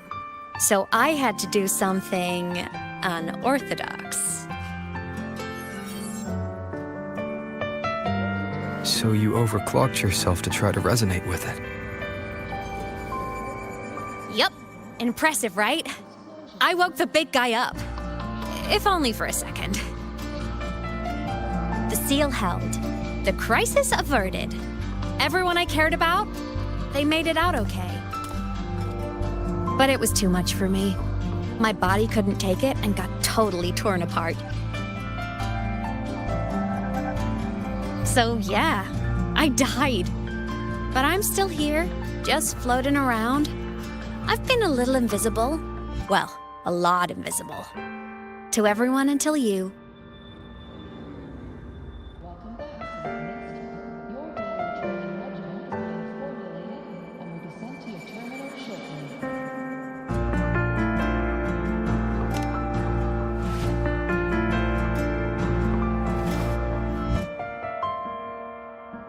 You can see me now because of this little guy.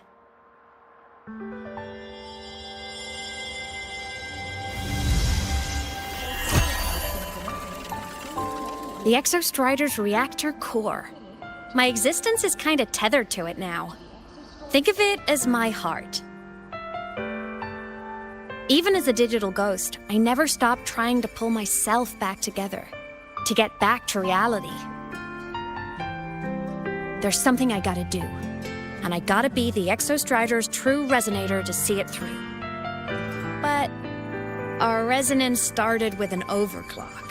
The power I got was unstable from the get-go. I've spent years building it back up with this core. The Solaskin have been my little helpers too. Then, not long ago, you ended up with it. That became your backstage pass to seeing me. Not long ago. You mean when the reactor drive fell? Bingo! Since then, the core has become energy stored inside you. This is the first time I managed to make it solid. Took me a bit to figure out the trick.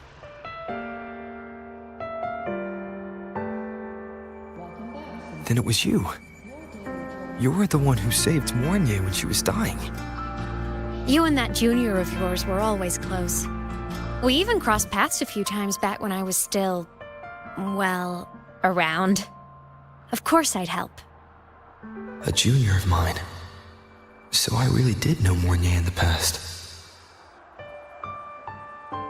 Oh, and by the way, when you charged in to save Professor Mornier, you looked pretty cool.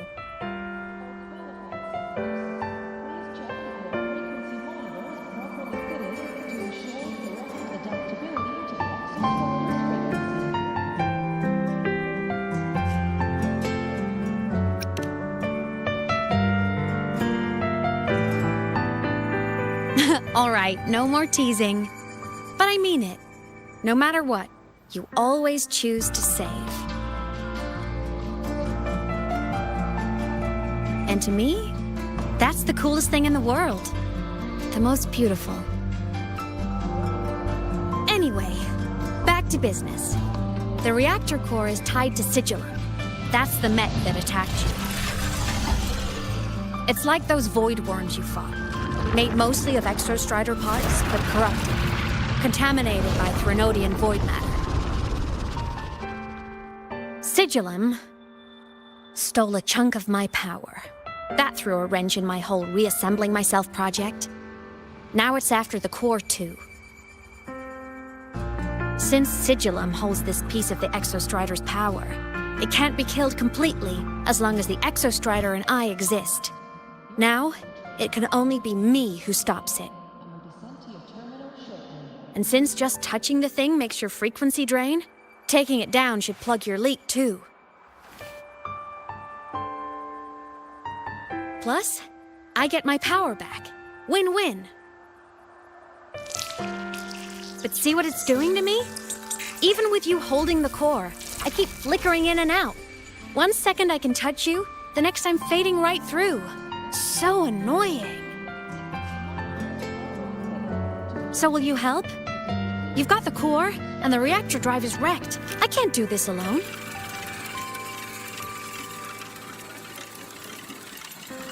Also, I've noticed, when the core is in your hand, it runs faster. I can tell you're leaving a few things out, Imeth. Still, you helped me and a lot of people in the High Roy. That's enough for me to trust you. What do you need me to do? Existence is the imprint life leaves behind. Being remembered, talked about, and seen. All the places I went when I was alive bear those imprints. The core's running lets me find and record those frequencies. These little cuties have been my scouts. And they'll be our guides now, too.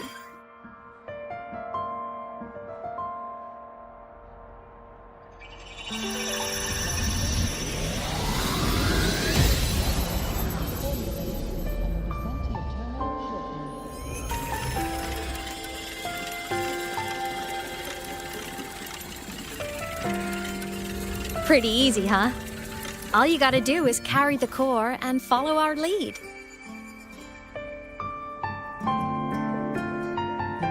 I'll do it. Alrighty. Thanks in advance, study buddy.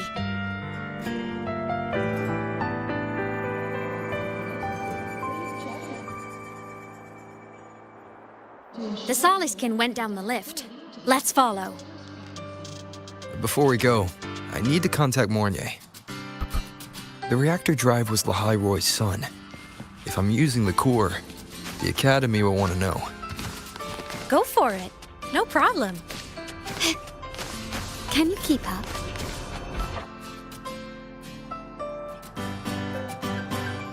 Imeth definitely glossed over some things. Like what happened during our previous encounter.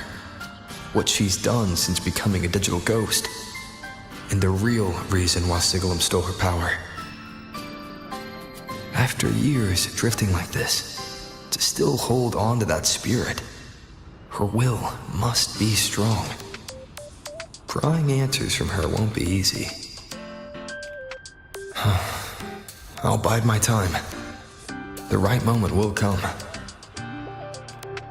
Has something happened, Mentor?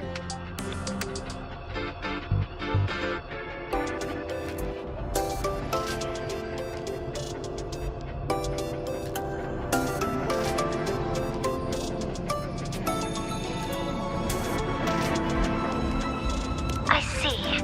So the reactor drive's core survived the crash. It must be the key to reactivating the Exostrider. Of course, then the official stance is that it be returned.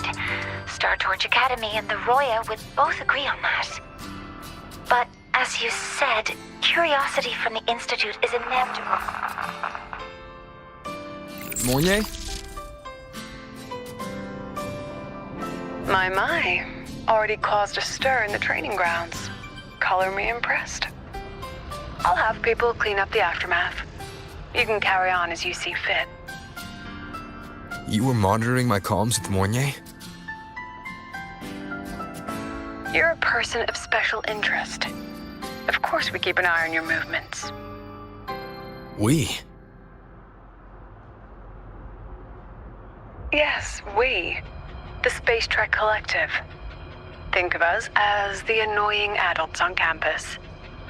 I'll handle the debate between the Institute and the Academy about the core. This is a matter of priority. They'll listen to me.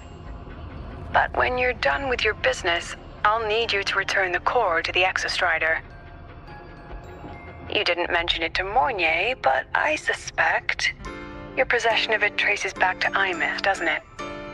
President Lucilla, I don't appreciate being interrogated over a tapped line. My apologies. As the one responsible for this academy, matters related to the Exostrider tend to cloud my judgment. After the incident with Warren, we upgraded safety protocols on public lines. No more overstepping. Here's a peace offering. I've granted you full clearance, passes for the Star Wars Riseway, archive access, and use of Academy weaponry and equipment. I'll also personally apologize to Professor Mornier for interrupting your comms, and ensure her next research grant is substantially approved. How's that, Rover? More to your liking? Why is the Space Trek Collective pushing this so hard? You should know. You have a past in the Hyroi, and you have some kind of connection with the Exostrider. The Twilight Epoch, the unending winter described in Royan legend. The threat of the Threnodian LF-1 is growing. We need the Exostrider awakened. Returning that reactor core is the only way. We've always trusted you to stand with us in this matter. To stand on the side of humanity. You know where to find me if you need anything, Rover. And my door is always open if you just want to talk. The Solaskint is leading us to the auditorium first.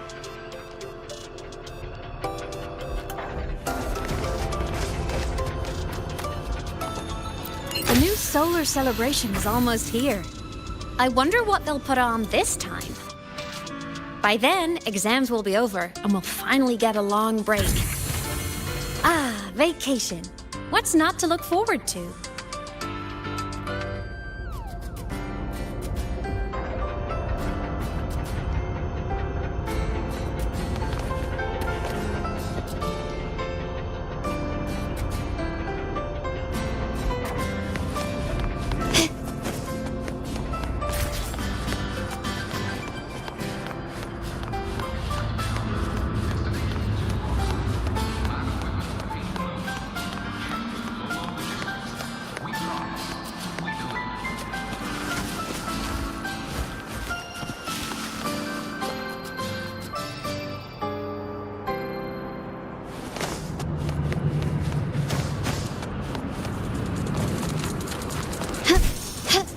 Can you keep up? Told you, there are tons of Fleet Snow Fluff fans at the Academy. I just hope the fan meeting goes smoothly and everyone has fun. Oh, hello. Are you here for the Fleet Snow Fluff fan meeting? The venue is still being set up, but once it's ready, please join. She's a singer, a campus legend. She's only released online, but she's super popular. But her site hasn't been updated in over 10 years. She posted one last demo and then nothing. Don't be such a downer. Maybe she just graduated and moved on to bigger things. Probably never showed her face to keep her life private. Doesn't matter. We still have her music. Here. Even if you're not a fan, you should give her a listen. I'm new here, but even I was hooked when I first heard her songs.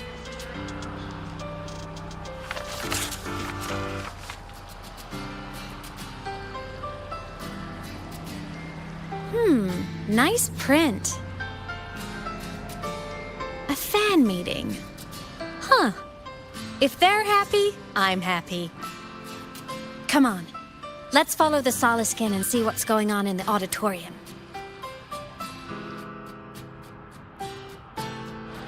Told you! There are tons of Fleet Snowfluff fans at the Academy! I just hope the fan meeting goes smoothly and everyone has fun.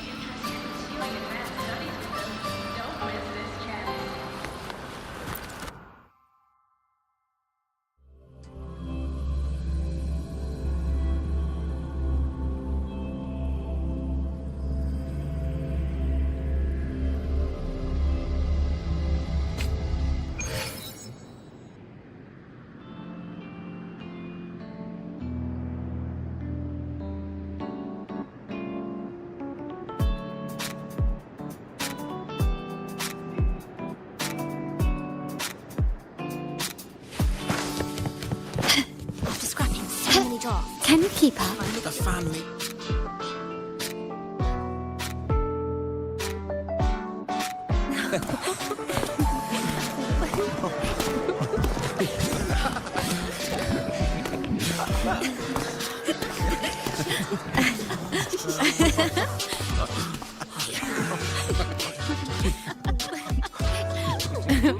What?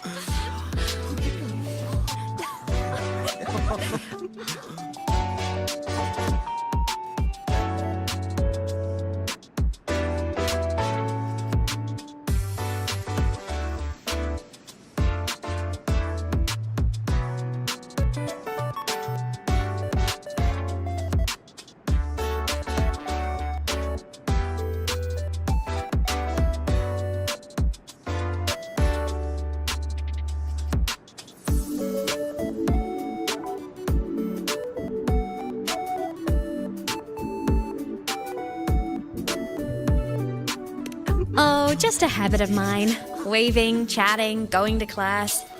It makes me feel like I'm still alive.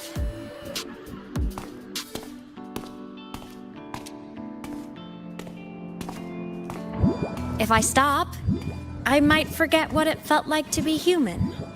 Call it a self-reminder.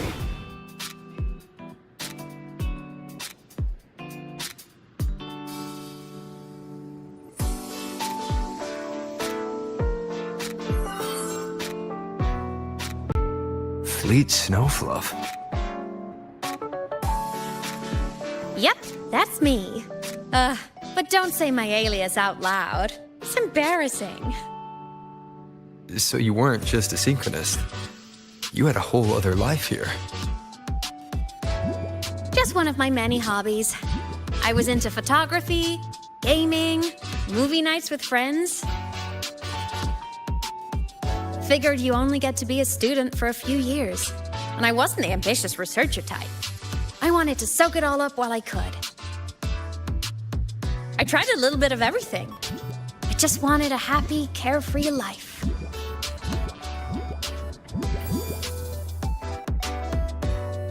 Who knew I'd end up as a ghost, stuck as a student for 10 more years?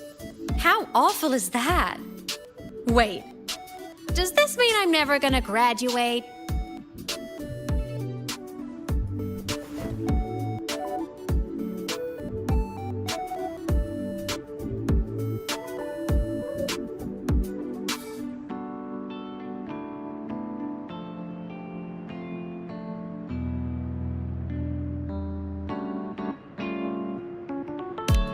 Hope so. Guess everyone needs something to hold on to. It's good to have a little hope. But I have to say, it's really moving to hear people talk about my songs after all this time.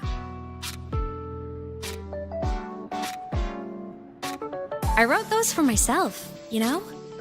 Never expected so many people to care. But if they made someone feel something, joy, pain, anything, that makes me really happy.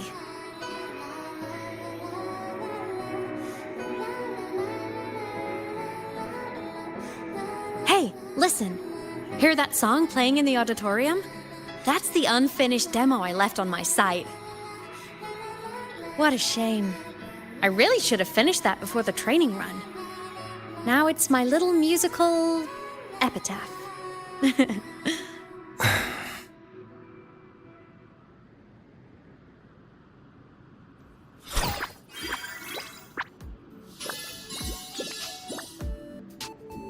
Let's go. The Soliskin is calling us.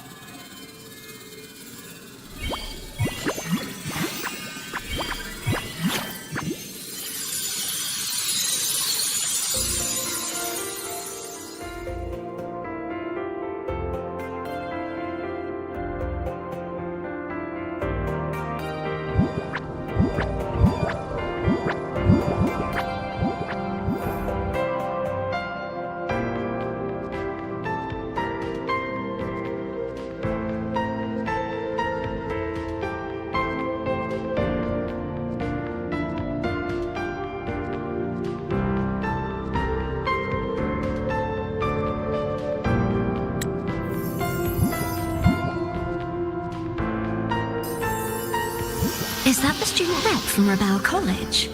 That's one bold speech. Is she giving a welcome speech or recruiting for a space adventure club? Uh-oh, the professors look upset. But she made a good point, didn't she? Isn't that passion the entire reason we're here? To explore whatever's out there again.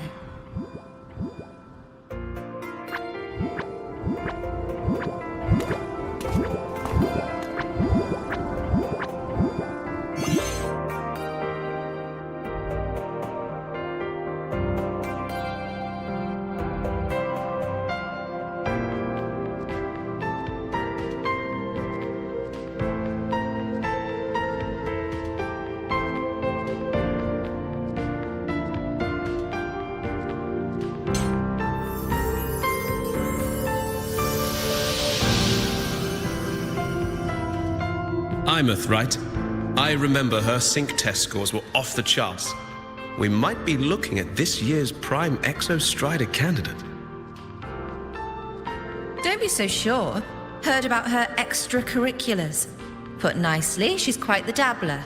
Put bluntly, she doesn't take anything seriously.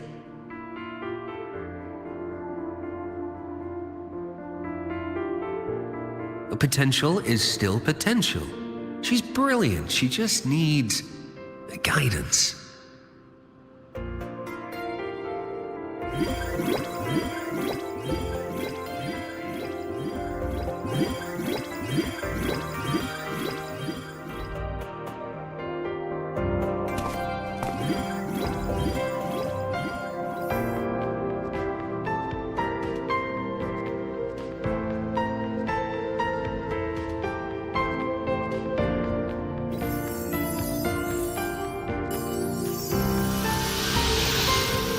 May we one day walk among the stars, to touch with our own hands a universe so cold, so real, and so breathtakingly beautiful.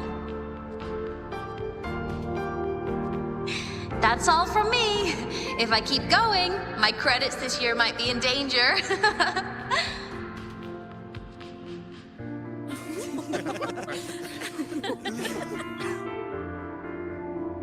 It's an amazing feeling to be here at Star Torch Academy, and to know I'll be sharing this journey into the great unknown with all of you. As a student, I can't wait to start this new chapter of my life. There's just one thing missing today. I wish my family could be here in the crowd to hear this.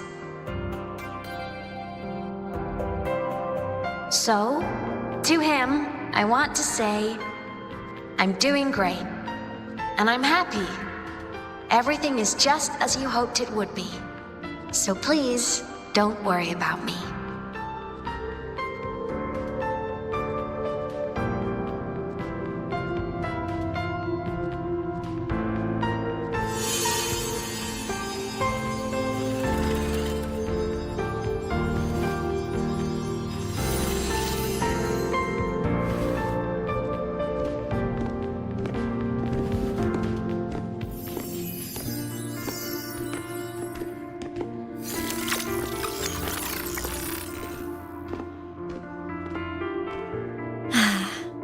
Looking back, I really do miss those days.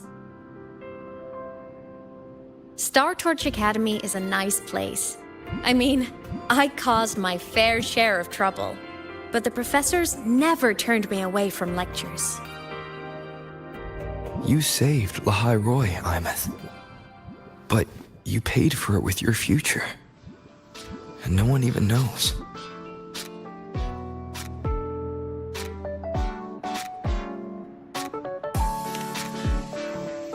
Maybe a little. But it's fine. Loneliness doesn't kill. Besides, I still have plenty to keep myself busy with. I wish I could have been there. At graduation. To hug my friends and wish them all the happiness in the world.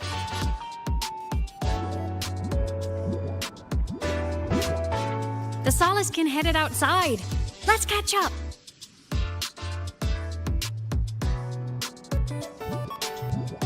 If it's leaving the campus, it's probably going to the Frostlands. Right, we'll need to take the Starward Riseway. That place above the sword. Yes, a frozen, silent plain, white with endless snow. The place where the Exostrider finally sank into slumber.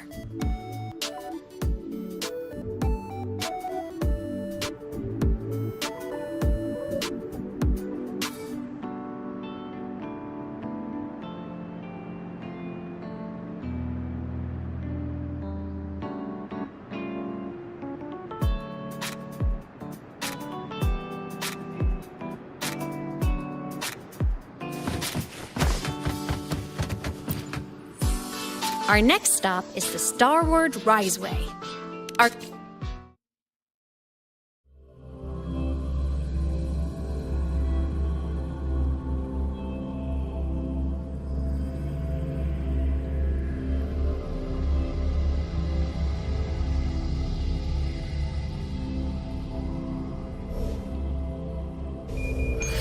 When I was a kid, I once hid in the Starward Riseway and made it to the Frostlands all by myself. Bold even as a child.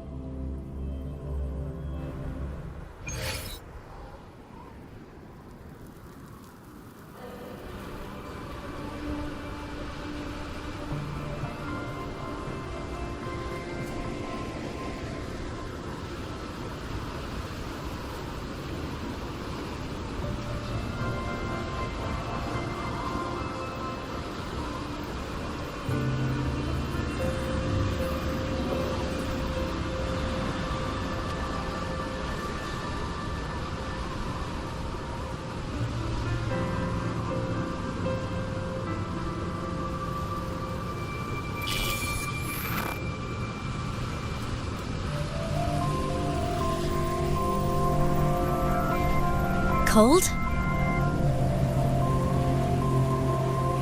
I'm fine. What about you?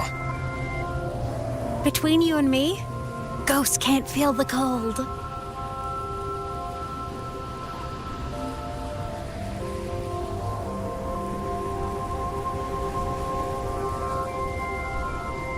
The snow. It's so beautiful. What a coincidence to run into you here. This is a pleasant surprise. Oh, it's Dr. Luke. When he's around, just pretend I'm not here. Otherwise, you look like a weirdo talking to thin air. You should hide too, okay? This is our secret journey.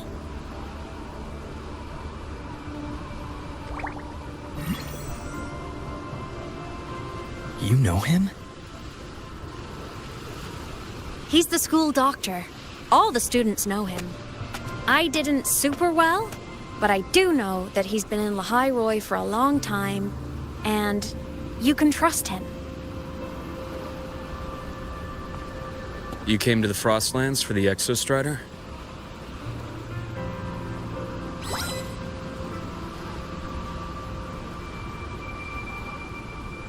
I'm headed the same way. I've got to check in on some researchers stationed out here on long-term fieldwork. Having a guide might make the trip a little easier. What do you say? Let me help you modify your bike. There are quite a few waterways, and its current setup might not handle them well. You know how to modify bikes. You pick up a few things when you come here as often as I do. Oh, I used to love riding. My friends even called me the Speed Queen. Though that was usually while they were white-knuckling the seat and screaming.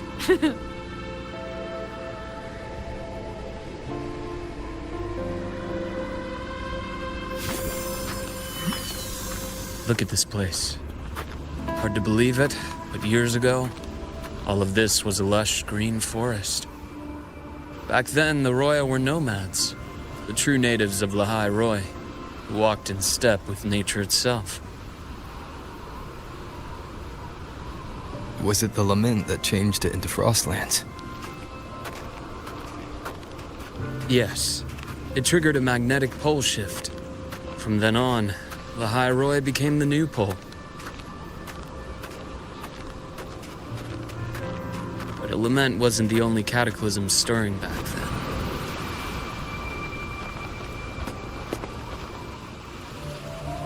In the past, we had already reached the stars, but at some point, the etheric sea spread to cover all of Solaris. From that moment on, the universe locked its doors. We couldn't verify whether the sky above us was real or just a reflection. countless spacecraft were lost. Our space exploration programs were abandoned, and space became out of reach. But times have changed. Since its founding, the goal of Star Torch Academy has been to use the Exostrider to explore space, whether through the Etheric Sea or the Strider Gate. I understand the Etheric Sea part, but the Strider Gate? You know Lehigh Roy's history? Both the Exostrider and the Threnodian first came to Solaris through the Strider Gate. The Academy has its theories, but here are two you might find interesting. The Strider Gate is a gateway to outer space, and Aleph 1 is a Threnodian alien to Solaris.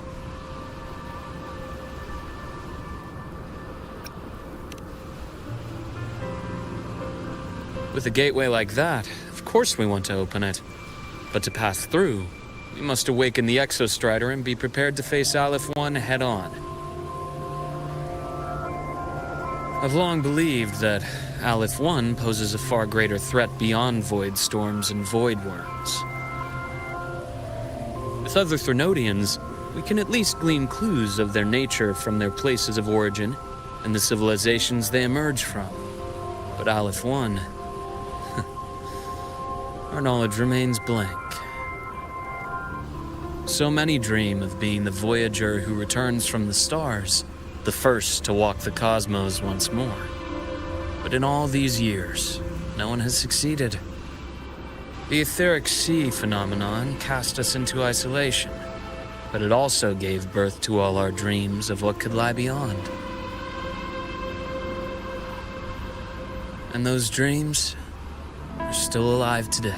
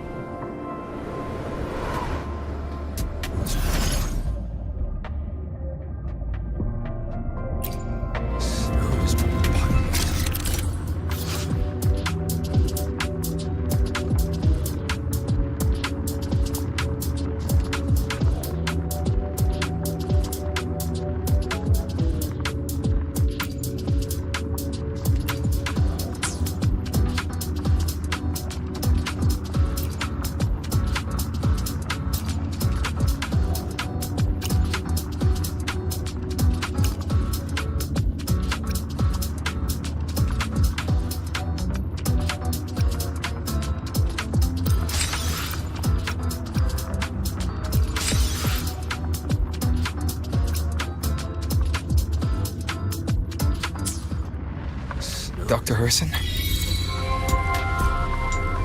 Just call me Luke. Has a nicer ring to it, no? Then, Luke, you asked about my feelings in the Academy. What about yours? How long have you been here? About 20 years. I was a traveler before that, seeing what Solaris had to offer. But then a friend. You see that? Ancient life forms, frozen right into the ice walls. Millennia frozen in a single moment.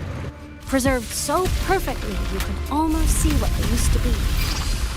To be stuck like this forever. Kind of miserable, don't you think? Must be around here. Someone's ahead. That voice. I remember hearing it not long ago.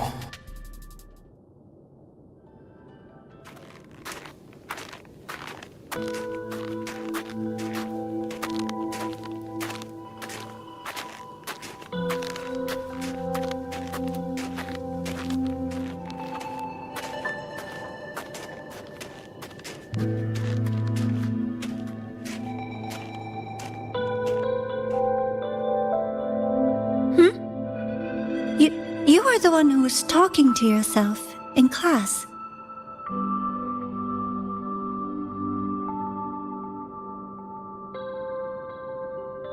Whoopsies!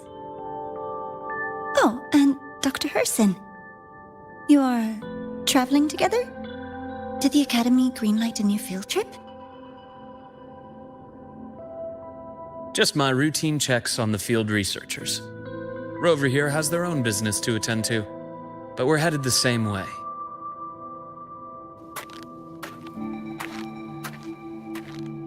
What about you, Miss Navora? Chasing more fallen debris?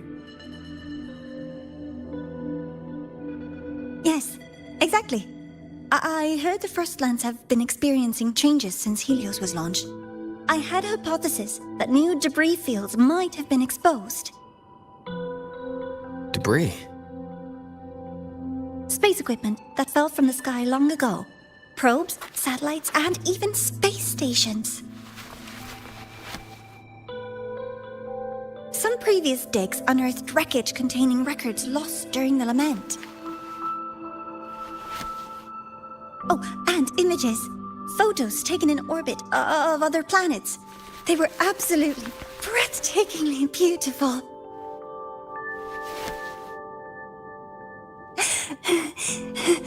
Oh, sorry. I got carried away.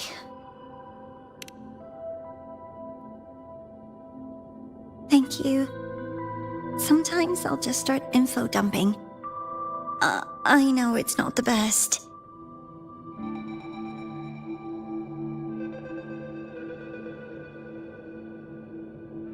The universe. What secret is it hiding behind all those infinite stars? I really want to know.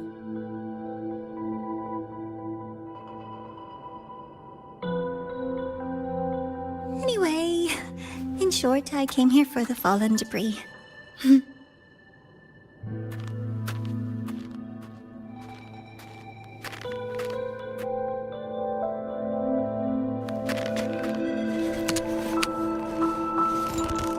Data on the instrument shows there's a high chance that close by... Huh?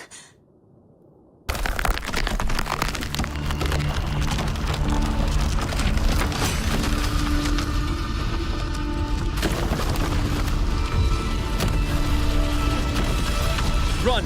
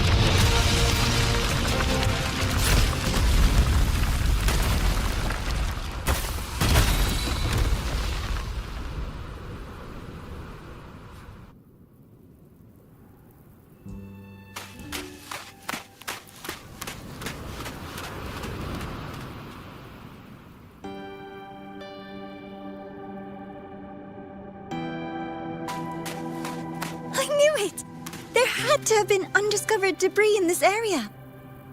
It must have been sealed in the ice wall all this time. Luke, Navora, you alright?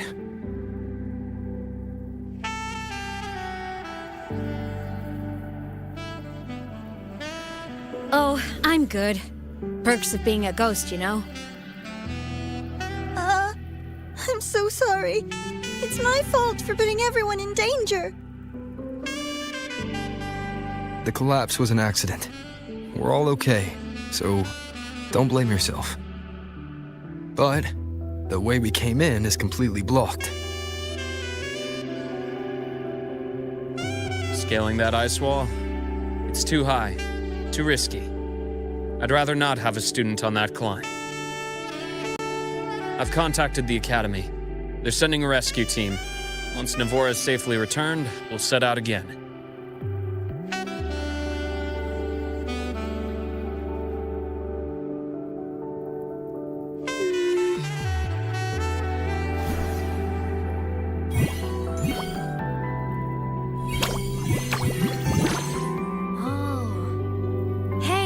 Little guy here says our next stop is deep in the ice. There's a path at the bottom of the station. Want to check it out?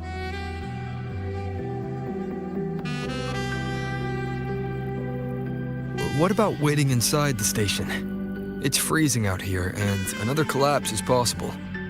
It's safer to wait for the rescue team indoors. I agree. I want to see what's inside too.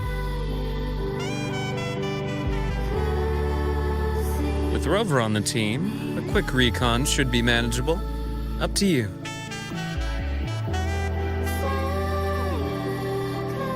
Hey, question. Before you came to Lahai Roy, did you do this kind of thing a lot? What do you mean? Like traveling with a crew, seeing the sights, stumbling into trouble, then going your separate ways. Like a classic road trip movie, you know?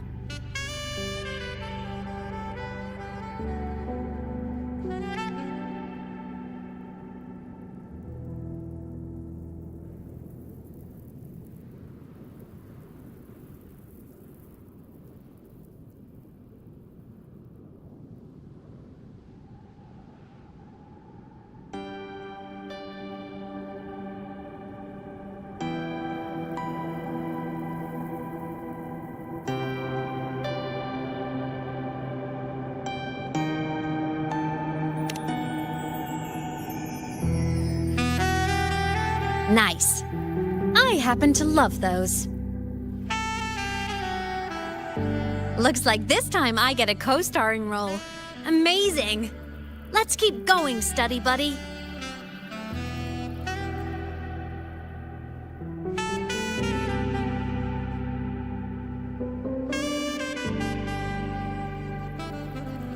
There's a collapsed entry point over there, but it's blocked. Some kind of barrier caused by unstable frequencies. The Exostrider sleeps in these frostlands. Void storm activity can make local frequencies unstable with fluctuating void matter levels. Oh, taking this opportunity, let me grant you access to the module adapter. Huh. It's already unlocked. That must have been Lucilla. Let's move to an area with a stronger signal so it can be deployed.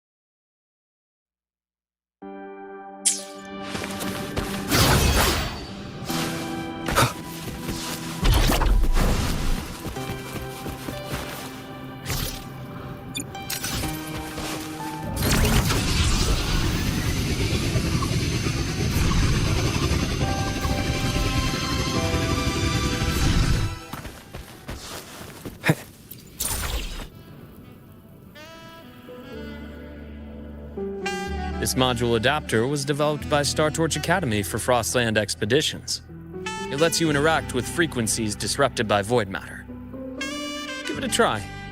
You'll need it here.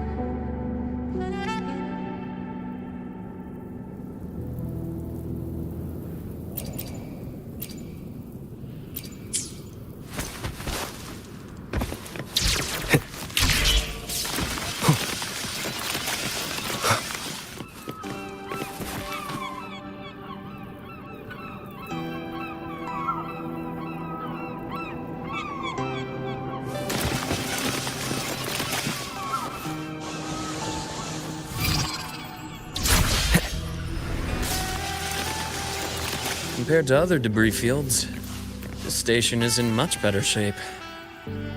It's amazing.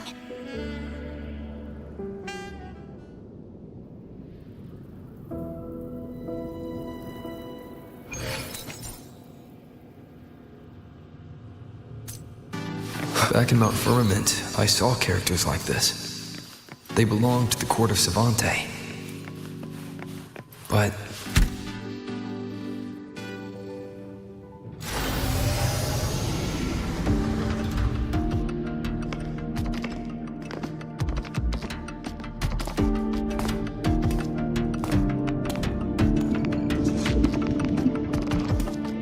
this is...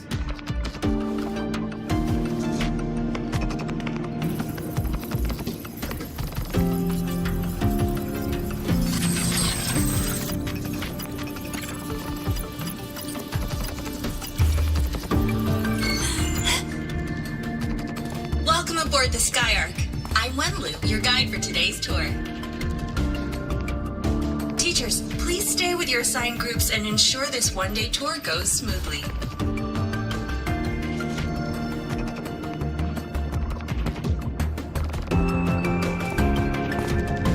Please direct your attention here. This containment unit holds droplets of the etheric sea itself. As you know, the etheric sea suddenly appeared above Solaris one day. During that initial event, the court of Savante briefly glimpsed a figure of a white-haired woman. She vanished in an instant, leaving countless puzzles in her wake. What is the etheric sea? What does it do? And why does it appear? The court of Savante conducts research here at Skyark to seek answers to these questions. Next, please scan your clearance with the system and follow me in an orderly manner. We will now proceed to the central deck.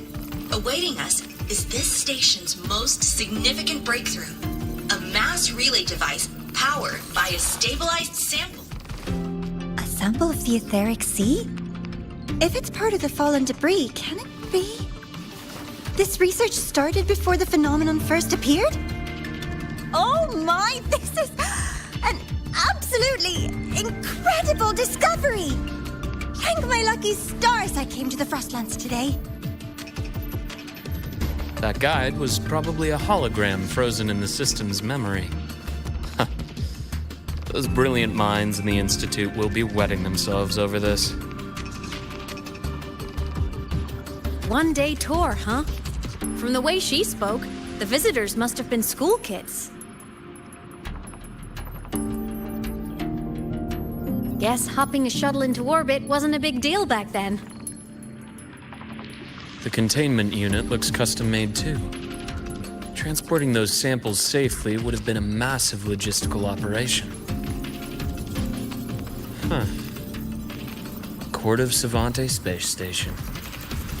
This is an exceptionally rare find.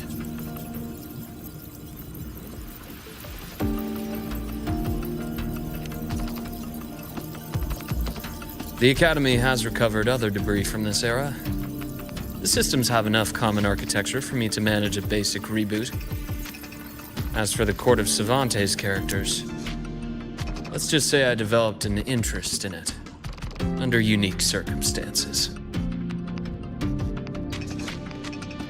The characters in that pin, they're Court of Savante letters. I obtained it by chance. In fact, it happens to involve you. This isn't the place for that story. When we're back at the Academy, come by the infirmary. I'll explain then. After all, it is a long story. Ooh, sounds mysterious. I want to hear the story too. Please, pretty please.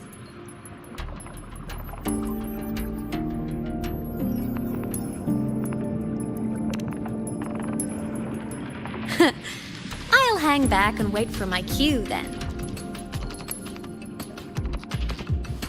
Everyone, this way please. The visitor registration system is here.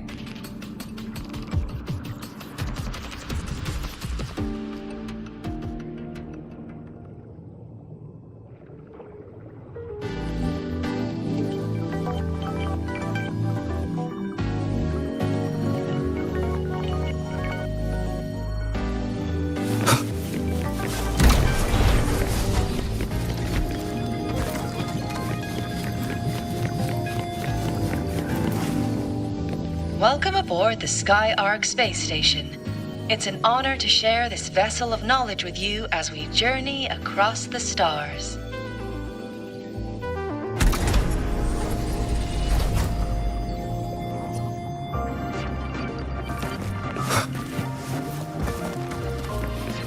The clearance we got won't grant us access to the entire station.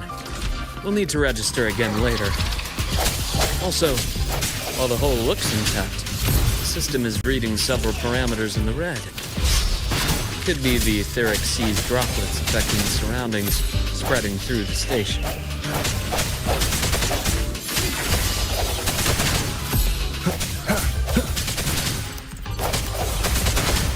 I sense your weakness.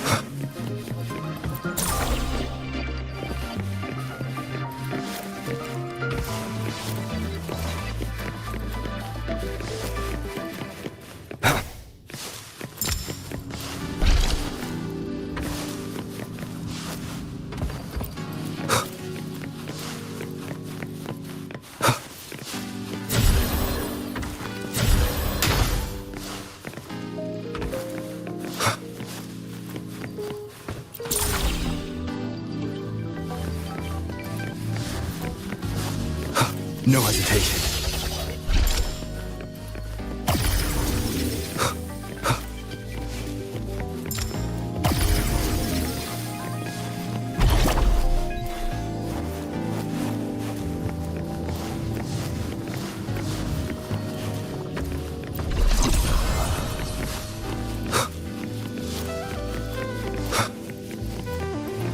That flowing sphere is the mass relay device, with the etheric sea as its core. Let's check the console.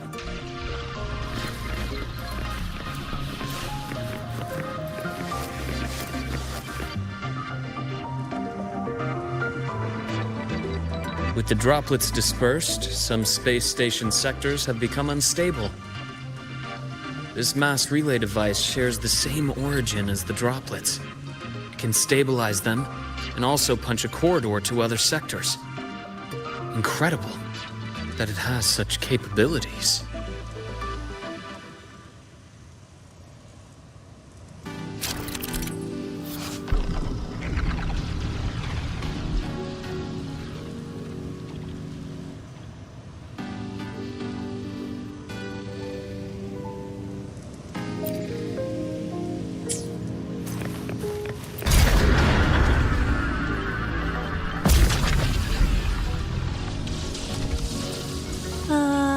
The hatch over there is back to normal.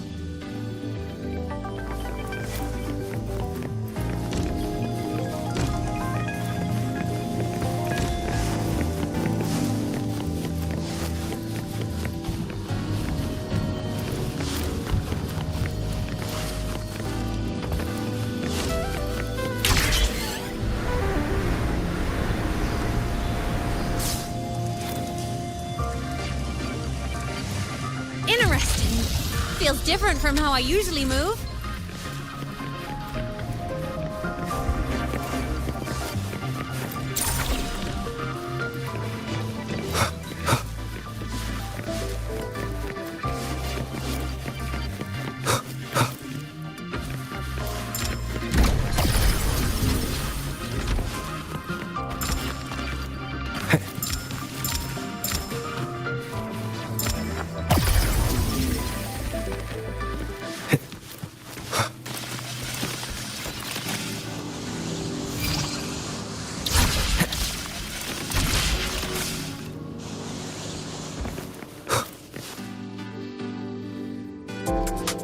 Pathway's blocked. Let's try the module adapter.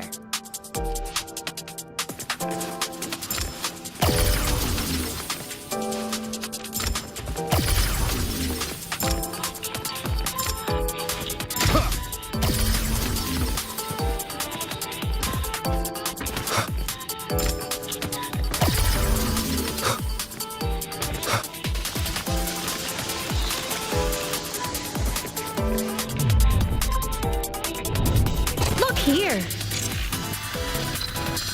Hello? Digital Ghost, remember? Hacking this is easy. Welcome to I Mean Apps.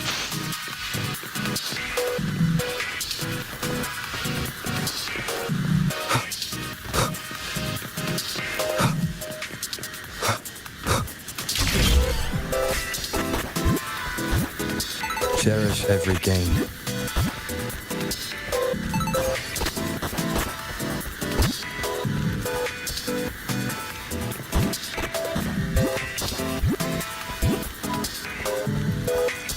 An unexpected discovery.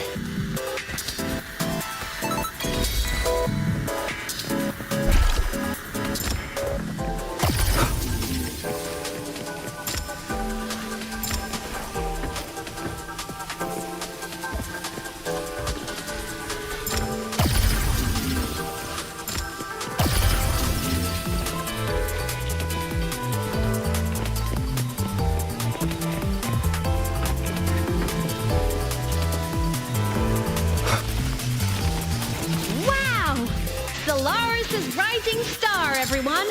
What a leap! Oh, come on.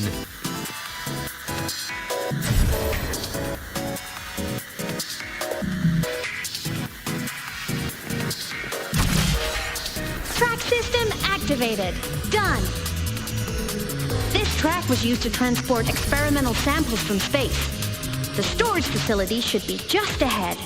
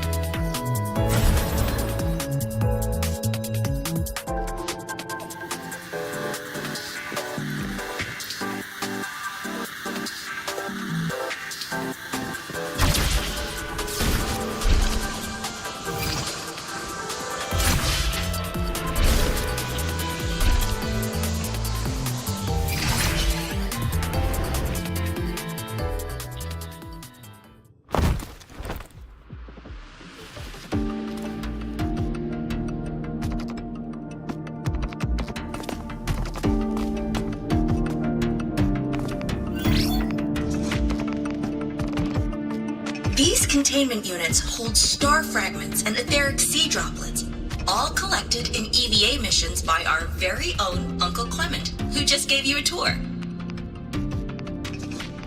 It's exhausting work. After each mission, he requires a full cycle in a recovery pod. Let's thank Uncle Clement, and then gather here.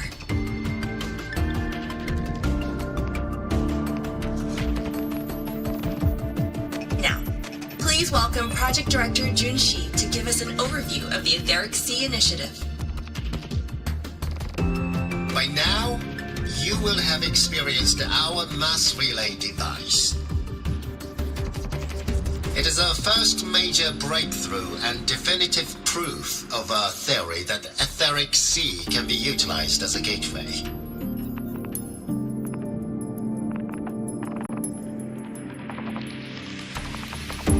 The droplets exhibit unique quantum properties. Used as a medium, they could help us reach places no one on Solaris has ever set foot. We haven't found the way yet, but I believe these obstacles will be solved soon.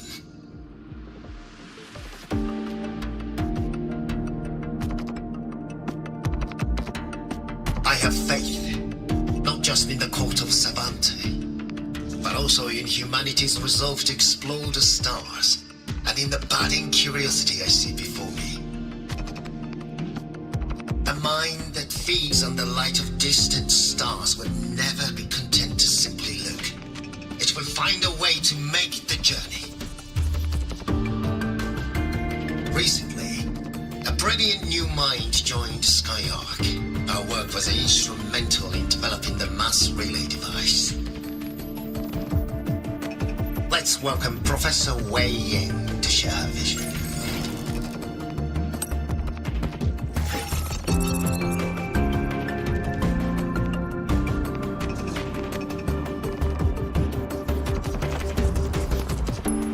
pity.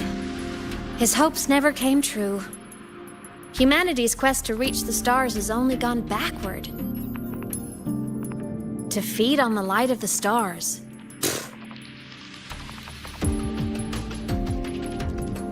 Venturing into the unknown beyond the etheric sea. Romantic idea. Though who says something ugly isn't waiting out there in the dark? Over here. I found something interesting in the system logs. The station fell long ago. But according to this, the Skyark system was briefly reactivated after years of silence. Could someone still be alive? Not likely. We'd have found signs of life long before now. The activation sequence was used only to seal hatches and lock equipment. After that, nothing. Can you see who activated it? Hold on. Yes. Clearance belonged to Clement. The one who gathered the droplets. That's all I can pull for now. But the Academy will run a full investigation later. I'll keep you in the loop. Good. Keep me posted. Shame the director's speech got cut off. Can't help but wonder what that colleague of his was going to say.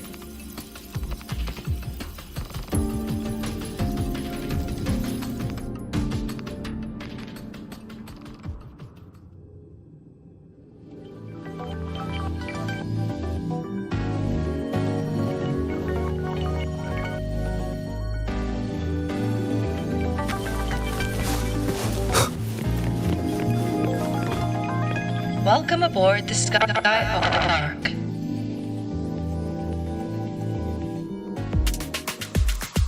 The station's security grid is offline in this sector.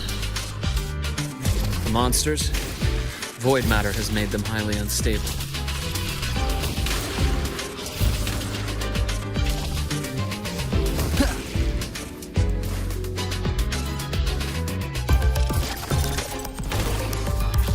Last chance.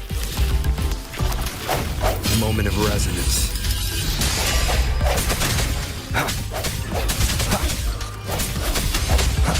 Last chance.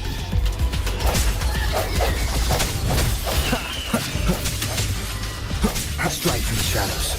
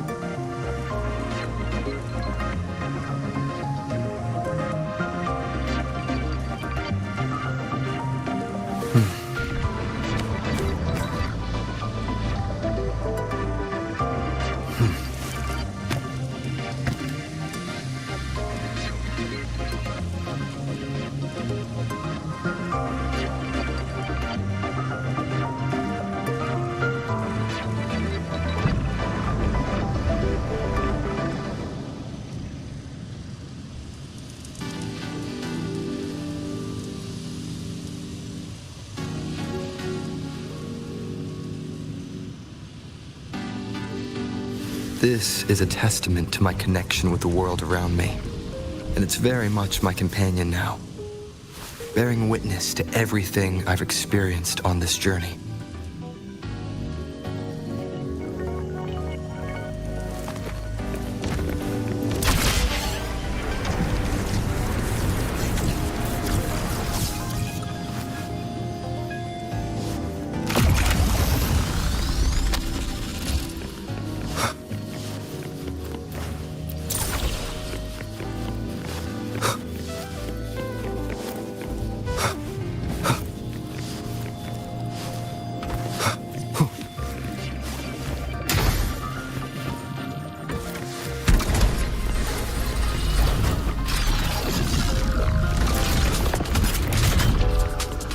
Leave it to me.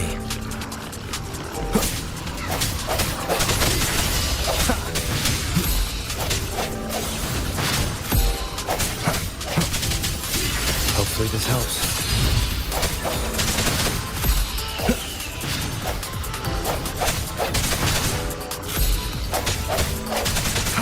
The frequency here is unstable too. Try using the module adapter to disrupt it.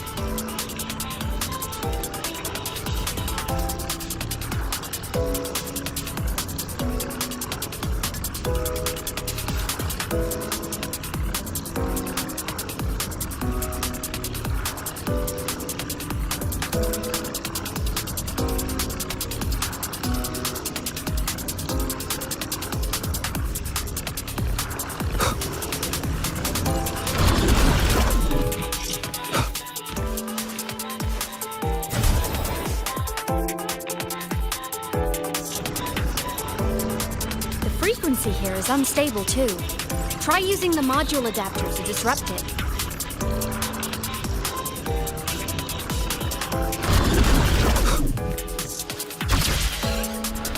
Look left! I hacked the SkyArc system. This is the data archive sector. Those blocks are all storage modules. And that moving one? An anomalous module gone hostile due to the SkyArc system's glitches.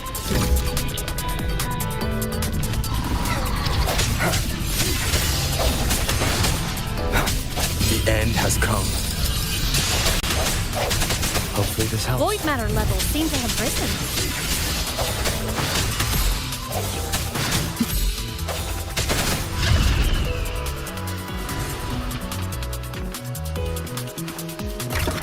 Moving deeper into the sector.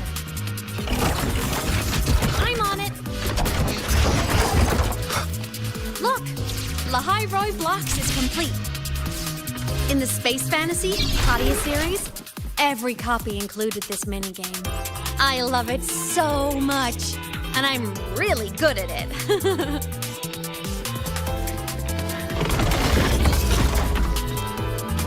The anomalies here are more pronounced than before.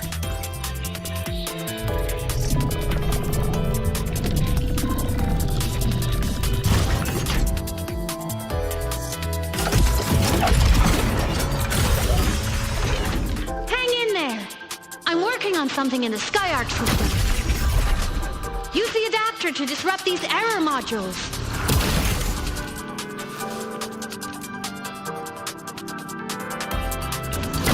One more time.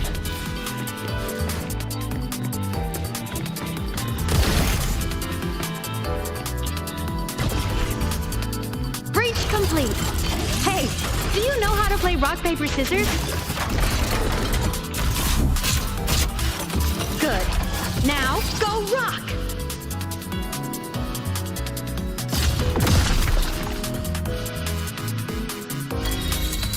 Yeah, we won!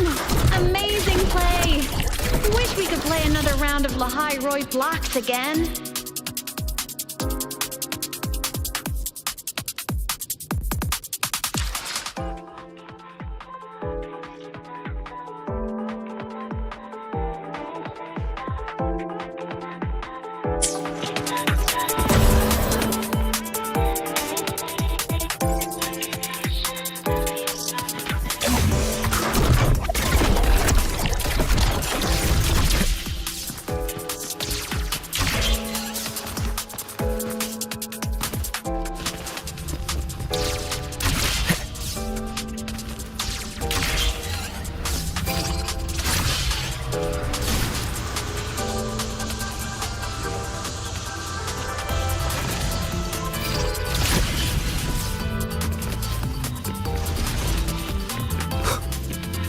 These things are just like minions in the Space Fantasy Katia series. I'll clear them out for you.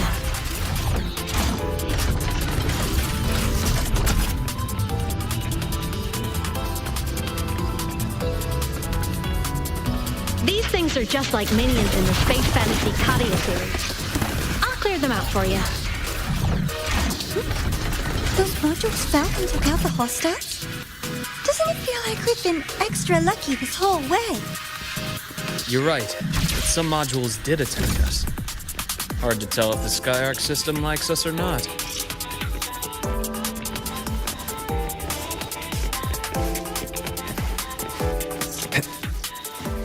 Welcome aboard the Skyark space. May we meet again.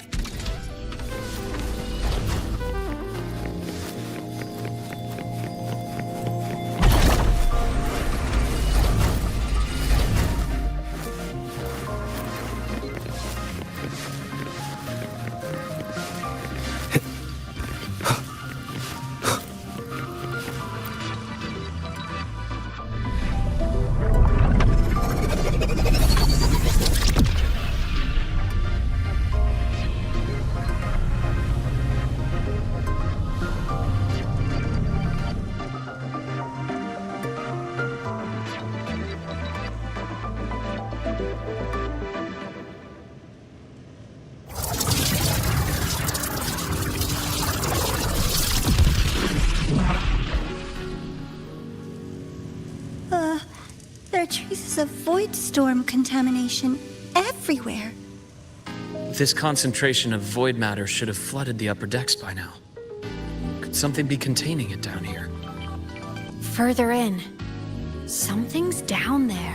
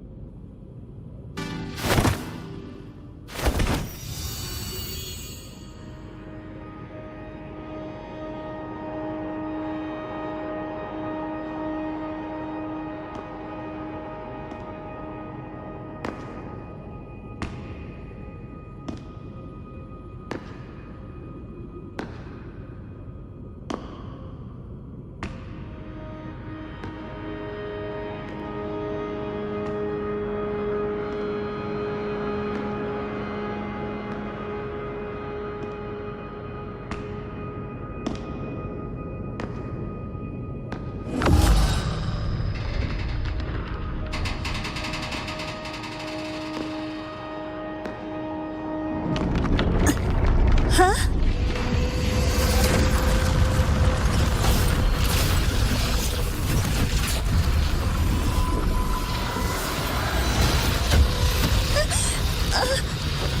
That hurts. Deborah!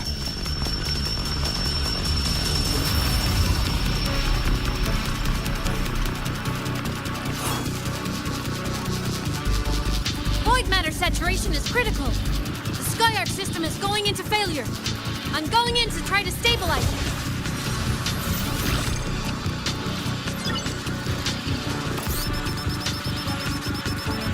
Everything here has already been contaminated, including that.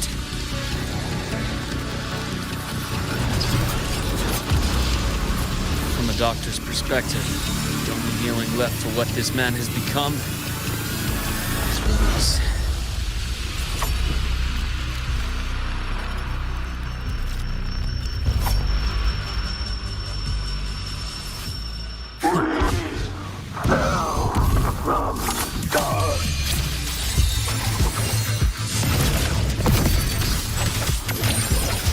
Rise anew.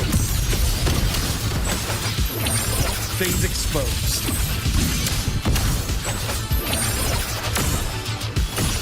Entombed in daybreak. Unto themselves.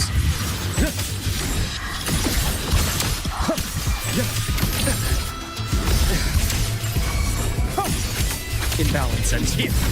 Charge. My mask gets deeper. Rot. Resected. Charge. My scalpel etches your epitaph.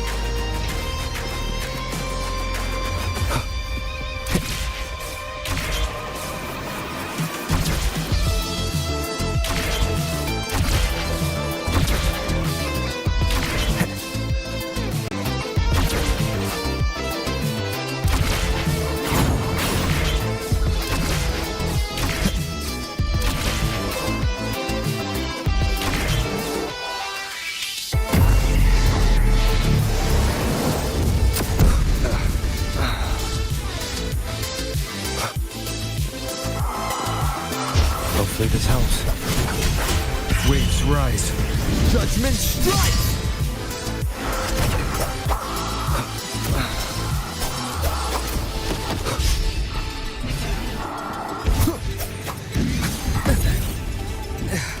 I am best.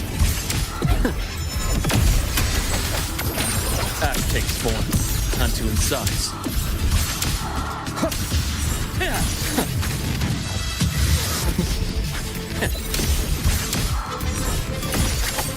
Split form.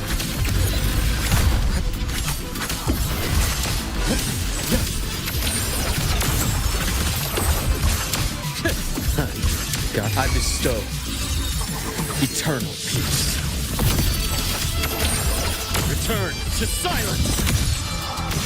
I am best. Rise and heal! Game.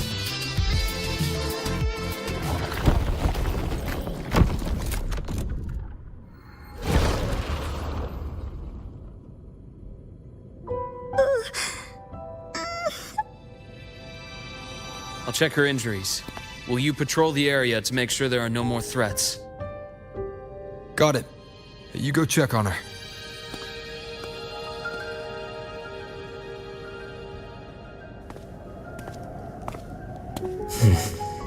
What's that?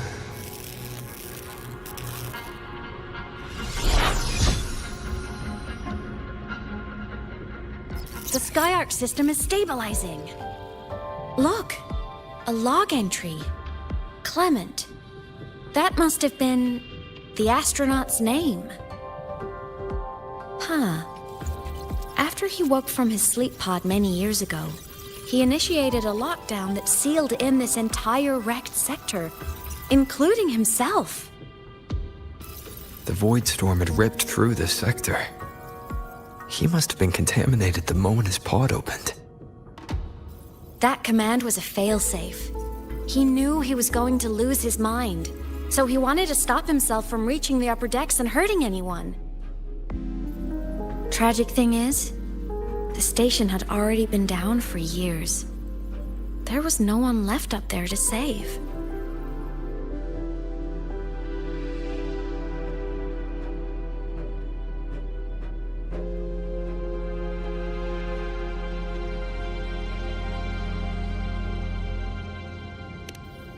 Even if his friends were gone, he might have thought of future explorers.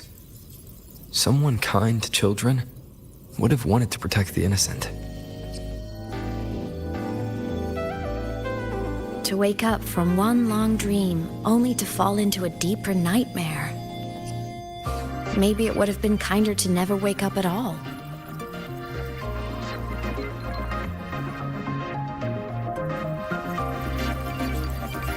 This file, it looks like a recording.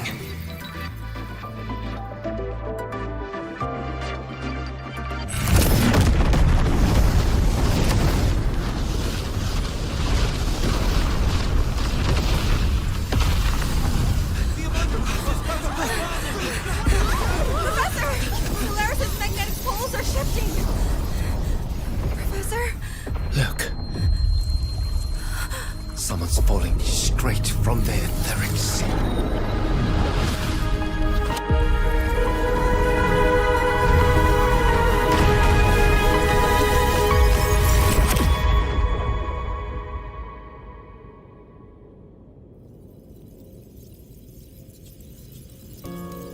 Was that me in that recording?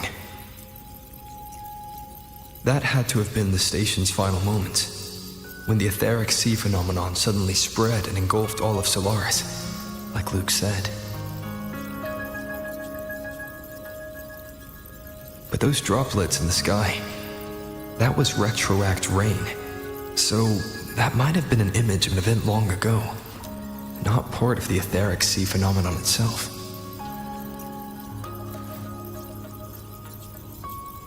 Did I really fall from the etheric sea? Or what lay beyond it?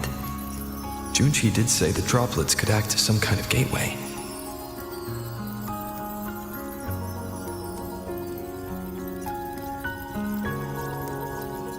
Back then, could I have... Imeth? Hmm? What's up?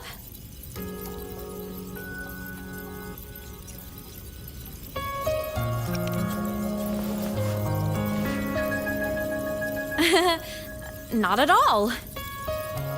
I'm fine.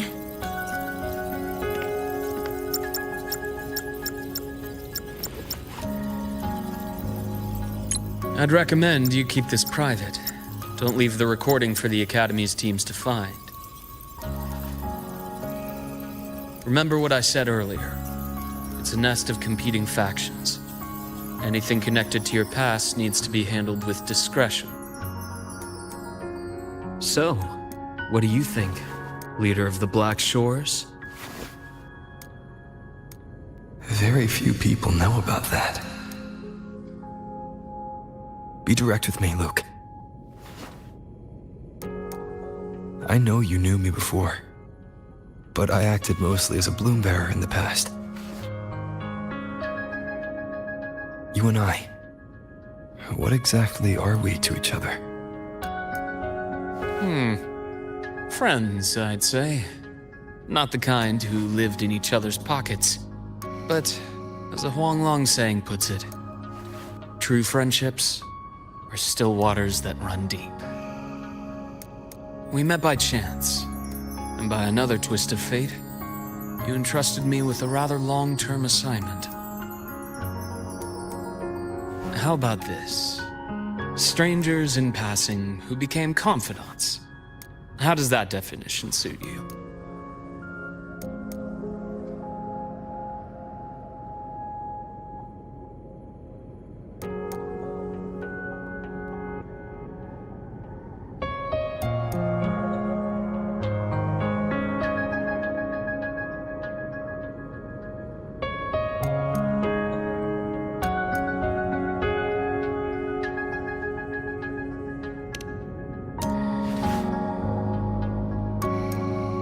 That's fine.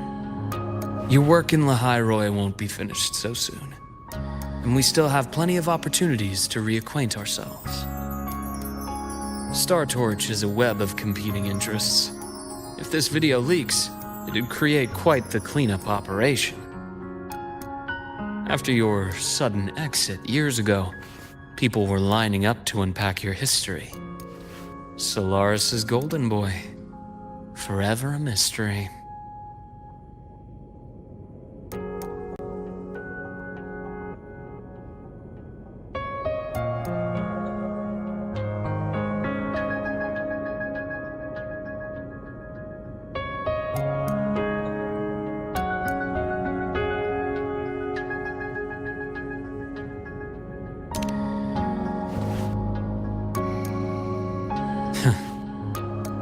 You're not the same as when we first met. But let's save the reminiscing for later. Navora's hurt. I've stabilized her, but as a doctor, I must stay to watch over her. From this point, you'll have to proceed alone. We'll wait here for the Academy's retrieval team. All right. I'll see you back at the infirmary.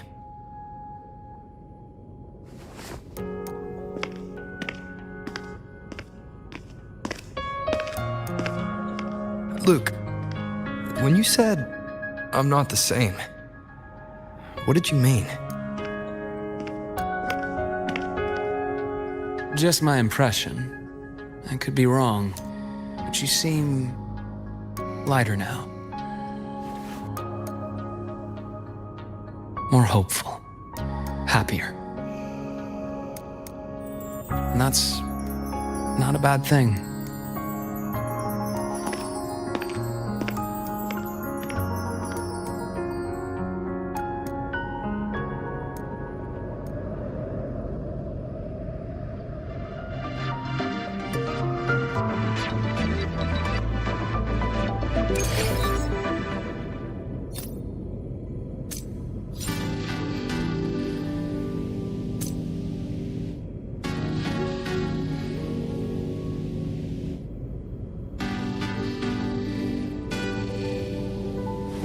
Hold on, Navora. The retrieval team will arrive soon.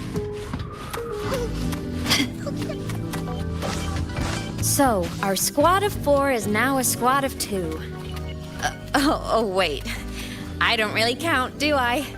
Guess that makes it a solo squad now. I once got accepted to work at a research outpost in the Frostlands. I took a different route back then.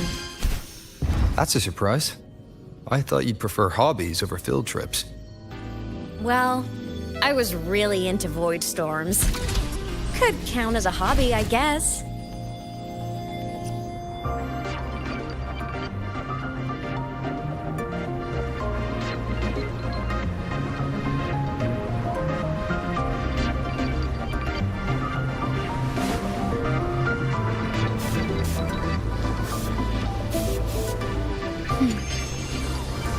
Bang. The white has been dyed red.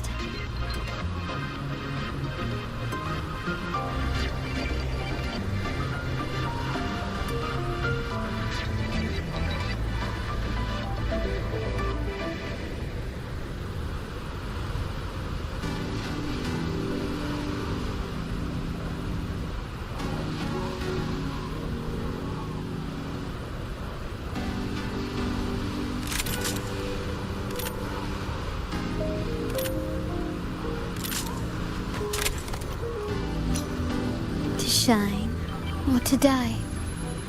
Merely two sides of the same coin.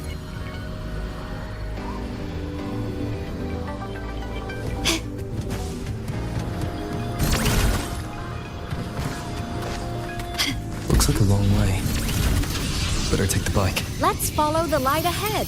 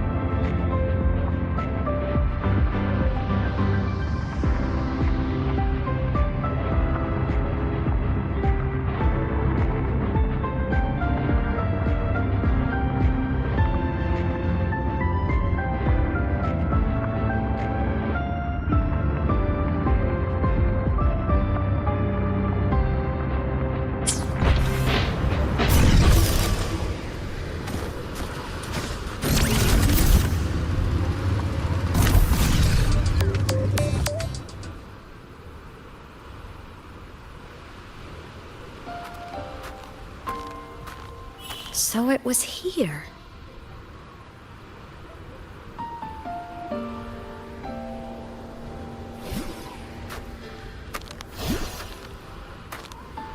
This is the research outpost you mentioned before.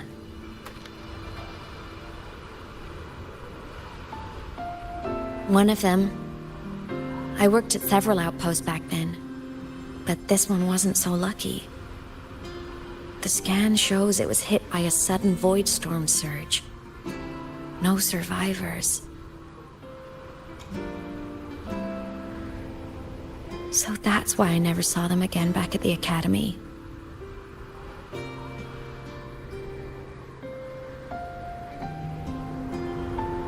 I thought I just didn't see them around. Hymuth. Anything swallowed by the void storm slowly loses its existence until it's forgotten entirely. If a cassette makes it out, at least there's a record. But if that gets erased too, then even the fact that they died is erased.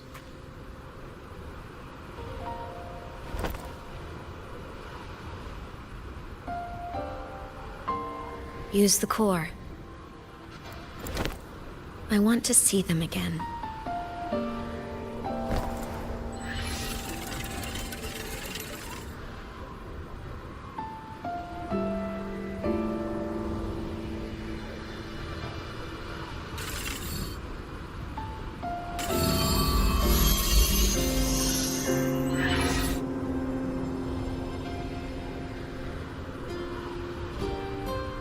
Imothy, you were amazing. If not for you, that Glomoth would have crushed us to a bloody pulp. I'm still shaking, but you're already cool as ice. Are all synchronists from Rebel College as composed as you? If you want to thank her, share your Voidstorm research. To the Frostlands came our little Imeth for this curiosity. You should show her that thesis you've been writing for years.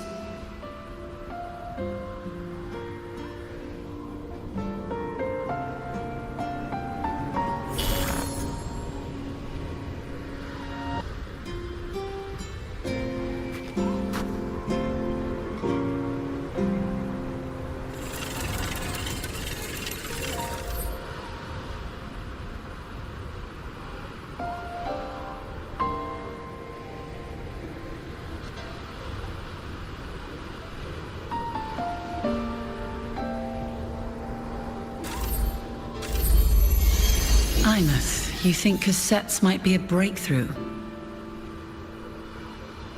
I'm not sure. Right now, they're just for archiving. Actual transcription feels like a leap. Try looking to the Exoswarm for inspiration. In Lahai Roi, only one power against the Voidstorm exists, and that all comes from the Exostrator. Your thesis or your delicious stew, either works. I'm not picky.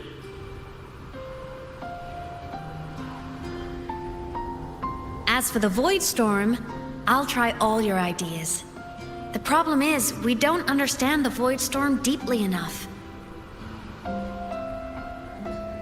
Especially in the depths with high void matter concentration. No probe survives the journey, so research is stuck. I can't shake the feeling that...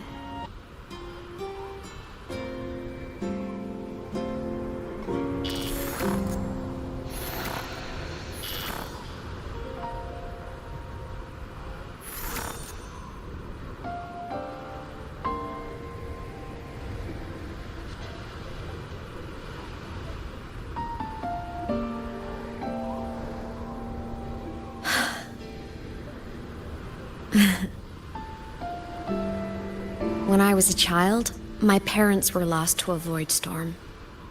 Soon after, I even forgot what they looked like.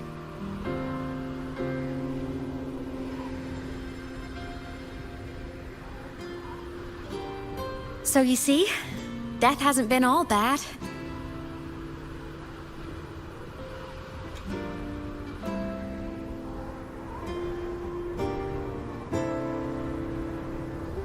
Once I became a digital ghost, void matter couldn't affect me anymore.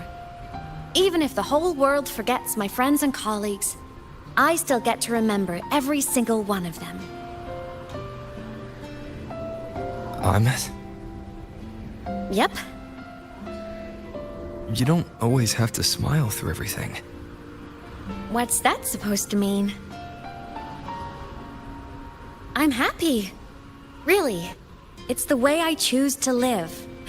You're too serious, always overthinking, hence the long face.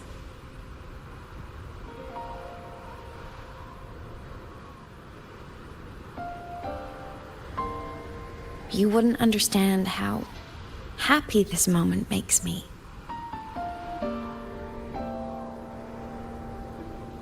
Come on. I'll show you the Frostland's slumbering giant. Lahai Roy's Exostrider.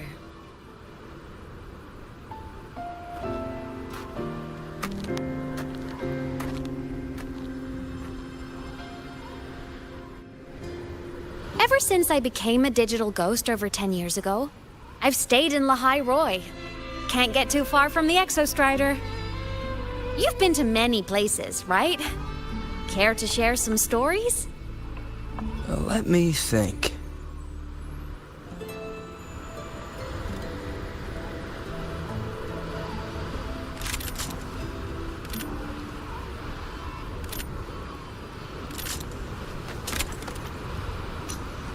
To shine or to die.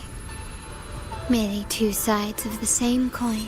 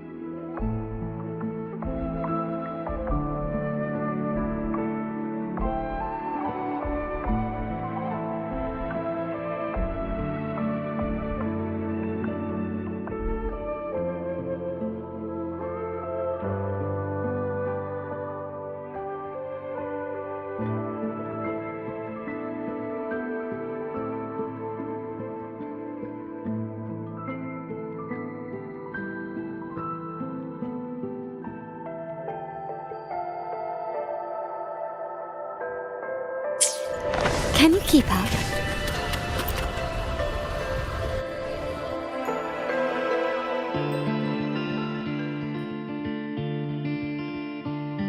So the rain holding Jinjo captive stopped.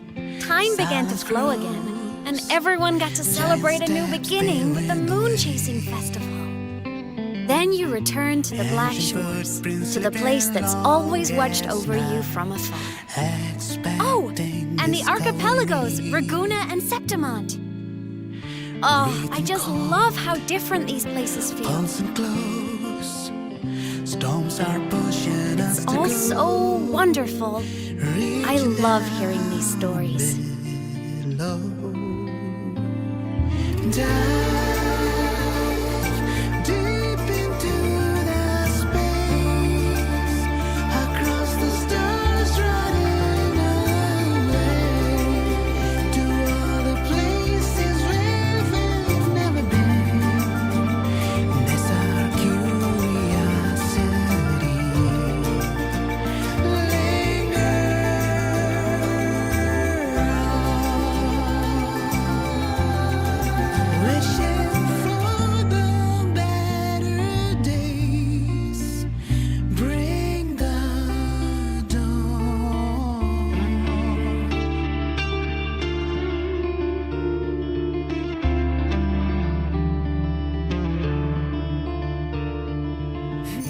Satellites, quiet core, resonance is hard to find.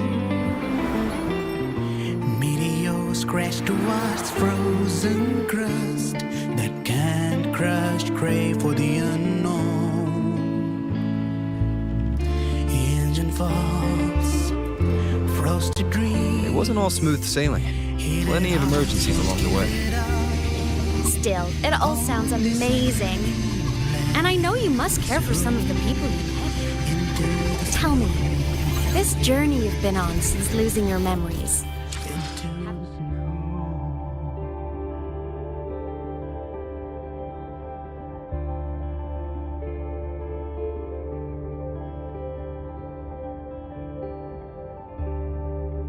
Have you been happy? Yeah. That's all that matters.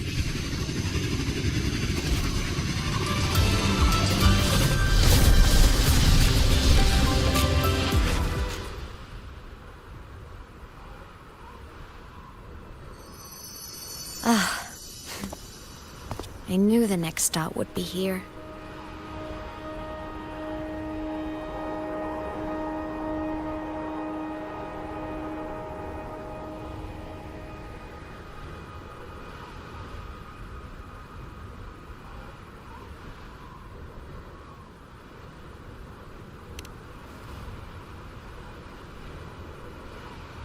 The cabin up ahead.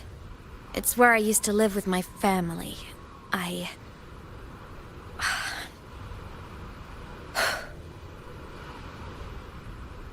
Sorry, I need a minute. I'm not ready yet.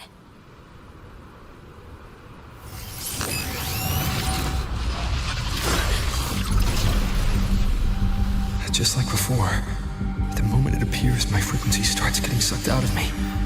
Imeth said it's a Thenodian derivative, like the Void Worm. They share similar frequencies, but my gut says it's different.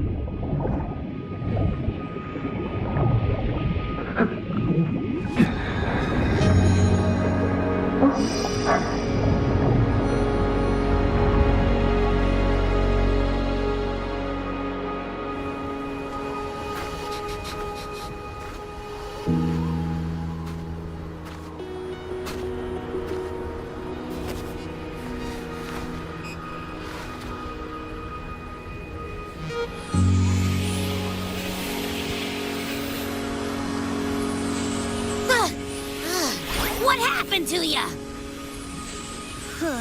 Your frequency's been leaking everywhere. I tried plugging it from the inside, but it didn't work. This is no good. How about this? It stopped. For now, I gotta rest. You did great, Abby. Go get some rest. Don't you ever jump in after me like that again. The void matter concentration down there is too high. If you fall into void space, even you could be consumed, erased from existence.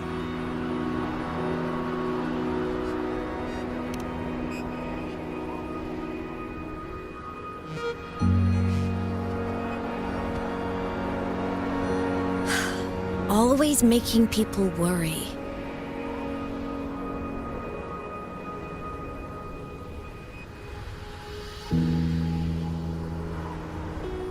There's a theory in Lahai Roy.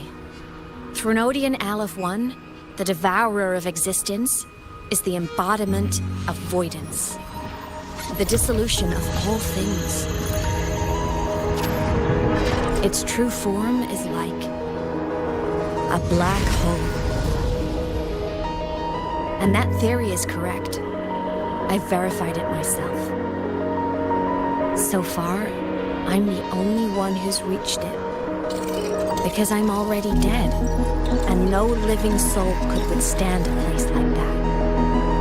You went inside the Thenodian itself?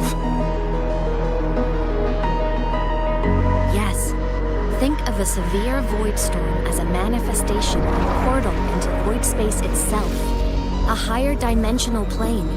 It's pitch black, but also like a kaleidoscope.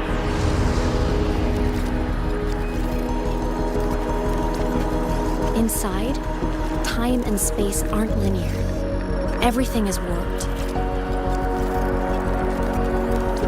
Things the Threnodian devoured from different eras can be sitting right next to each other. I know you fought many Threnodians, but Aleph 1 is different. It's already one elsewhere. Wandering through the void space, I saw the proof. A graveyard of civilizations it's already ended. The Threnodians' presence in Lahai Roi is only a sliver of its true self. It's been trying to break through the seal on the Strider Gate to devour Solaris.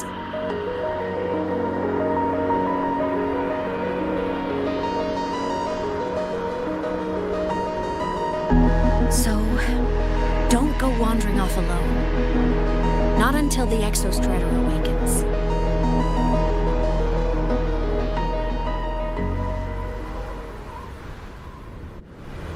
Come, let's rest at the cabin.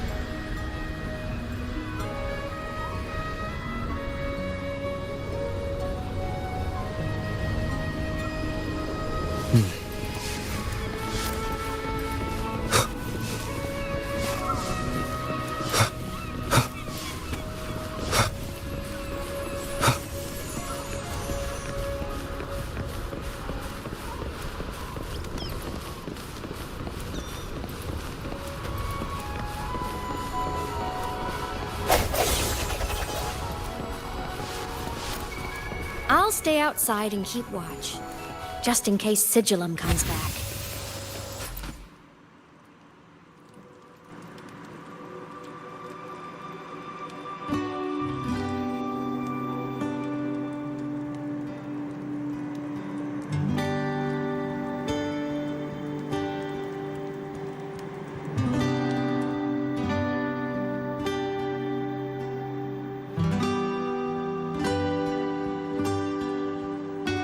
I thought I remembered something before in the lake.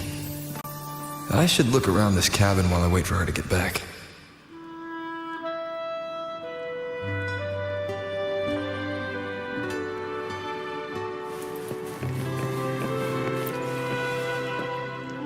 A game console. 2 controllers. The screen is covered in dust. Hasn't been touched in years. Space fantasy.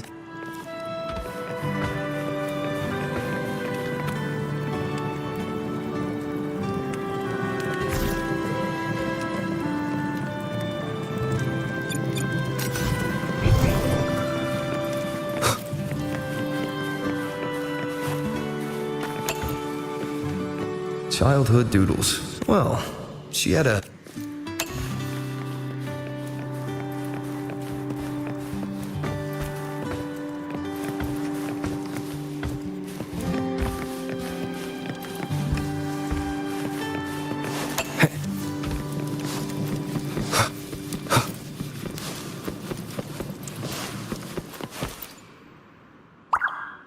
Stuffed toys. A big cat and a small cat. So soft. The Solaskin rushed toward the couch.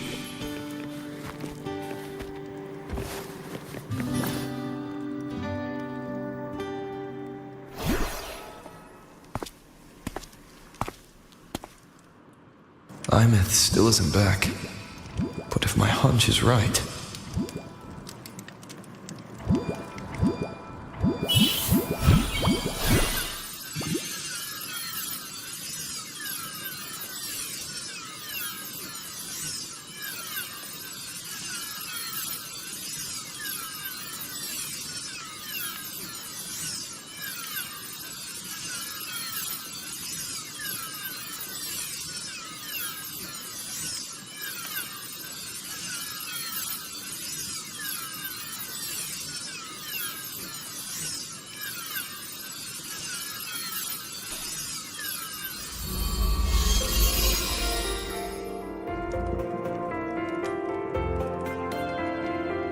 Imeth, have you been out terrorizing those snowfluff seals again?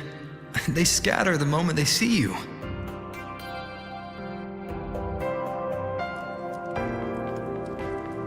Keep this up, and it won't be long before there isn't anyone left in the Frostlands to play with. Have you finished your lessons? You start school soon. Maybe spend less time gaming, hmm?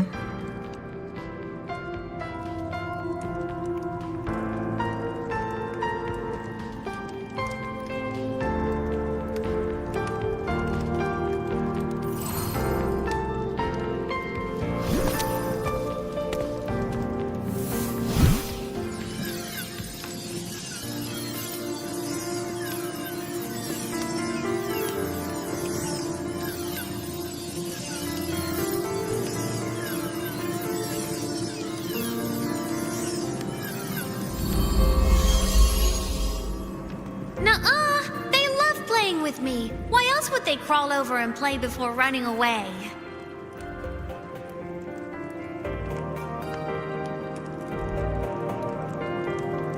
And my lessons... You promised me another level of split stars. No takebacks.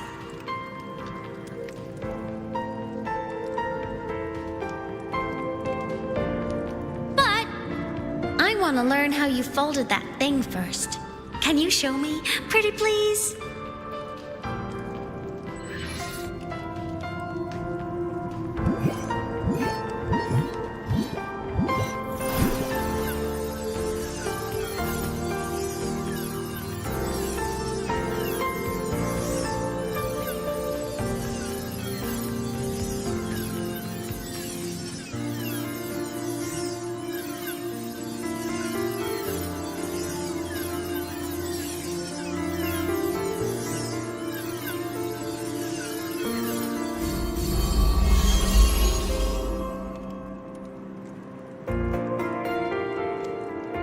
You mean the paper plane? Yeah! Mine always nosedives right away, but yours flew so far. How?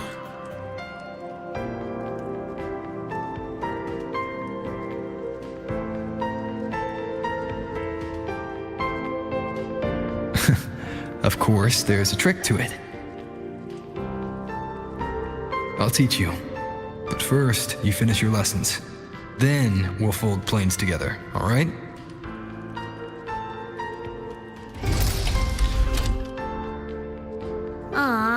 Okay. You promise? I promise. Cross my heart.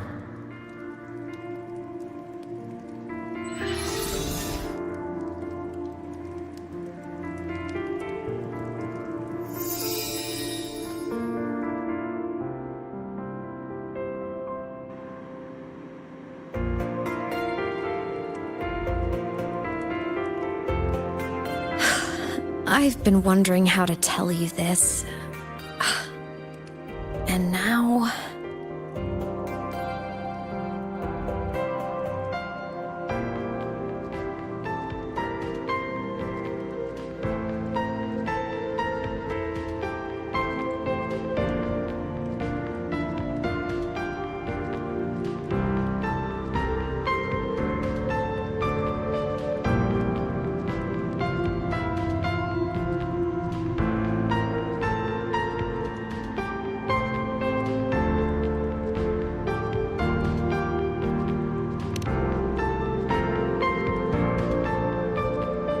When I was little, I woke up one morning and realized I couldn't remember the sound of my parents' laughter anymore. Their voices, their faces, their warmth. Everything about them dissolved in the void storm. Later, even the memory of forgetting them began to fade from my mind. It terrified me to the bone. I didn't know how to fight it. I felt cold, and I knew I had to do something, anything to make it stop. So I ran away from Bjotr Woods by myself. I hid in the Starwood Riseway and made my way to the Frostlands. My parents, one was a foreign researcher, the other a Roya. They were stationed here, during the Void Storm. I wanted to return to where we once lived, but I couldn't remember the way. I stumbled around for so long, until I finally reached this lake.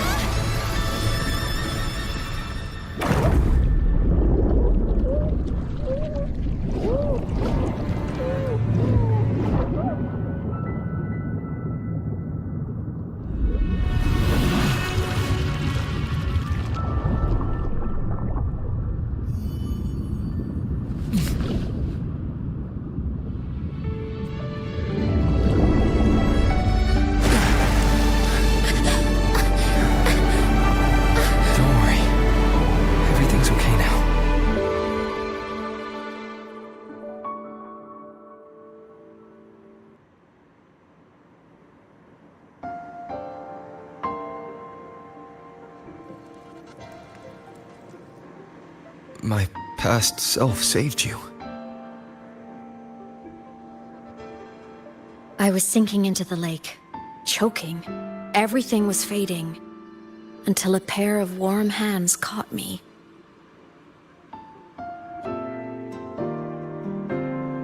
They held on tight and pulled me out. And when I opened my eyes, I saw you.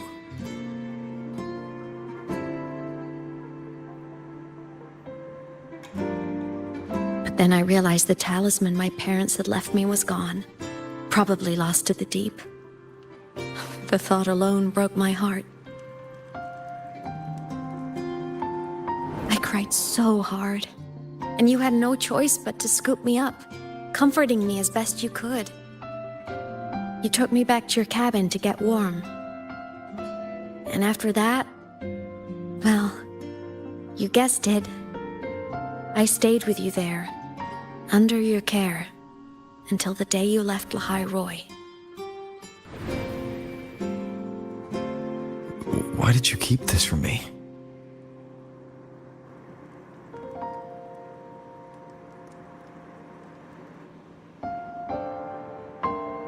Because it would have been awkward. Imagine someone you don't remember runs up to you, all smiles, saying, "Long time no see. I'm the kid you used to look after." And what would I even say next? Want to go visit our old cabin? I listened to you and topped my class, or, yeah, I accidentally got myself killed, my bad.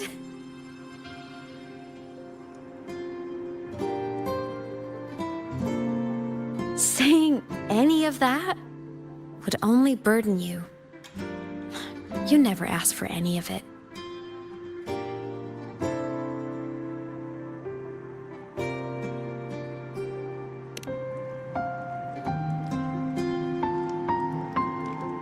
Since I woke in the Gorges of Spirits, I've met many people from my past.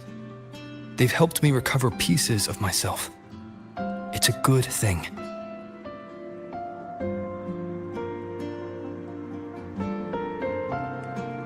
I can make my own choices. You should have a little more faith in me, Imeth. I see.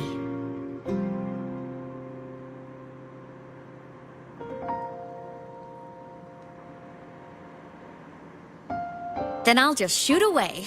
My freshman speech, my first song release, the time I hit a new sync rate record. You missed all the big moments.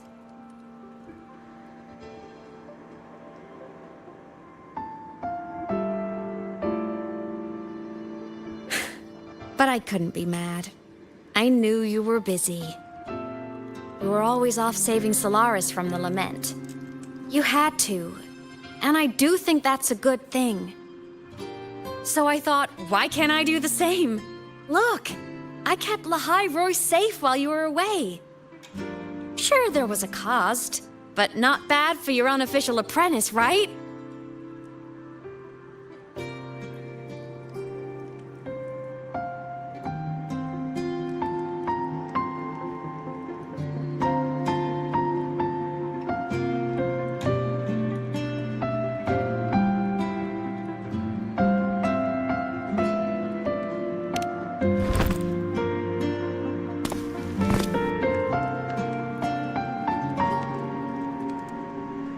The more you save, the steeper the cost. I've always known that. But some things, you just gotta do.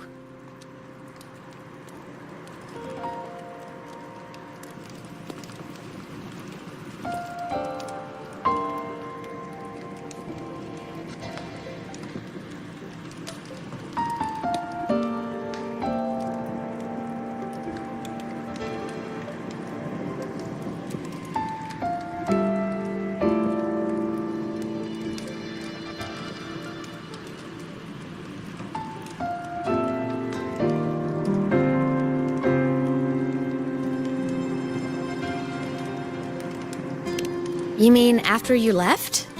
Well, pretty normal, I'd say. Went to school, enjoyed my days, just like you wanted me to.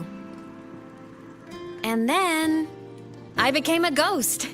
Since then, it's been drifting between the Academy and void space.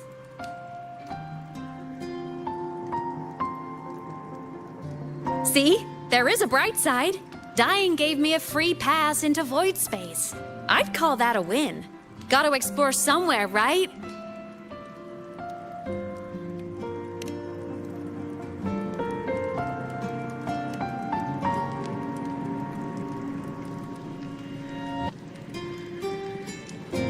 Saw you? Oh, you mean that thing you brought up in class? About me helping you take down the Eye of the Threnodian? Honestly, I don't remember a thing. But if the Threnodian was involved, it must have been in void space. Anyway, no clues from me. Threnodians having weird powers is nothing new. Or maybe you were just seeing things?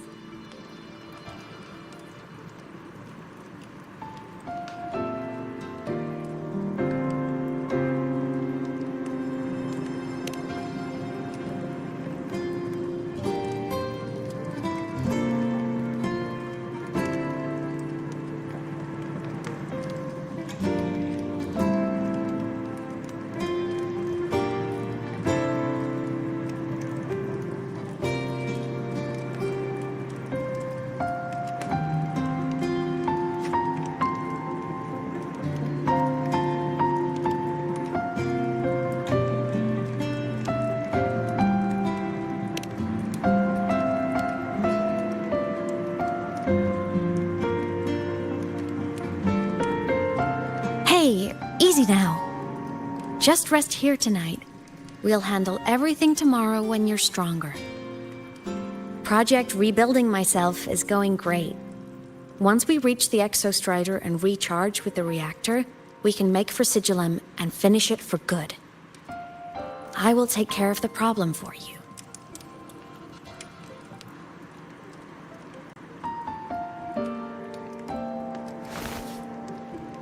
We will face it together, Imeth. Of course. But for now, bedtime. You take your old room. I'll be in mine.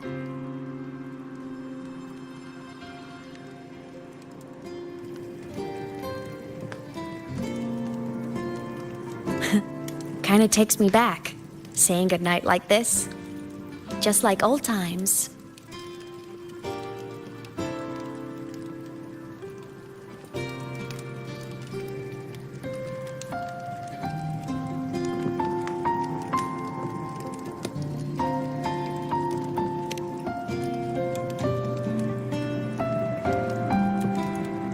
Good night.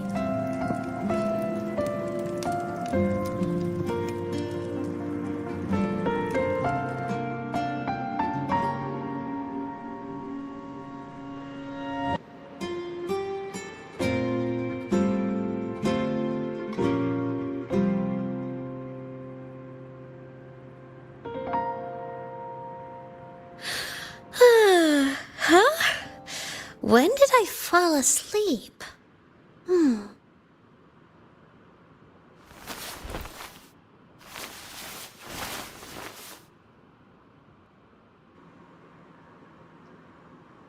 My paper plane. I have to show it to him.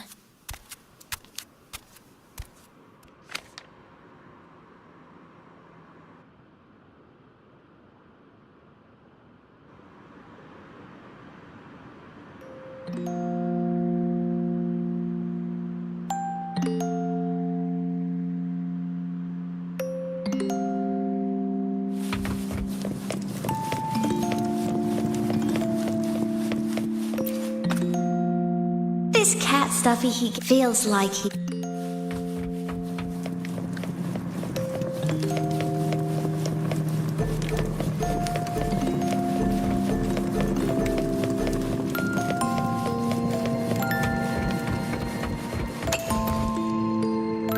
I drew my favorite...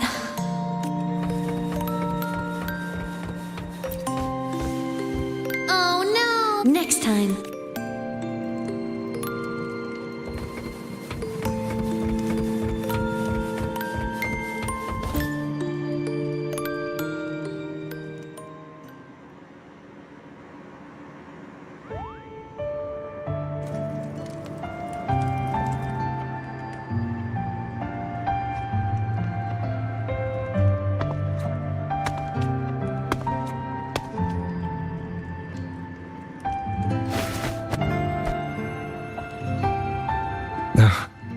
Imeth, what's wrong? Can't sleep? Are you sad right now? No, just thinking about some things. You're lying. You are sad. You see right through me, huh? I'm not sad. I just... Well, to put it in your words, I guess I'm thinking about my homeland. Then, do you want to go back for a visit? I can't go back. Why?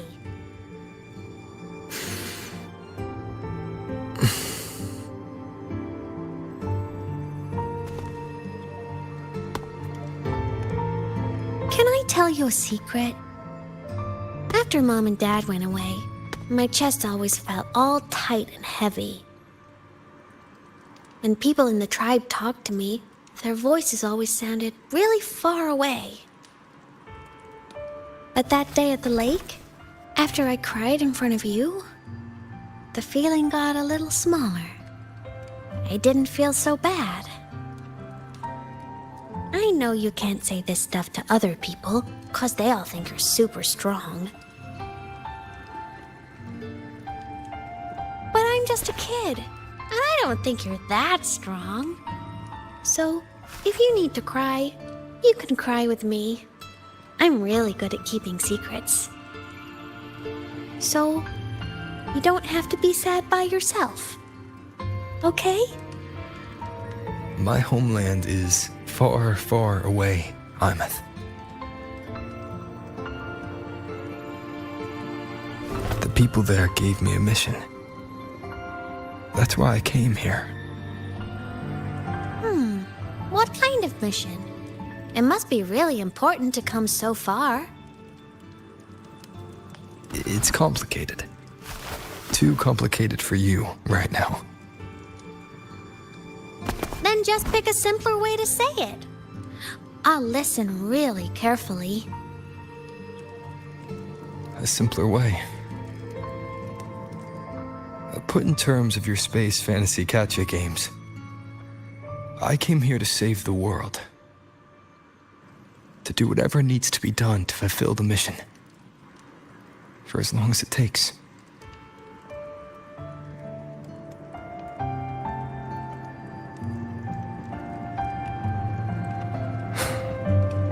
But was it the right thing for me? Because one day, I realized I would never return home. I couldn't stop thinking about that faraway place. More than I ever had before.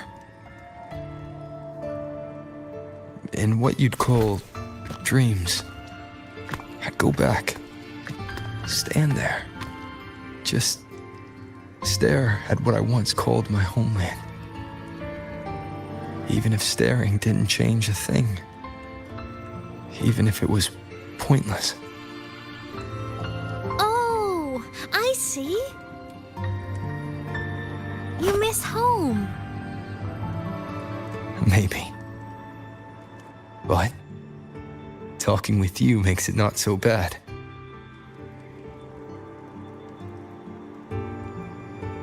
There's still a lot I have to do in this world. This won't stop me. Don't worry about me, Imeth.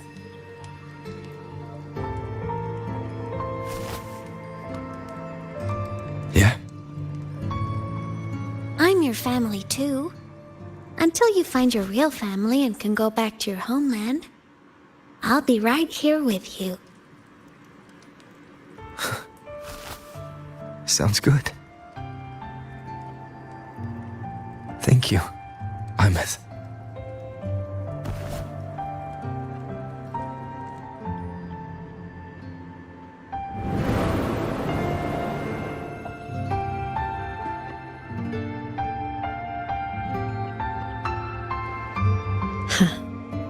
A dream of the old days.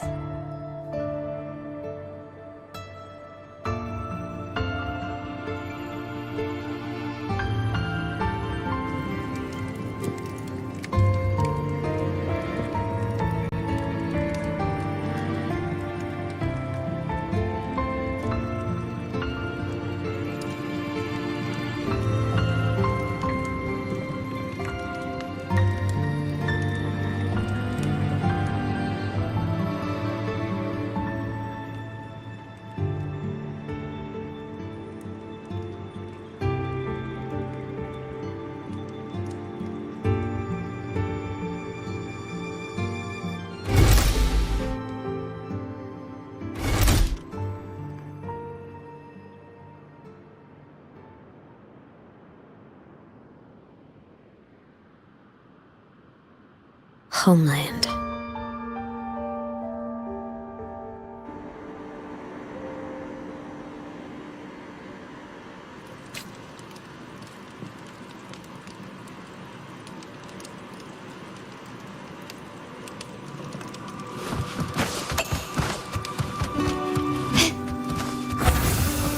Morning! Off to see the Exostrider we go!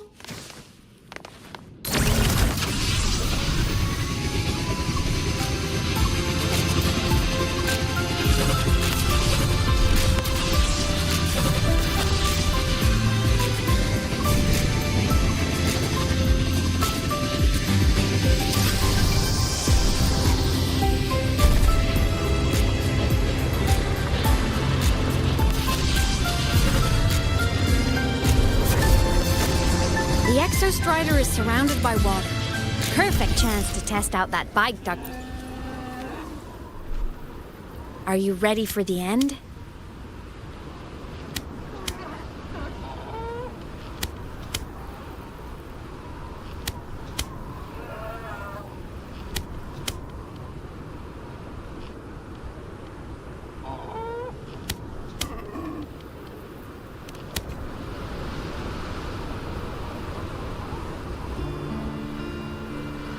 Imeth, once you get all your power back, will people be able to see you again? Hard to say.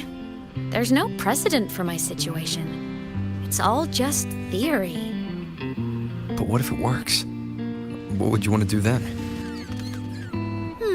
Haven't decided. But I'm definitely going on a proper tour of the Academy. If that happens, can you come with me?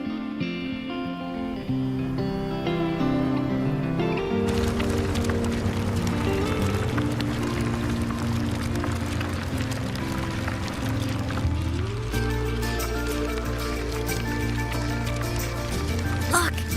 It's sleeping.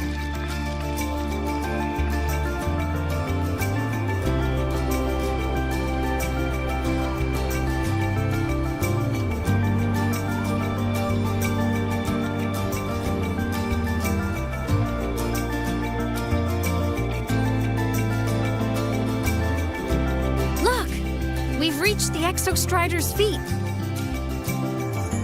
Once I find more pieces of my existence here, I'll be strong enough to face Sigillum. We take that thing down, and this is all over. All right, let's race full speed ahead to the finale!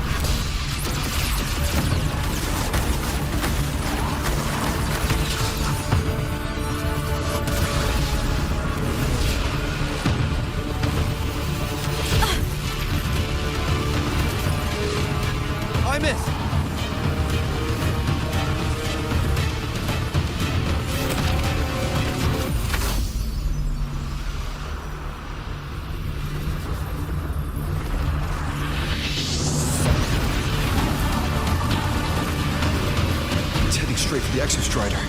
I have to catch up and get Imeth back.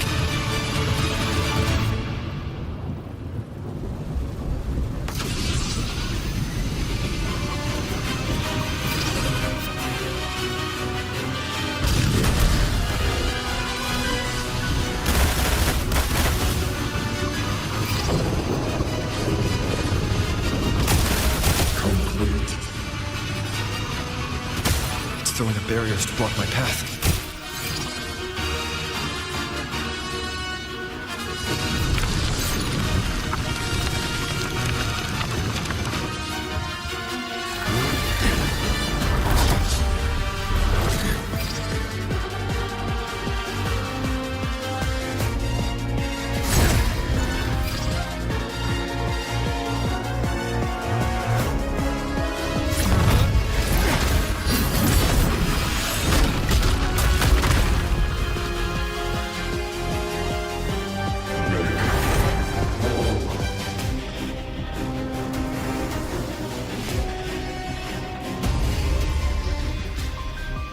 Need to find a way out of here first. Sigillum isn't just after the reactor core. It's targeting my frequency and Imeth's piloted control of the Exostrider as well. What exactly is it planning?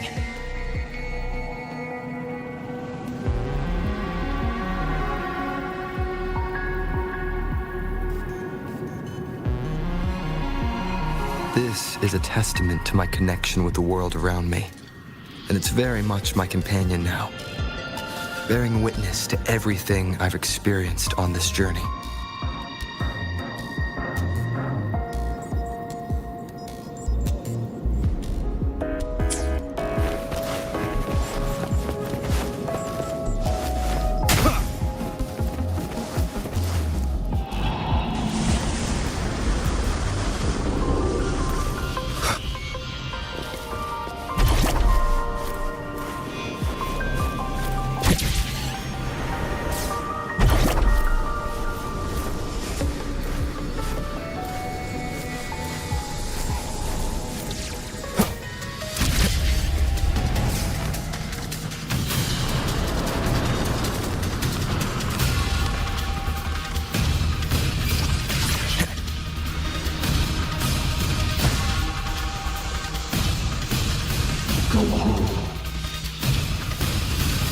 Enough! No more of this stupid idea, Sigil.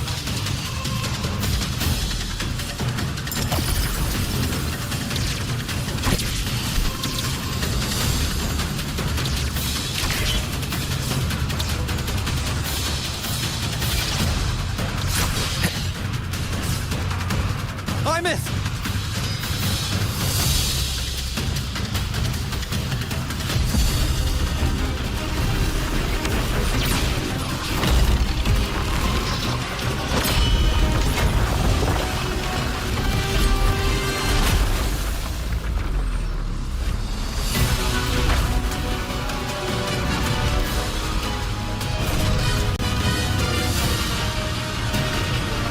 destroying you is the only way to protect him, then so be it.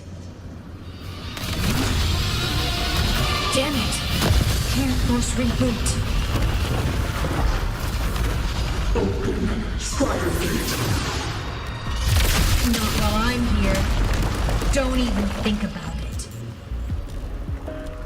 Hymus can't fully control the Exostrider. She needs my help.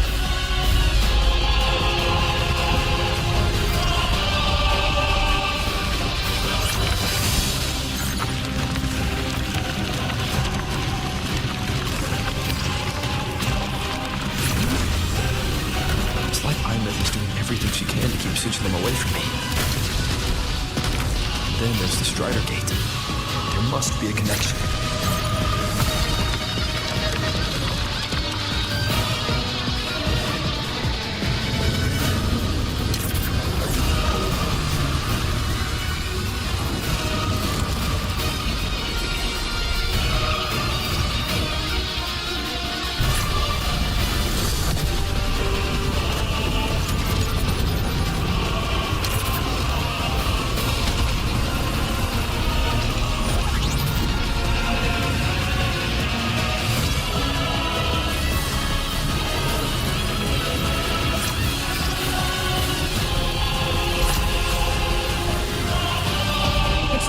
Speaking more clearly now.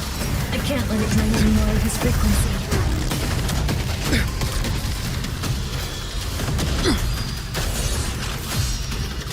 Gotta pull it inside.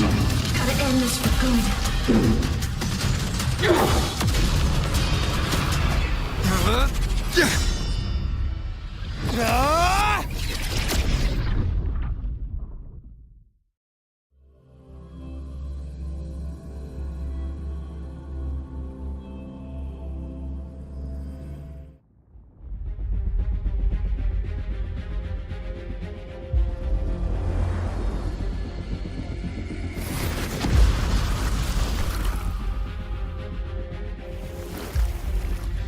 Are you alright, Hymus? All good. Inside the Exostrider, I'm the one in control. Go home.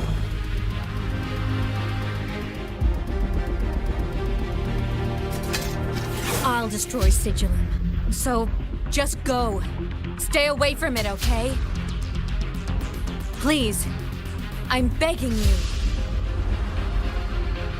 Hymus? Why refuse?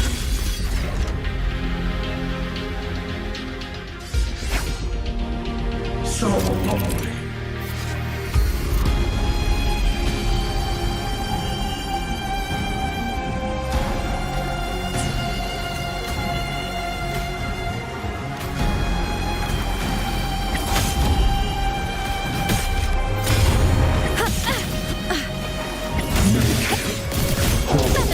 Moment of rest in the shadows. Nowhere to hide. Feather drones. Hey.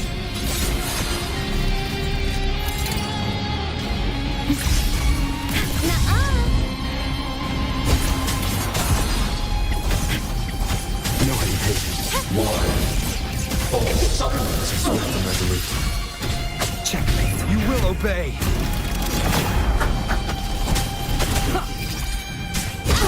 No trick.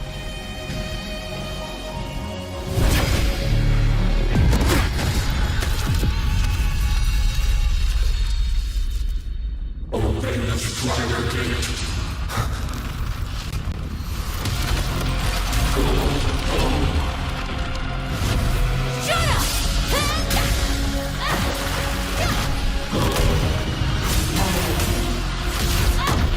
I said, shut up!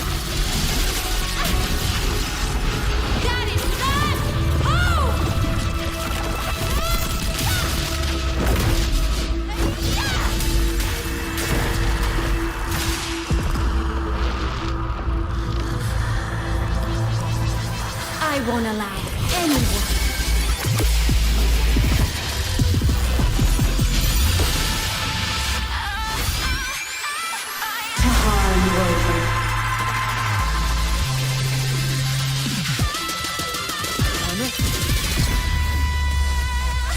Don't worry. It will end soon.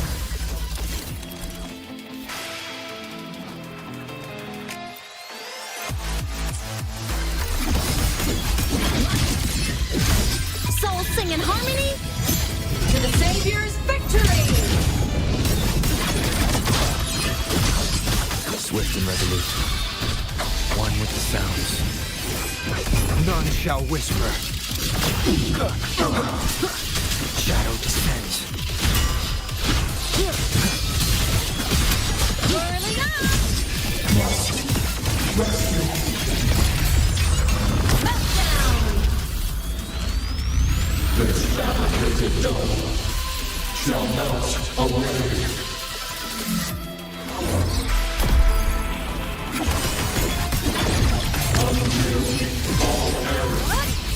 Feather drones! Fly high! Truth! Reach the cosmos! Projection! Ghosts don't feel pain. Time to shine! Ha! Lasers charged! End blow! Heroes on! Lights up! Blind lights checked. Swift and resolute. One with the sounds. Checkmate.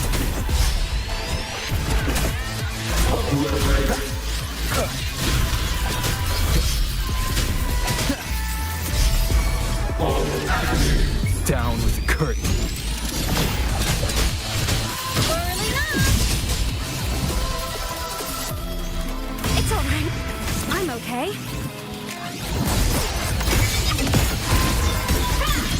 On fire!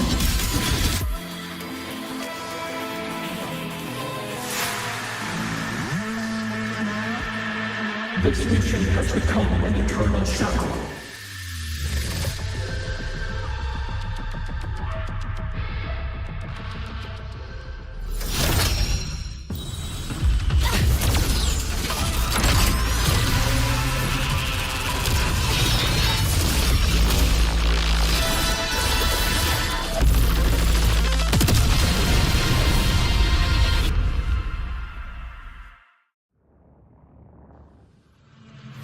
What exactly are you hiding from me? You don't need to know.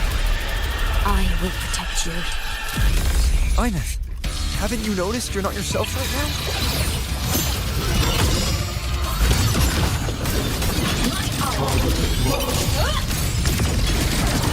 Water cannon ready. The Savior rises. Come on, little one. Starfall. Swift and resolute. One with the sounds. No hesitation.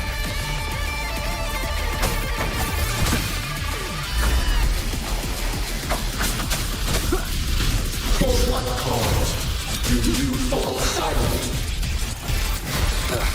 That timing.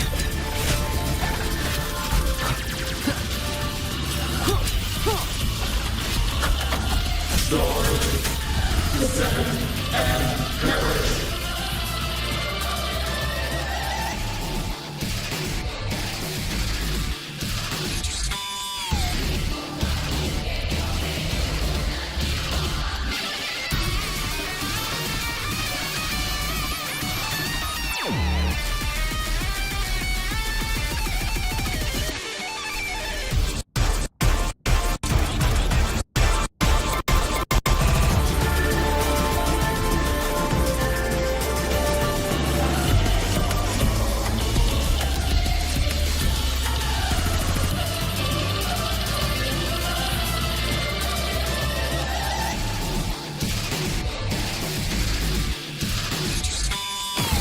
One more time.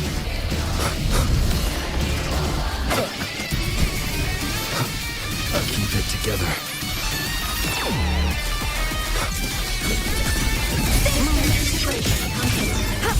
Come on, little one. Laser blade cleaves the night. Herald, cursed in light. Solar flare, eclipse, light shows the finale. Fire! Order confirmed. The shackles of purpose The world is mine to guard. Objective logged. At your command. Like a pod, heroes on. Lights up. Flylights checked. Body limit unlocked. The savior rises. Starlight over the seas. Scorch through the void. Lasers. Come on, little one. Swift and resolute. Rescue. You will obey.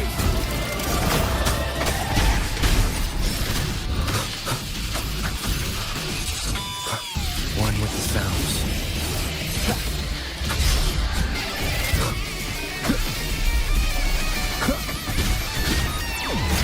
No hesitation.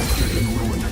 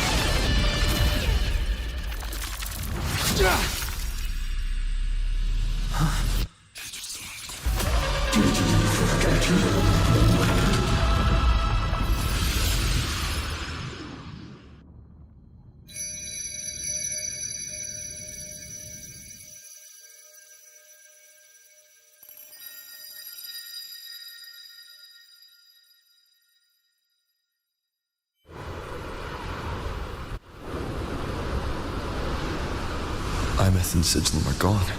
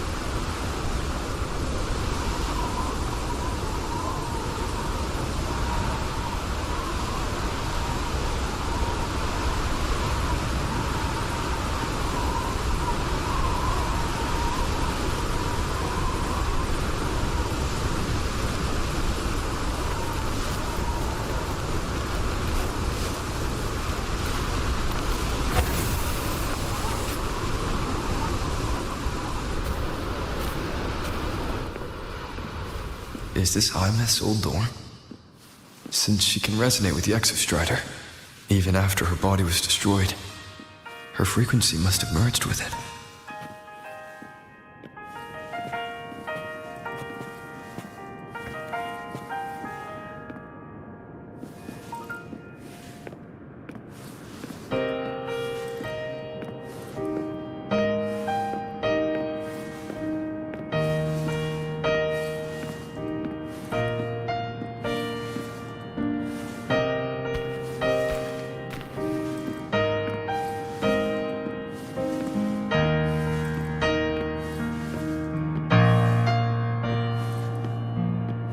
Isn't it so incredible?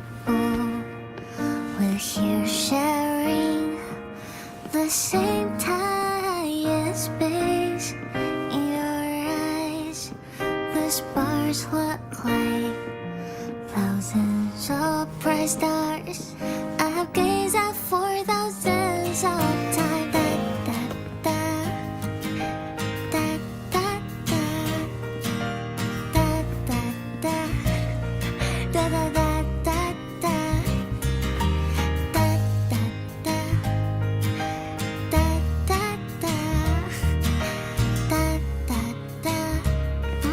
Goodbye, there. You build a world of miracles, some mundane but precious. The stream of shimmering daily moments return way to my soul and stop me from drifting. Give my feet that solid ground to stand, so we sing together. Every light I'm giving all goes back to you. Poster of Fleet Snowfluff's fan meeting.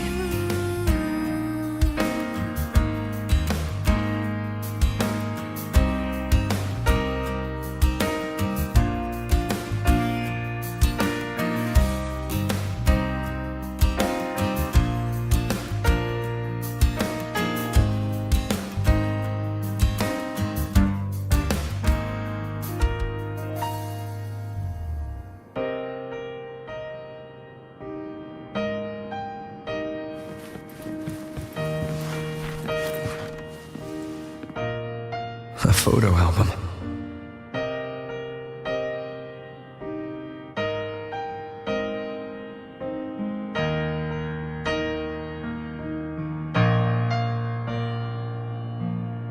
Isn't it so incredible? We're here I am Ivan, the Academy Star, a synchronist, a savior. Please, Don't look at me. Stars look like thousands of bright stars. I blaze out for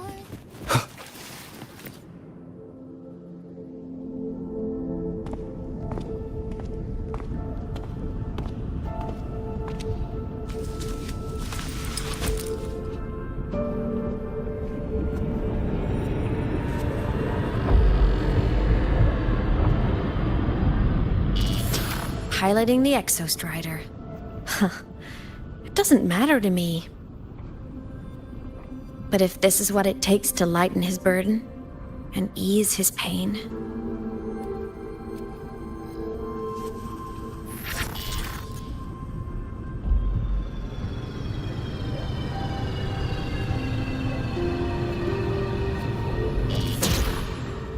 Saving the world. Huh. Nothing but a pair of shackles. Heavy, eternal shackles.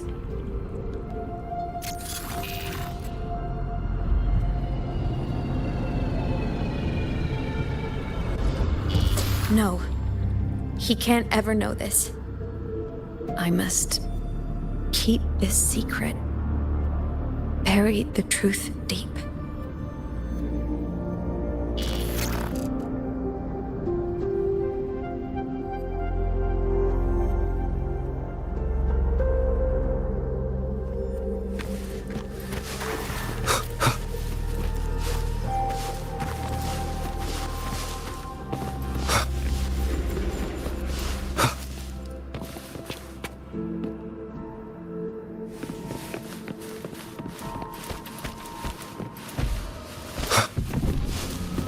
Why?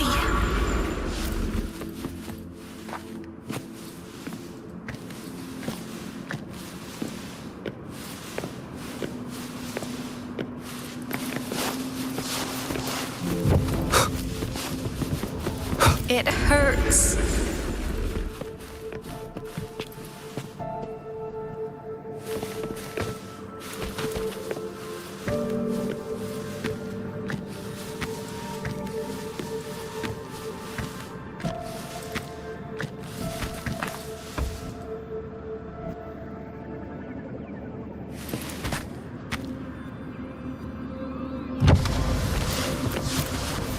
What should I do?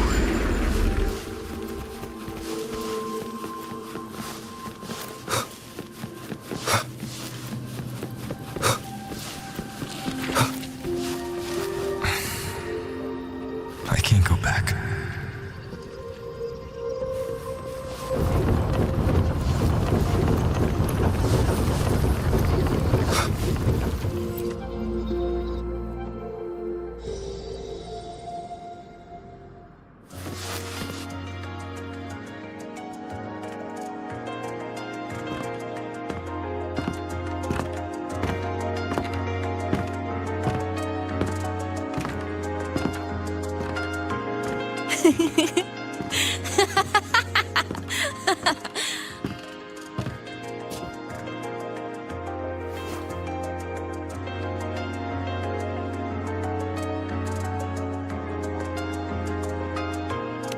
Oh, are you talking to me? I just heard the most hilarious story. Couldn't help myself.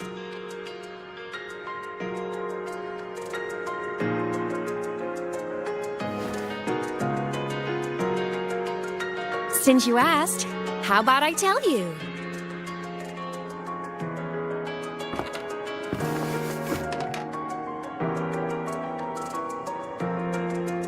Once upon a time, there was a black cat who set out to save the world. Why? Because everyone told the cat it was a savior. The cat didn't get it. When it opened its big golden eyes, it was just stuck in this tiny cardboard box. And inside that tiny box, it was crammed full of even tinier little creatures. The cat was shocked. It had to tiptoe around, careful not to step on anyone.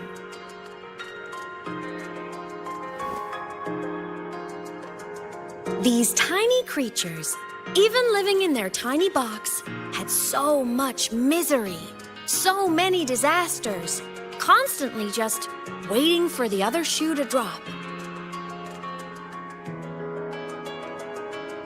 Please save us, they begged the cat. And of course, the cat agreed.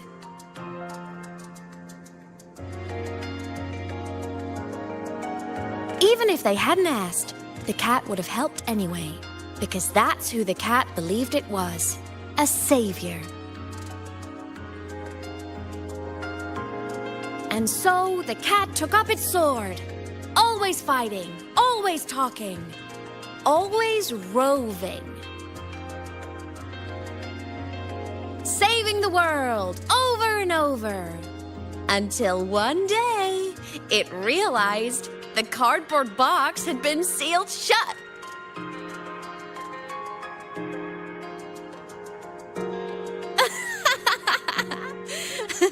Isn't that kind of laughable?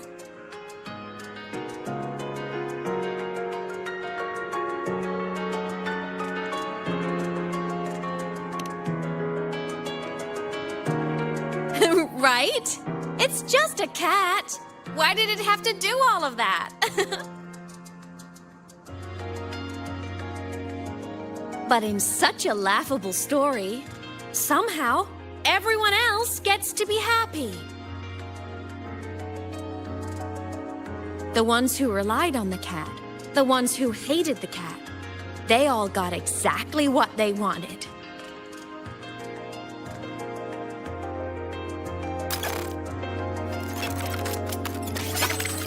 But what about the cat?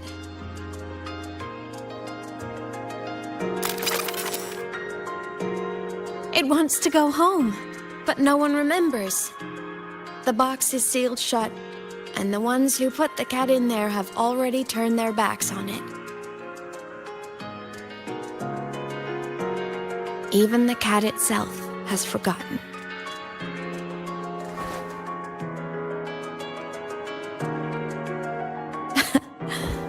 Isn't that so absurdly laughable?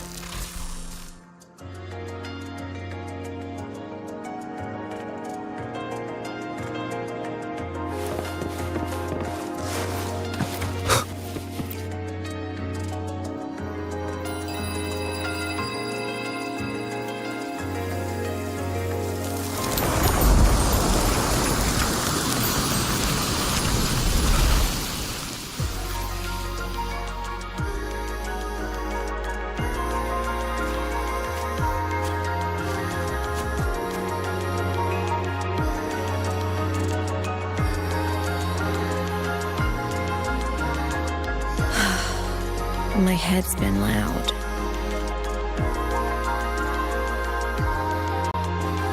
There's this question that just spins and spins up. I still don't have the answer.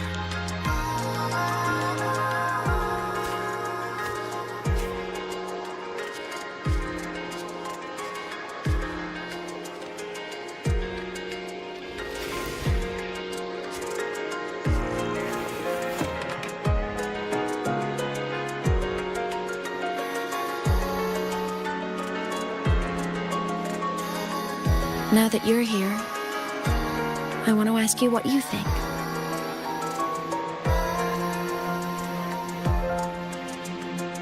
That person is my family. Family is supposed to look out for each other, protect each other. So I want to do something for him. He doesn't say it, but I can see it. All the stuff piled up inside him. The more you hide, the less you share. But I saw him recently, and I think he seems more carefree than before.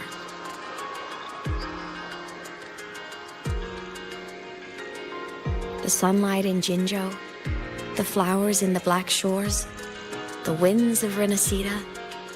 He told me all about this new journey. It made me happy, truly happy for him. I guess forgetting can be a blessing. If you don't remember something, it can't hurt you.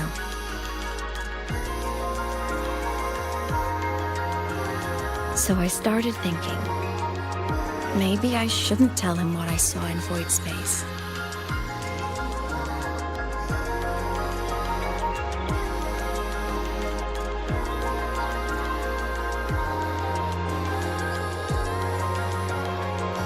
All that pain he carried about his home, it's gone now. Why bring it back?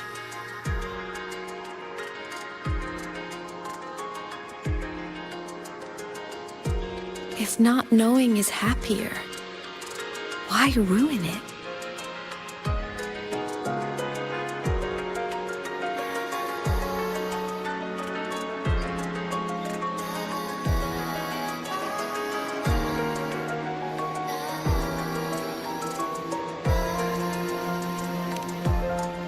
Even if the truth destroys that happiness, I can't. I don't want to see him hurt. I want to protect him. We all need a little hope to keep going, right? I want him to hold on to that hope.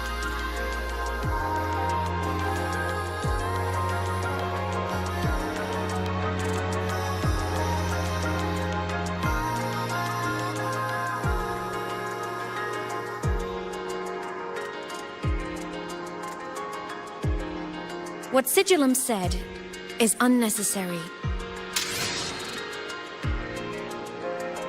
It's been feeding on his frequency, trying to complete itself, spouting things that should have stayed unsaid, things that would ruin his peace.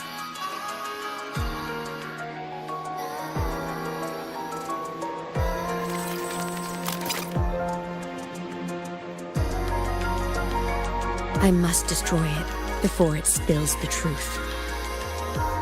I brought it into this world. I'll be the one to take it out, too. Nothing truly matters. Not even saving the world. But you have to believe what you're doing has meaning. That's the only way to keep moving forward. And that's why.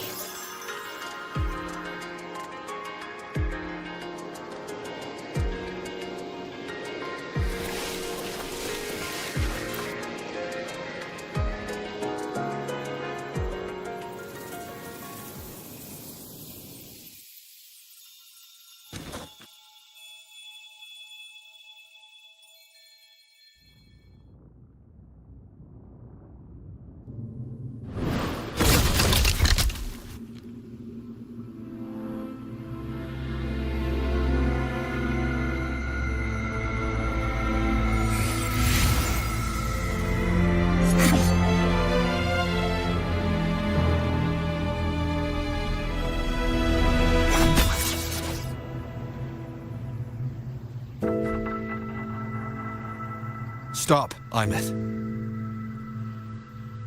I told you to stay out of this.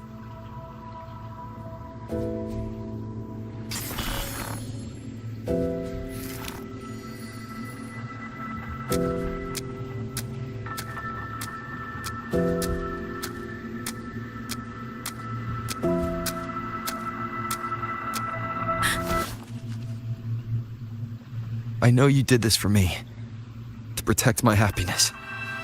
And I'm grateful. But it's over now. I need to hear it. All of it. Whatever the truth is, it's my burden to carry. My choice to make.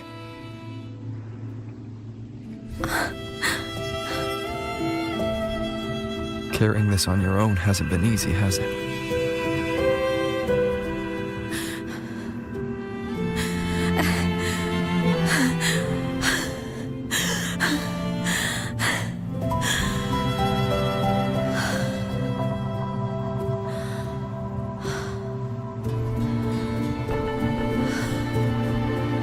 Do you really want this? Even if it changes nothing? Even if it only weighs you down? Things only weigh on us because they matter.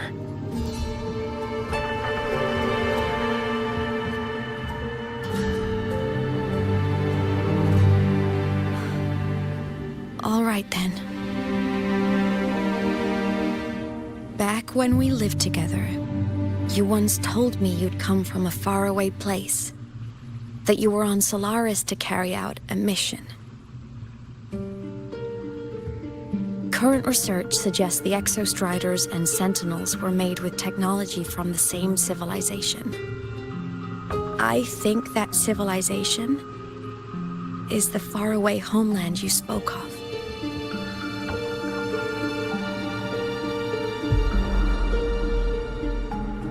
You never spoke of it to me or anyone else again.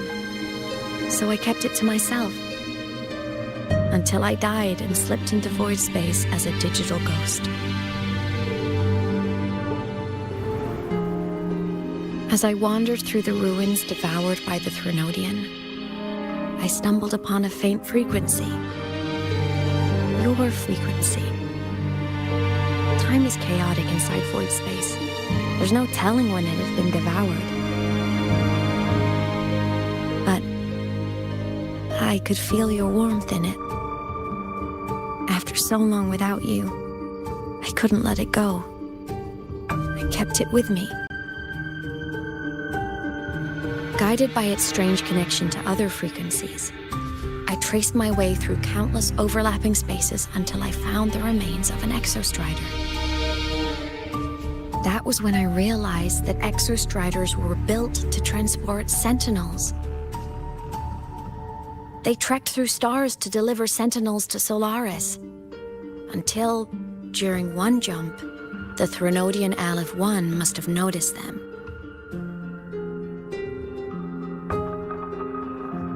Its hunger had festered for so long that not even devouring the entire universe could sate it now.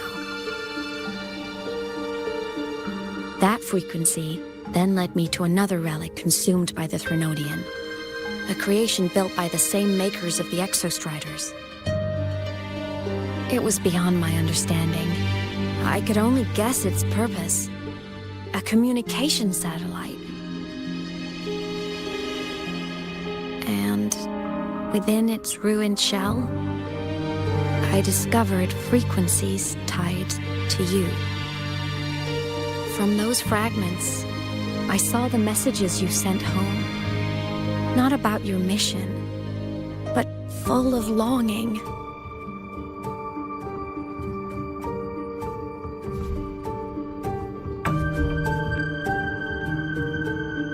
You said you wanted to go home, even if just to lay eyes on it one more time. But their reply was a rejection. Because it wasn't part of your mission. Because it was unnecessary.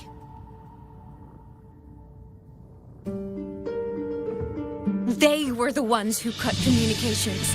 They ignored every wish you had outside your mission. They forced you into this life of roving. And still, you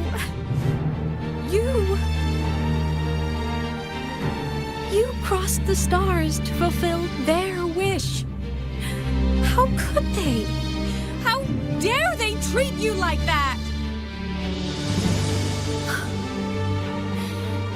In that moment, I was drowning in pain. I didn't know how to help you. I didn't know if I should tell you. I didn't know what future you'd even want. That's when your frequency I'd been carrying with me, it was corrupted by the void matter. It tore through my power, and Sigilum was born.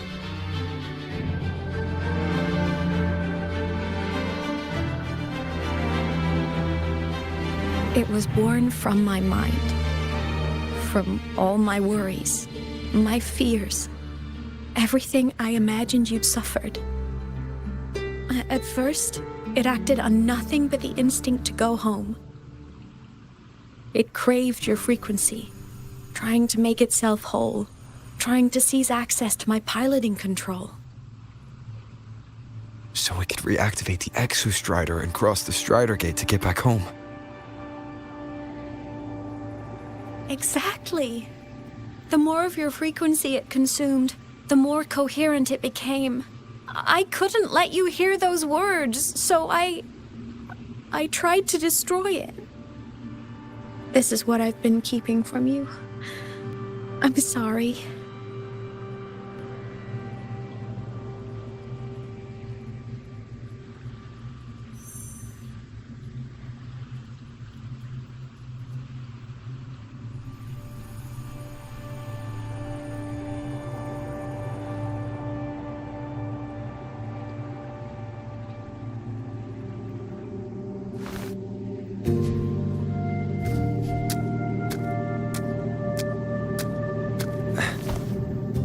I'm glad you chose to tell me this, Imeth.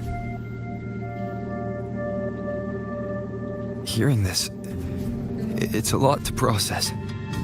I'd be lying if I said it wasn't. I just need time to figure out my next move. This homeland of mine. Even saying it feels strange to me. But don't worry. The journey I've had since losing my memories, the hope I found, that's mine to keep. No one can take that. Saving the world? I never saw it that way. The people and civilizations I met, they saved themselves. I was just there to help. Jinjo's soldiers fought through retroact rain till dawn. The Black Shore's bloom bearers ran themselves ragged across distant lands. Rinasita's factions all dared to defy the dark tide. The High Roy's people never stopped reaching for the stars. I'm no savior who fell from the sky, and no one ever saved themselves by waiting for one. There's been plenty I couldn't do. Losses I couldn't prevent. Sacrifices I had to accept. But I'd do it all again. Every bit of it. If this was a mission from my past, I'd be lying if I said I didn't care what they thought of me now. But that's a question for later. Right now, we have more important threats to face. The fact that I choose this path even without my memories, that tells me this is who I am. I can't stand by while the lament brings suffering. I care about this world too much. But I'm afraid you'll feel alone. With everyone here? With you here? Not a chance. I will be there for everyone as we head toward our shared future, leaving the past behind.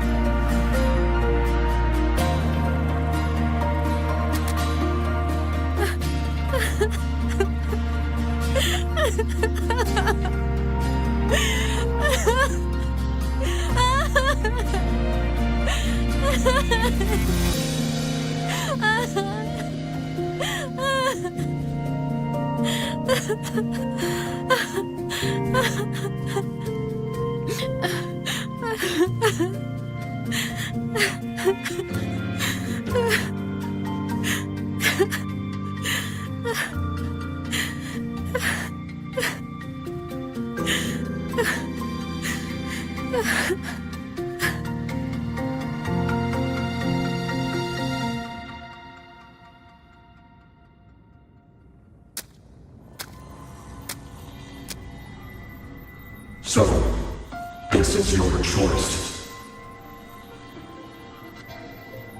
Is it worth it?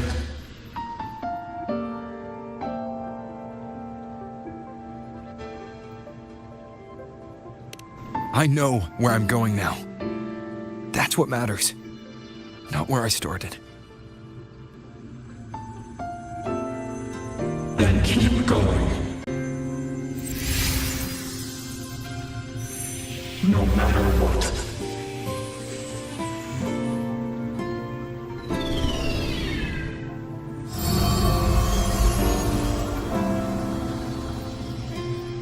The core. It's returned to the Exostrider. It's one step closer to finally awakening. And you? Your power should be restored now that Sigillum is gone. It's more than restored. The core's return has rebuilt my frequency from the ground up. I'm a full Exostrider resonator now.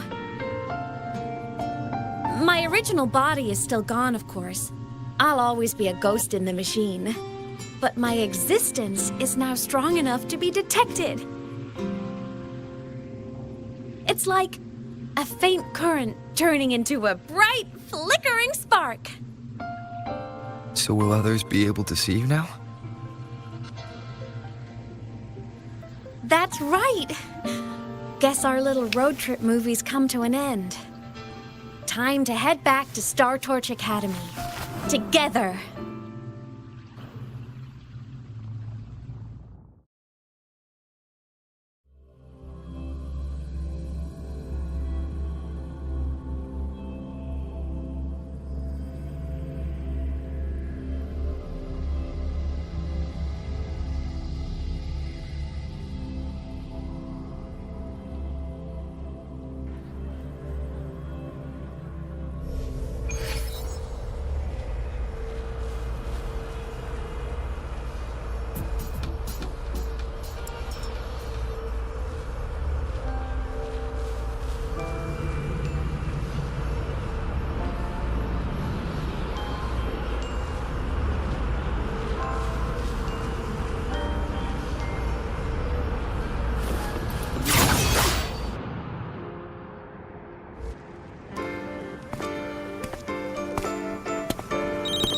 All good on your end, Golden Boy? Lucilla mentioned the Exostrider in the Frostlands just moved. Please tell me that was you.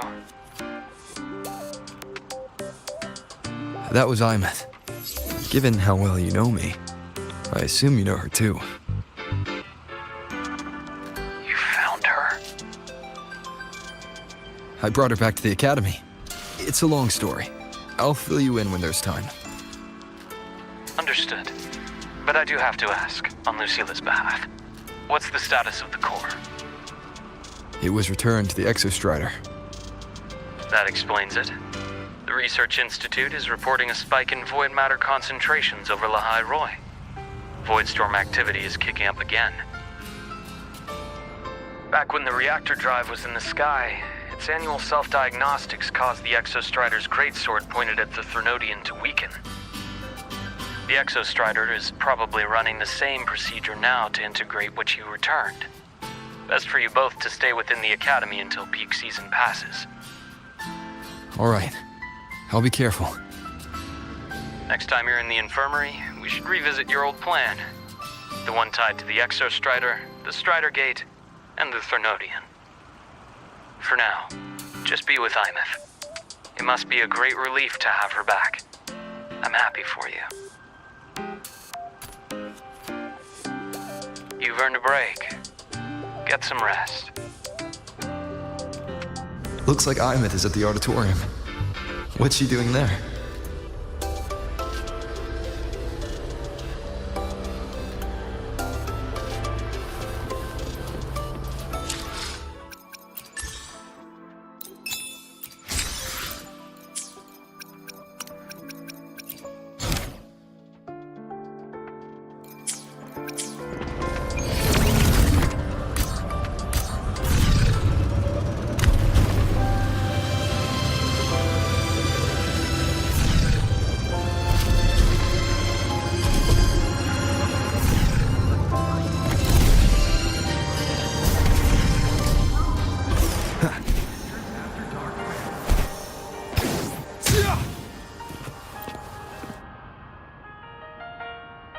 know what? I just had a brilliant idea. Why do I feel like someone's about to get in trouble when you talk like that? Hey, that's a totally unfair stereotype from when I was a kid playing with snowfluff seals. I was just thinking, now that people can actually see me, I could, attend my own fan meeting. An unfinished song completed after all these years. Doesn't that sound amazing?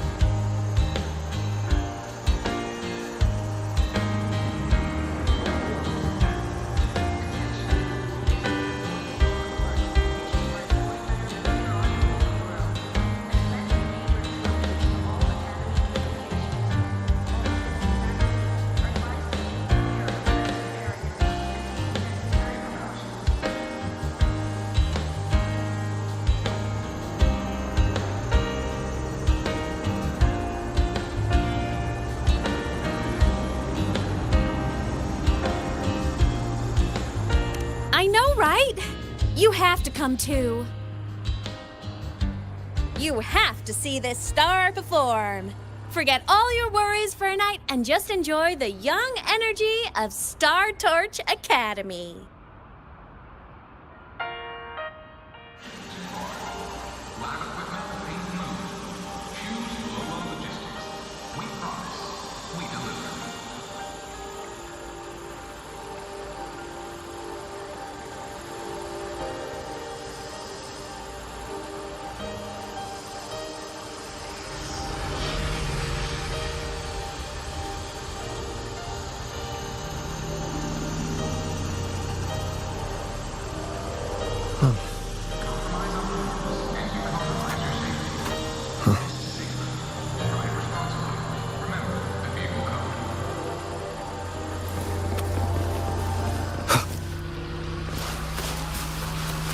Entries open, everyone! The fan meeting will begin soon!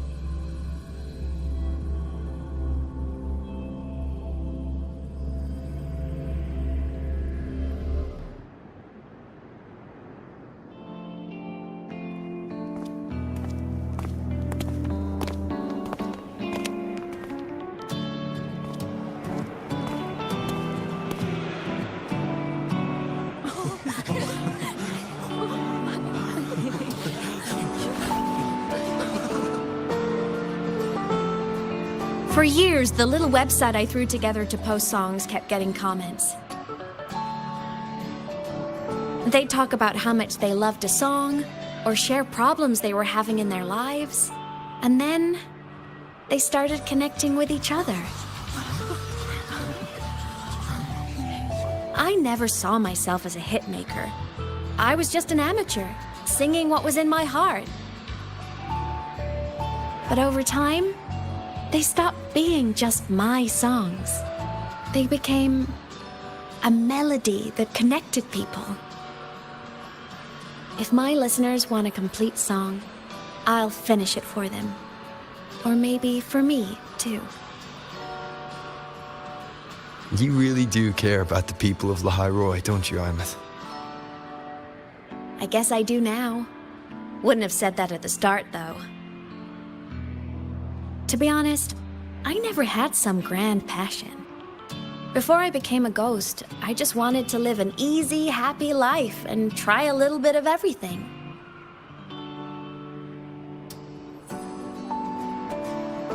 And my whole I want to be a savior thing? Well, that was just me trying to copy you. But after I died, I had all this time. Time to notice the people and things in Lahai Roi I'd overlooked before.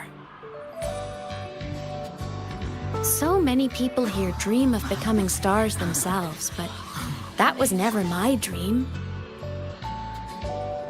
I'd rather be the one who looks up at the stars, the one who watches over them. Really? But the way I see it,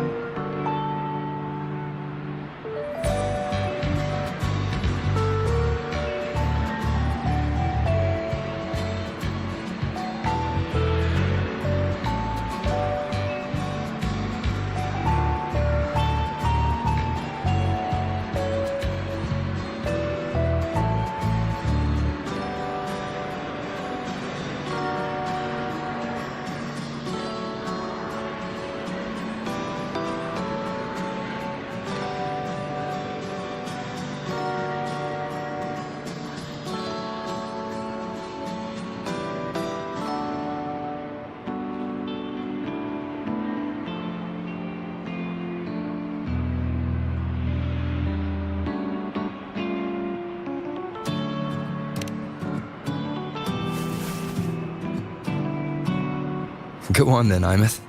I want to hear you sing. You'd better, because you're my most important audience today. But first, you need a better look for the show.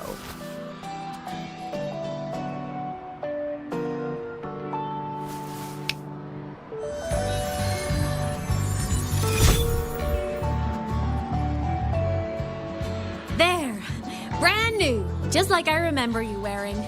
Looks good, right? A new place calls for a new look. Ah, this brings me back.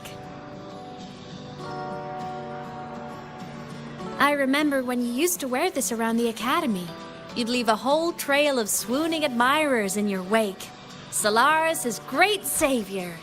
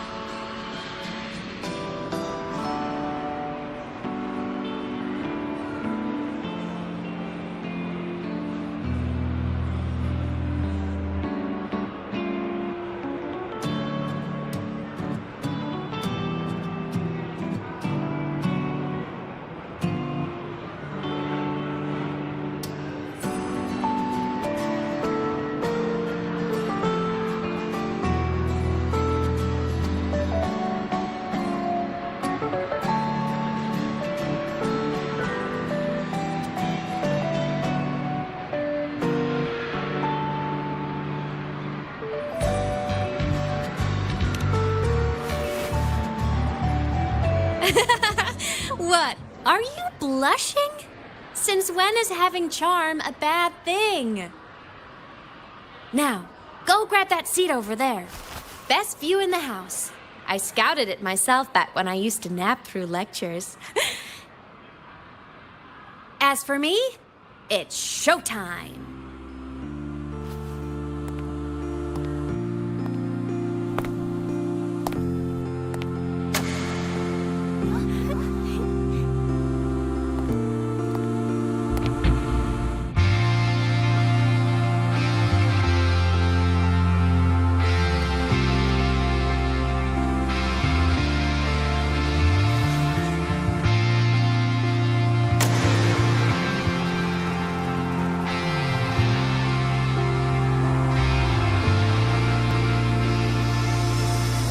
Isn't it so incredible?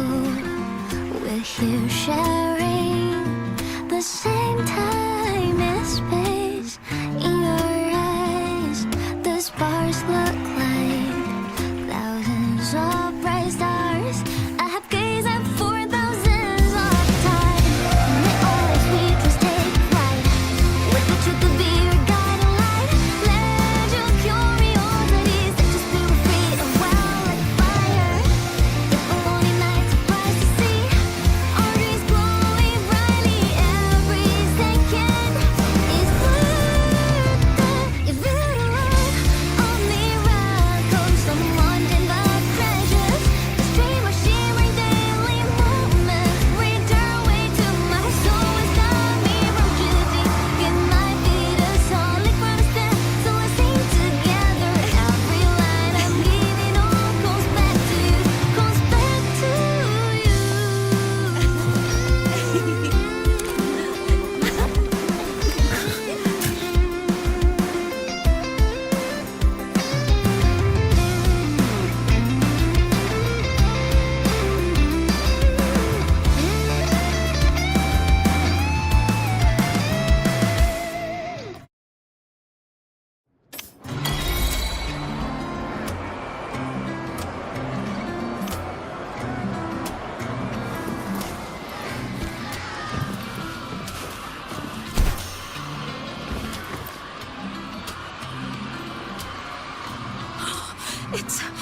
It's her! Fleet Snowfluff! That's definitely her voice.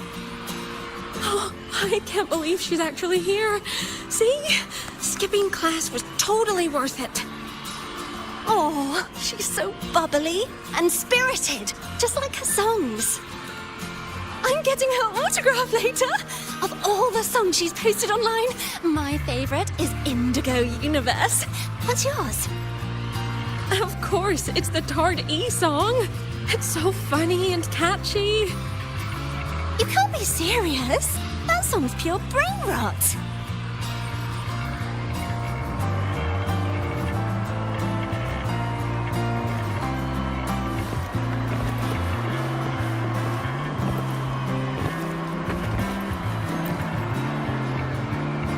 Plymouth. I heard that name from a senior in energy science, but I never imagined she was Fleet Snowfluff. No! No, I can't accept this. Why? Because she was the social butterfly of the Academy, the professor's headache and their golden student all in one. I still don't see why that's upsetting. It all sounds great to me.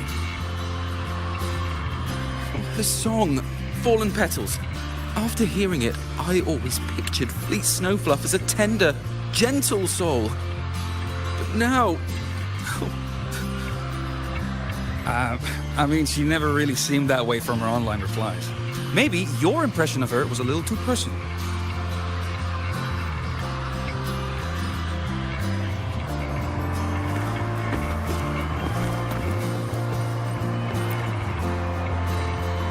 Plymouth from Rebel College.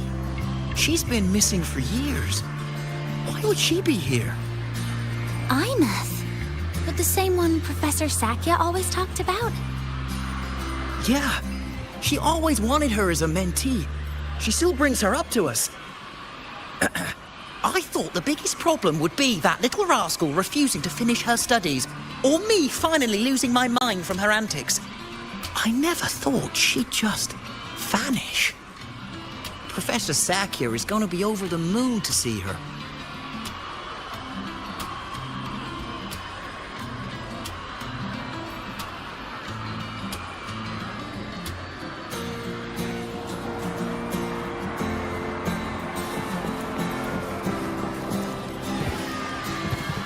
I can't believe I've lived to hear the full version of this song. I'm gonna cry. Oh, you're so talented. Why did you stop posting new songs all these years? An autograph! Please, Fleet Snowfluff! All right, all right. Dry your tears. Autograph coming right up. Why haven't I been writing? Oh, you know how inspiration goes.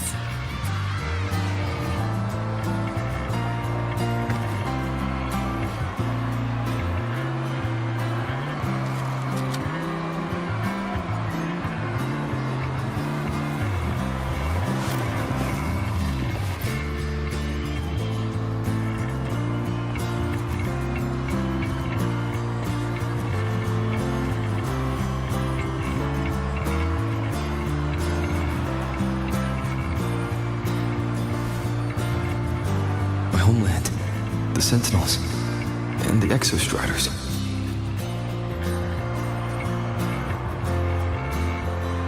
The Exostriders were built to transport the Sentinels. The wreck Imeth found in the void matter suggests not all of them made it through. The wreck's design matches the Exostrider here in the High Roy, the one forced to go offline to stop the Thenodian. Their power should be comparable. So, why was one destroyed and devoured, while the other managed to stop the Thenodian and seal the Strider Gate with its greatsword? Where did that strength come from? There's a piece that's missing.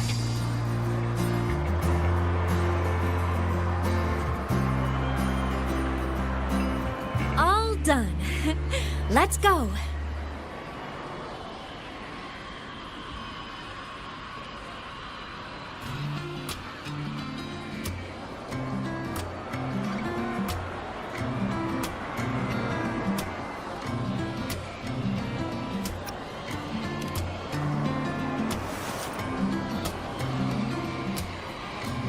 Please, a little meet and greet? I used to host huge parties at the Academy.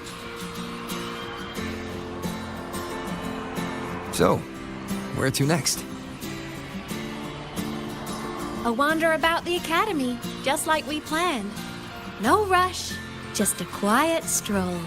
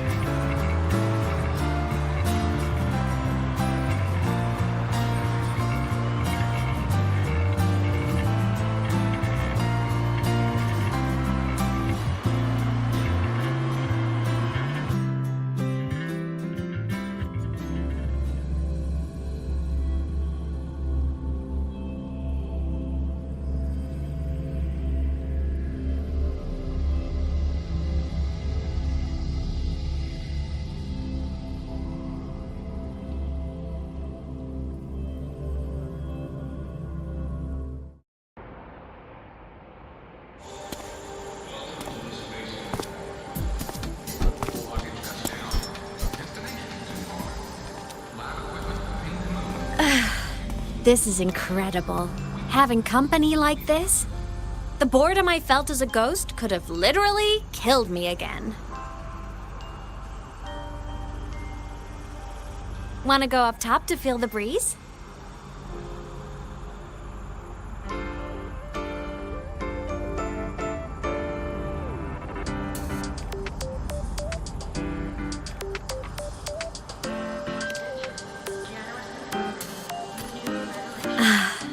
I'm so happy right now. Really. Even a fake sky can hold such beauty.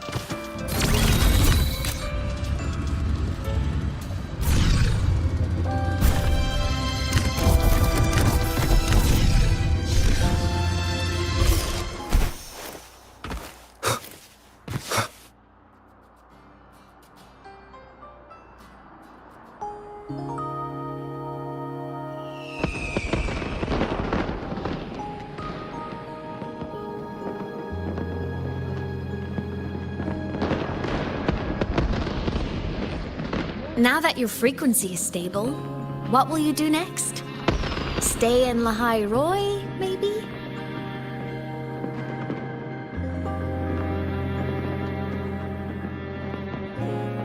The Threnodian here needs to be dealt with first. Of course. Typical workaholic. I knew you'd say that. Aleph 1 won't be an easy fight. But I believe in you. You're the one who keeps making the impossible possible. And after that, will you keep traveling? Any destination in mind?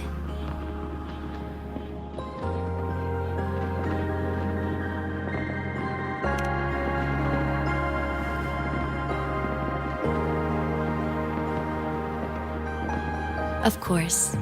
Take your time. This world you've chosen is vast. You can go anywhere.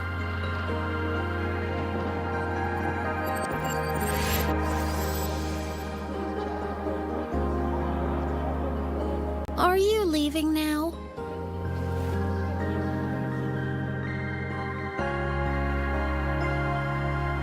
Yes. There's something I have to do. The Academy will look after you. Or you can go back to live in Bjorder Woods. When will you come back? I don't know, Imeth. I'm sorry. But I'll come back to see you when I can. I promise. You promise? Promise. Then I'll wait for you here in Lahai Roy. Don't feel you have to. The world is vast. Don't let me, or Lahai Roy, hold you back. But you can live for so many years. What if I'm gone by the time you return?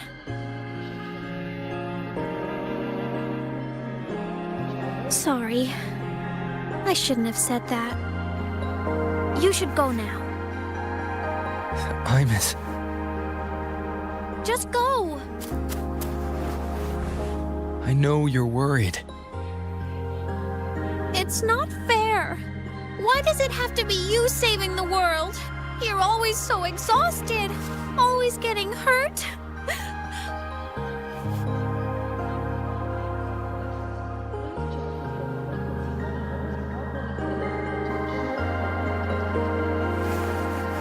Look, Imeth. I've walked through lands torn apart by the lament. Every tear weighs me down, and every cry breaks a bit of my heart. Their pain is no different from mine. Neither is their joy.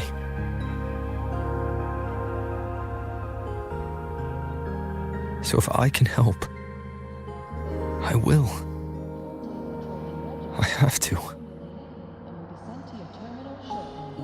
Then I'll be the one to protect you someday.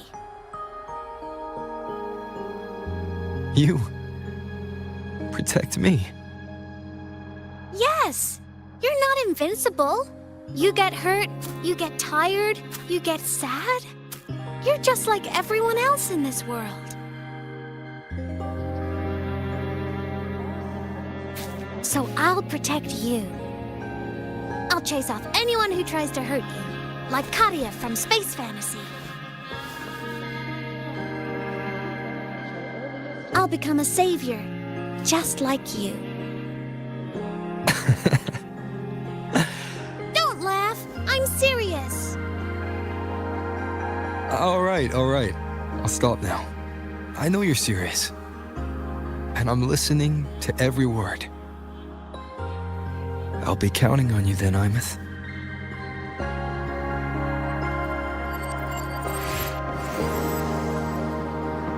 Tired? The frequency Sigillum took is coming back. It's not a great feeling. Abby's already helping me recover through the tacit mark. I'll be fine soon. Just close your eyes and take a nap. You deserve a little peace.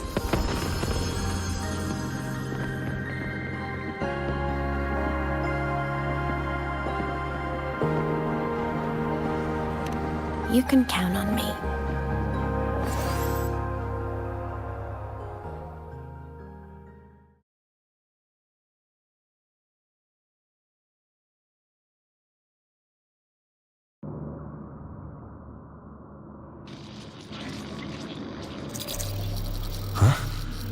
Why am I in control of Sigillum?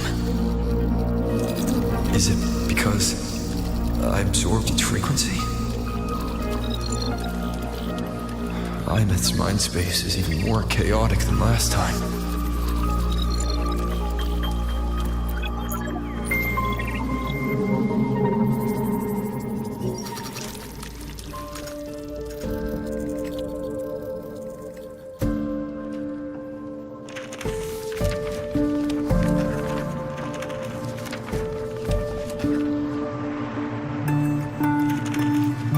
Sigillum. Back for more? Thought I made a mess of you last time.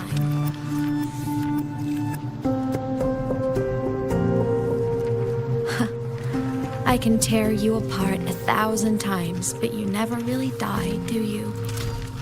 Fine. You're going to sit there and listen to me lose it.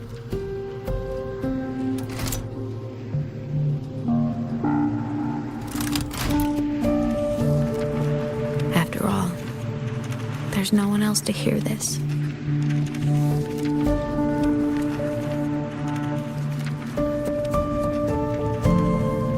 I can't speak or move. Was Sigillum incapable of speech back then?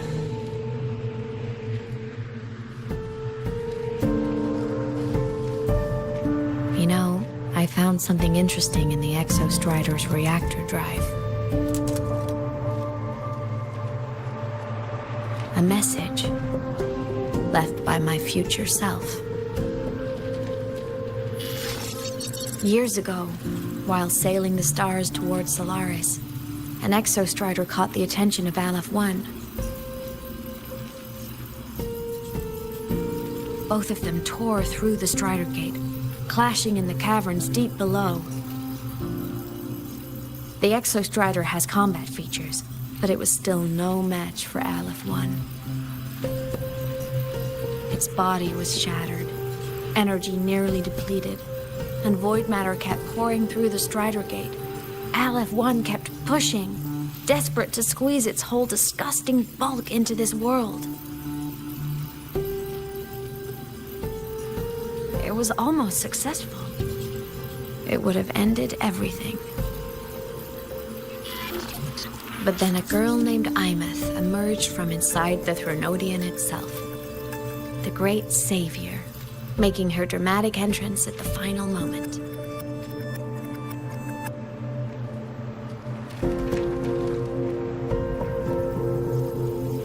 The Exostrider watched her touch its great sword, the one pinning the Threnodian. Their resonance sent a surge of power back into the reactor drive. It turned the massive blade, forcing the Threnodian back through the Strider Gate and driving a seal over it. But the human girl who had resonated with the Exostrider, she was dragged through the Strider Gate with the Threnodian, vanishing from Solaris forever. Imeth was the key? She helped the Exostrider seal the Threnodian? I was shocked at first, but the moment I stepped into void space, it all made sense.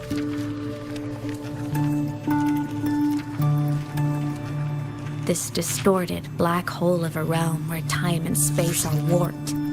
It appeared when the Threnodian came to Solaris. Anything lost inside can exist in multiple moments at once. Things caught in it can be thrown into junctures of time they were never part of.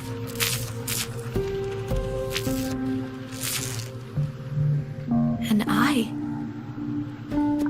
can move through it all. The void matter can't touch me.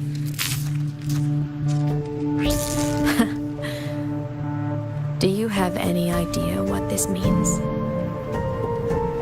Imeth, where is this going? It means I can use it to go back. Back to the very moment Aleph 1 descended.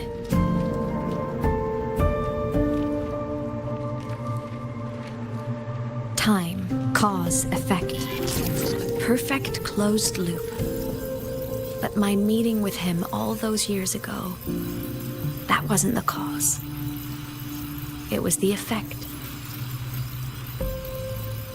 Only by resonating with the Exostrider and dying as a synchronist all those years ago could I later become the Exostrider's true resonator as a digital ghost.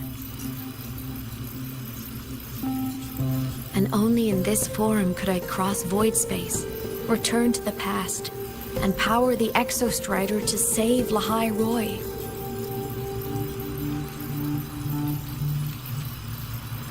And only because Lahai Roy survived could he have ever come here, rescue my younger self, and let me grow up here to become the chosen synchronist in the first place.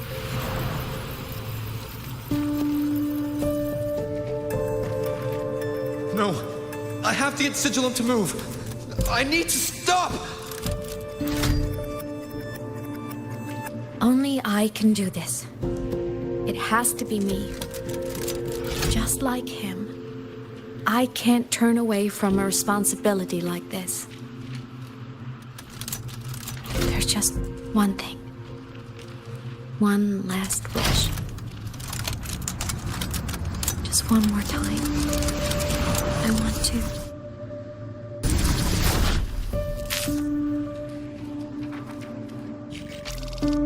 Imeth.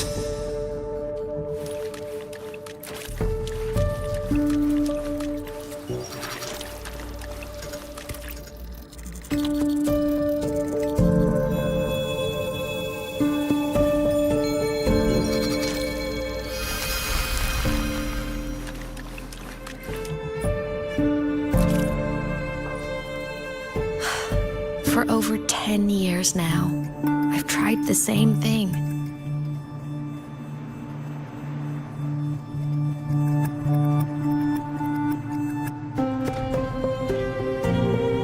Every time the reactor drive ran its self-diagnostics during peak void storm season, I tried to reverse time. And every time, I failed. I just wasn't strong enough. But now, further along the timeline, the edges of void space are beginning to collapse. I don't know why the Threnodian is changing, but I know there won't be another chance.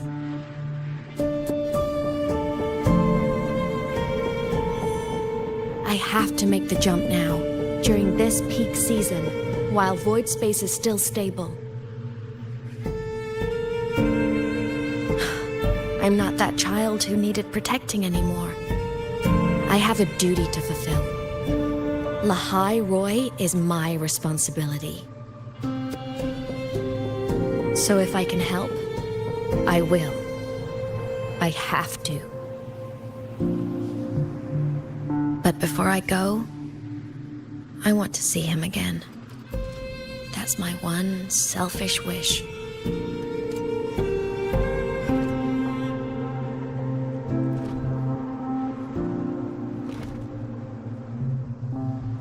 I want to talk to him, to know how he's really been. I want to spend a little more time with my family. I was always afraid that when he finally discovered the truth about himself, he'd feel so alone. But it's all right now. He told me about his journey after losing his memories. It was meaningful. He met people who care for him, who miss him, people he formed connections with.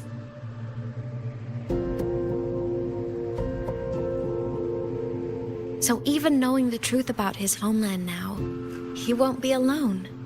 He has a reason to keep living. That's enough for me. Now I can finally let go.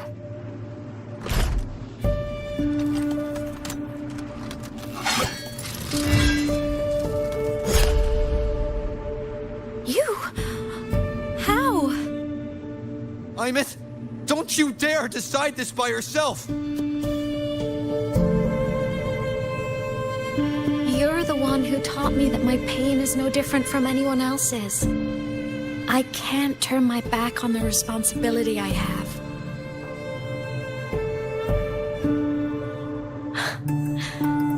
Forgive me.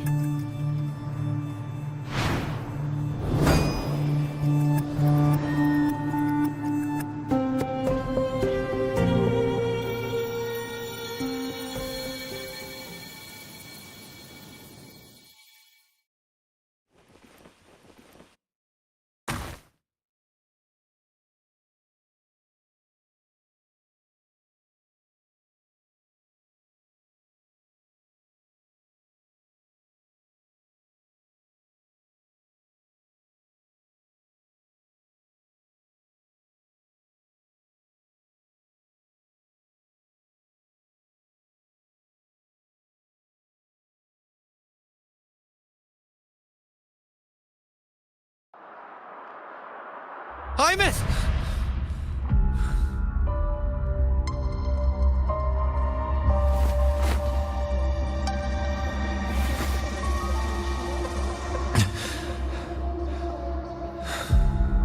She's gone. This is the piece I was missing. Luke said the core's self-diagnostics would trigger peak void storm season. She knew. When she returned to the core, she already knew. She's been waiting for this moment. Waiting to travel back in time. The lake in the Frostlands. The void matter is densest at its depths. If I'm lucky, I can find a way into void space from there. I can still catch up to her. I have to move now.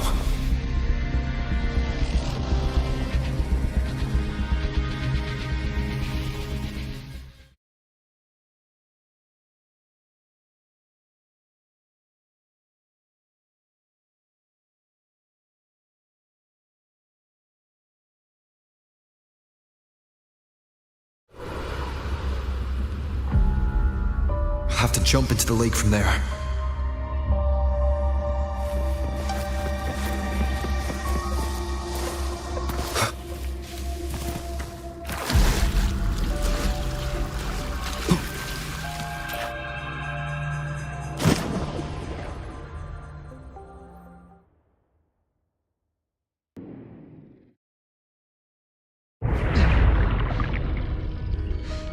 Don't go!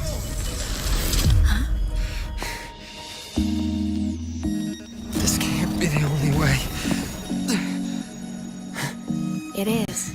The void matter can't hurt me.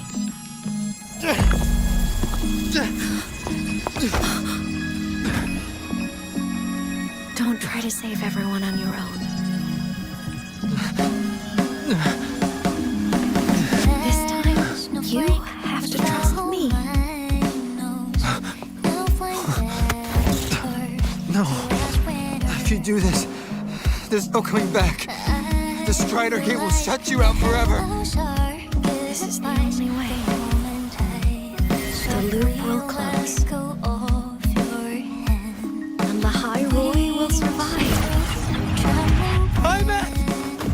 And we will find each other in the Frostlands. To the very edge of the starry ocean, even if our mean to fall apart, I will get sad to you for all time.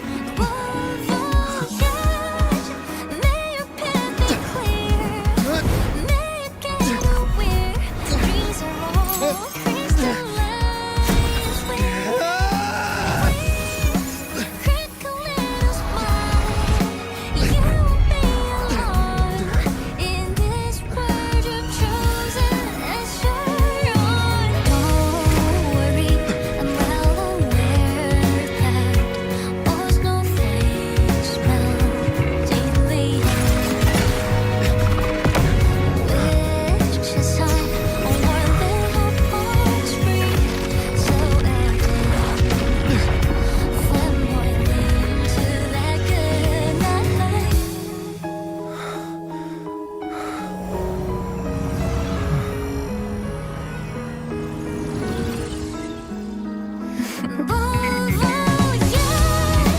May your path be clear. May you get aware dreams are all crystallized. Please crack a little smile. You won't be alone. I hope to make you proud. I hope I haven't let you down. It's such a dazzling riddle. Guess I'll spend my whole life forever My body, it's breaking apart. Have to overclock to get through it. Oh, should have known that it'd be this brutal.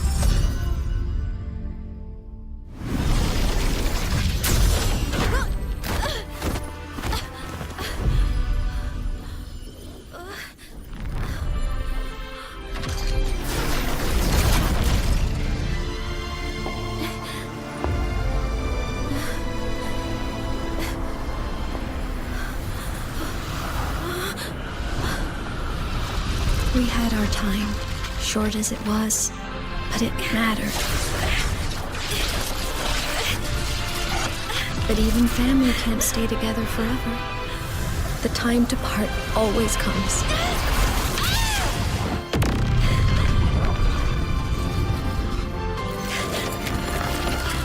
I've long come to terms with this responsibility.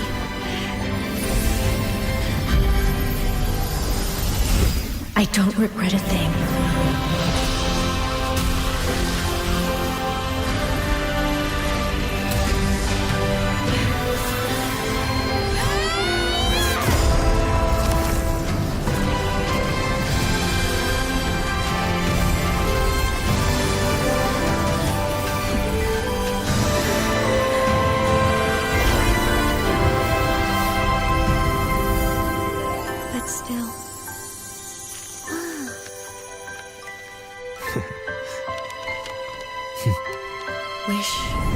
I didn't have to leave.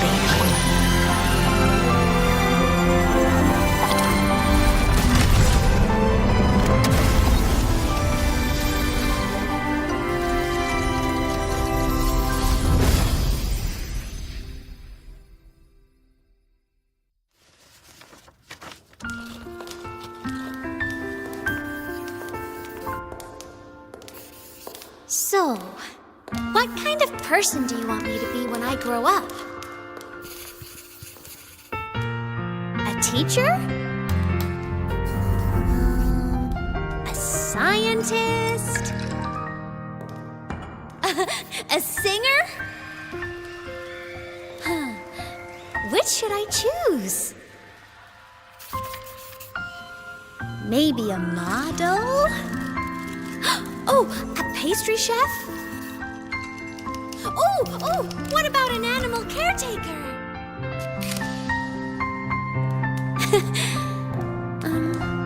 What would make you proud? Imeth? My only wish for you is that you live a happy life. I see. And you? What's your wish for me? I wish that in your long, long life, you never forget how to feel the sorrow and the joy.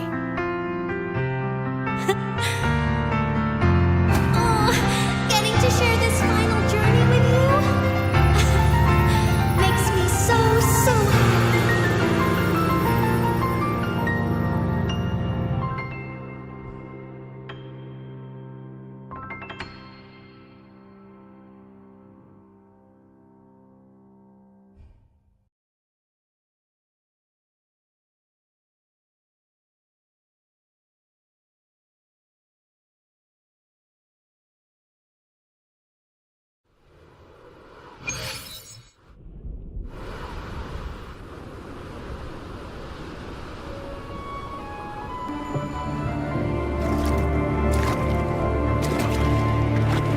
Said someone lifted her from the lake when she was a child.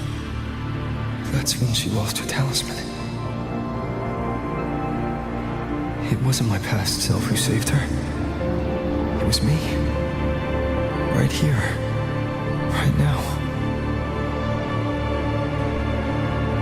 My failure to save Imeth, has it already become part of the High Roy's chain of cause and effect?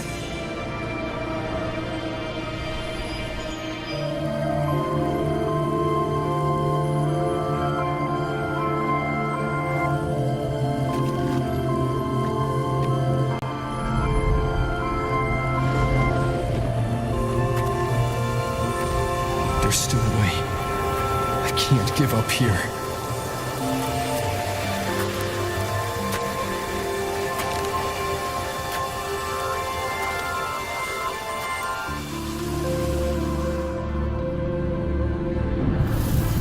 Imeth is on the other side of the Strider Gate.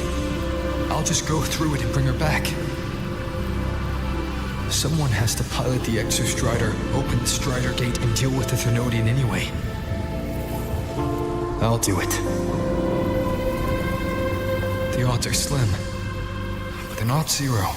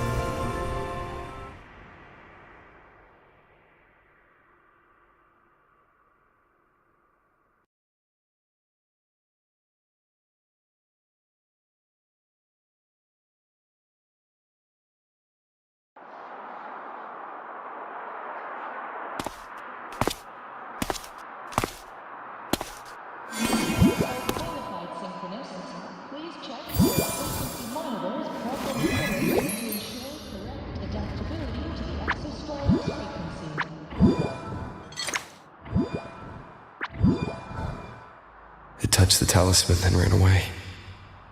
Is it trying to lead me somewhere?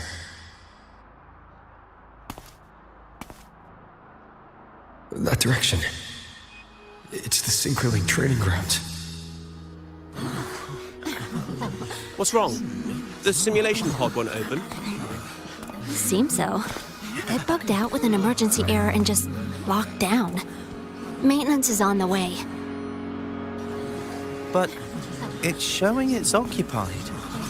Class just started. No one could have gotten in yet.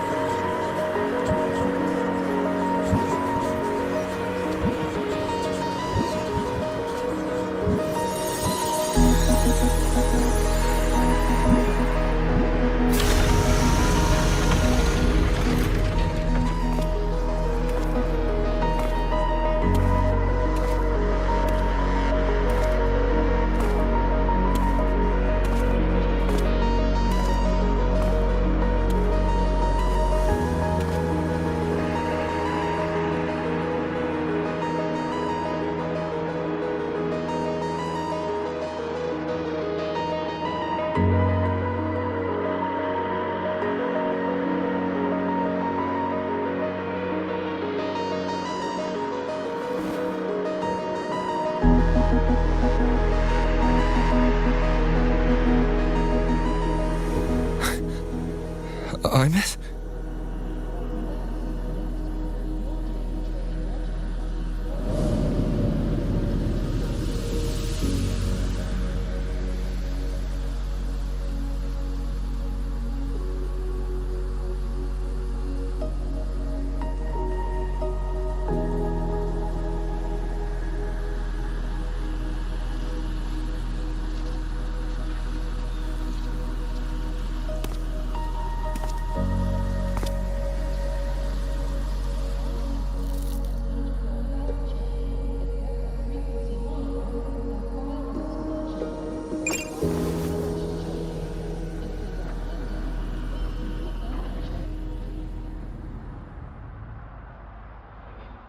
The train for Star Torch Academy and the...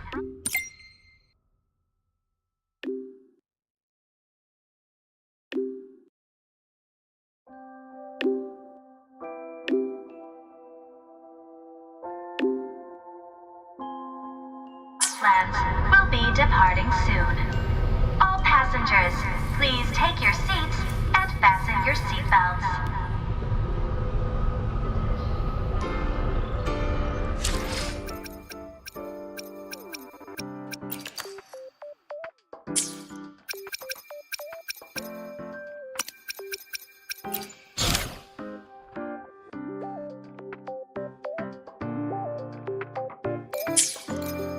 Void storm hazard level at transit stop low.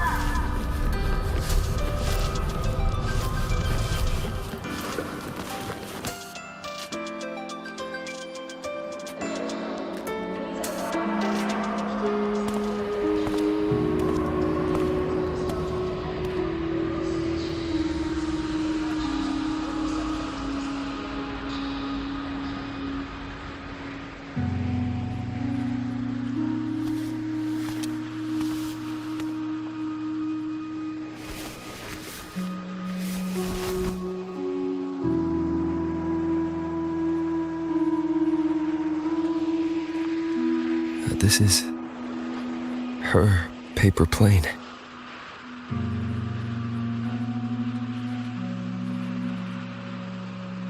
You can keep it, if you'd like.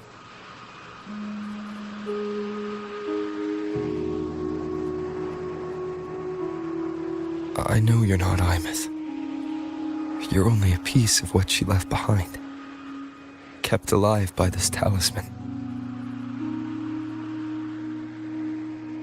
But if you exist, it means she's still alive too, doesn't it? Otherwise, the Solace Kin couldn't have brought you back.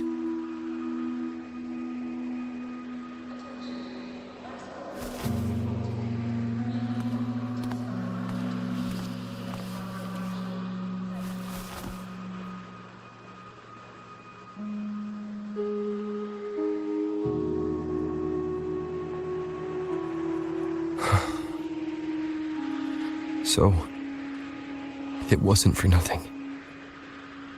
If I hadn't gone looking for Imeth, I never would have found this talisman. And you wouldn't be here at all.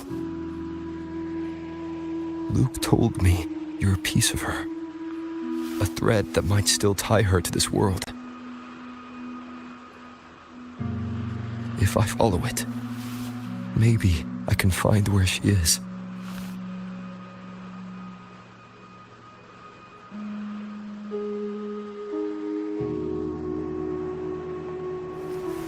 You might have only said that to comfort me.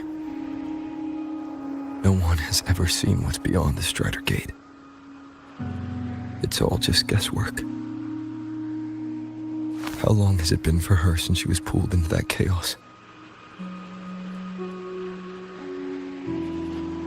Is she still alive? And if she is, how much longer can she hold on?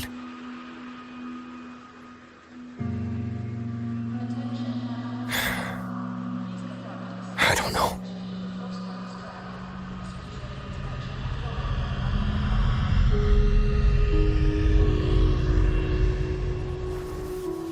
But I will hold on to hope.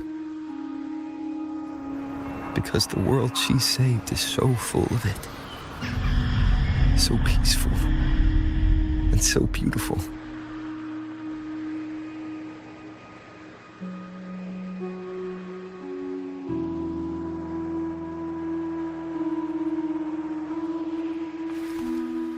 It's strange, seeing Imeth so quiet like this.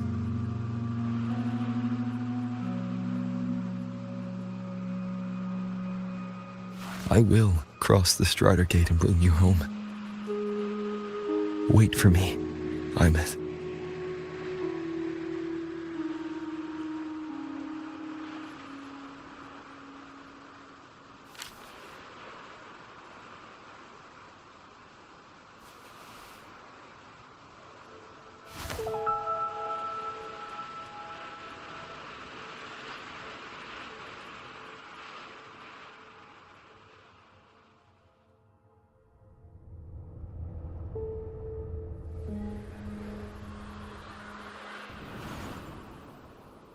Don't be sad.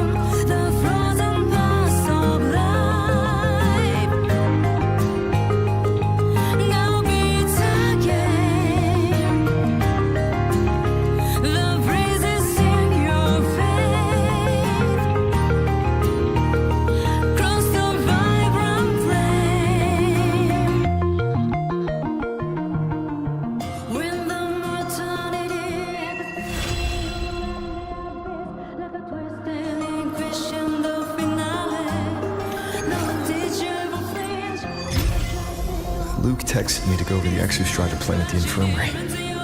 Better get going.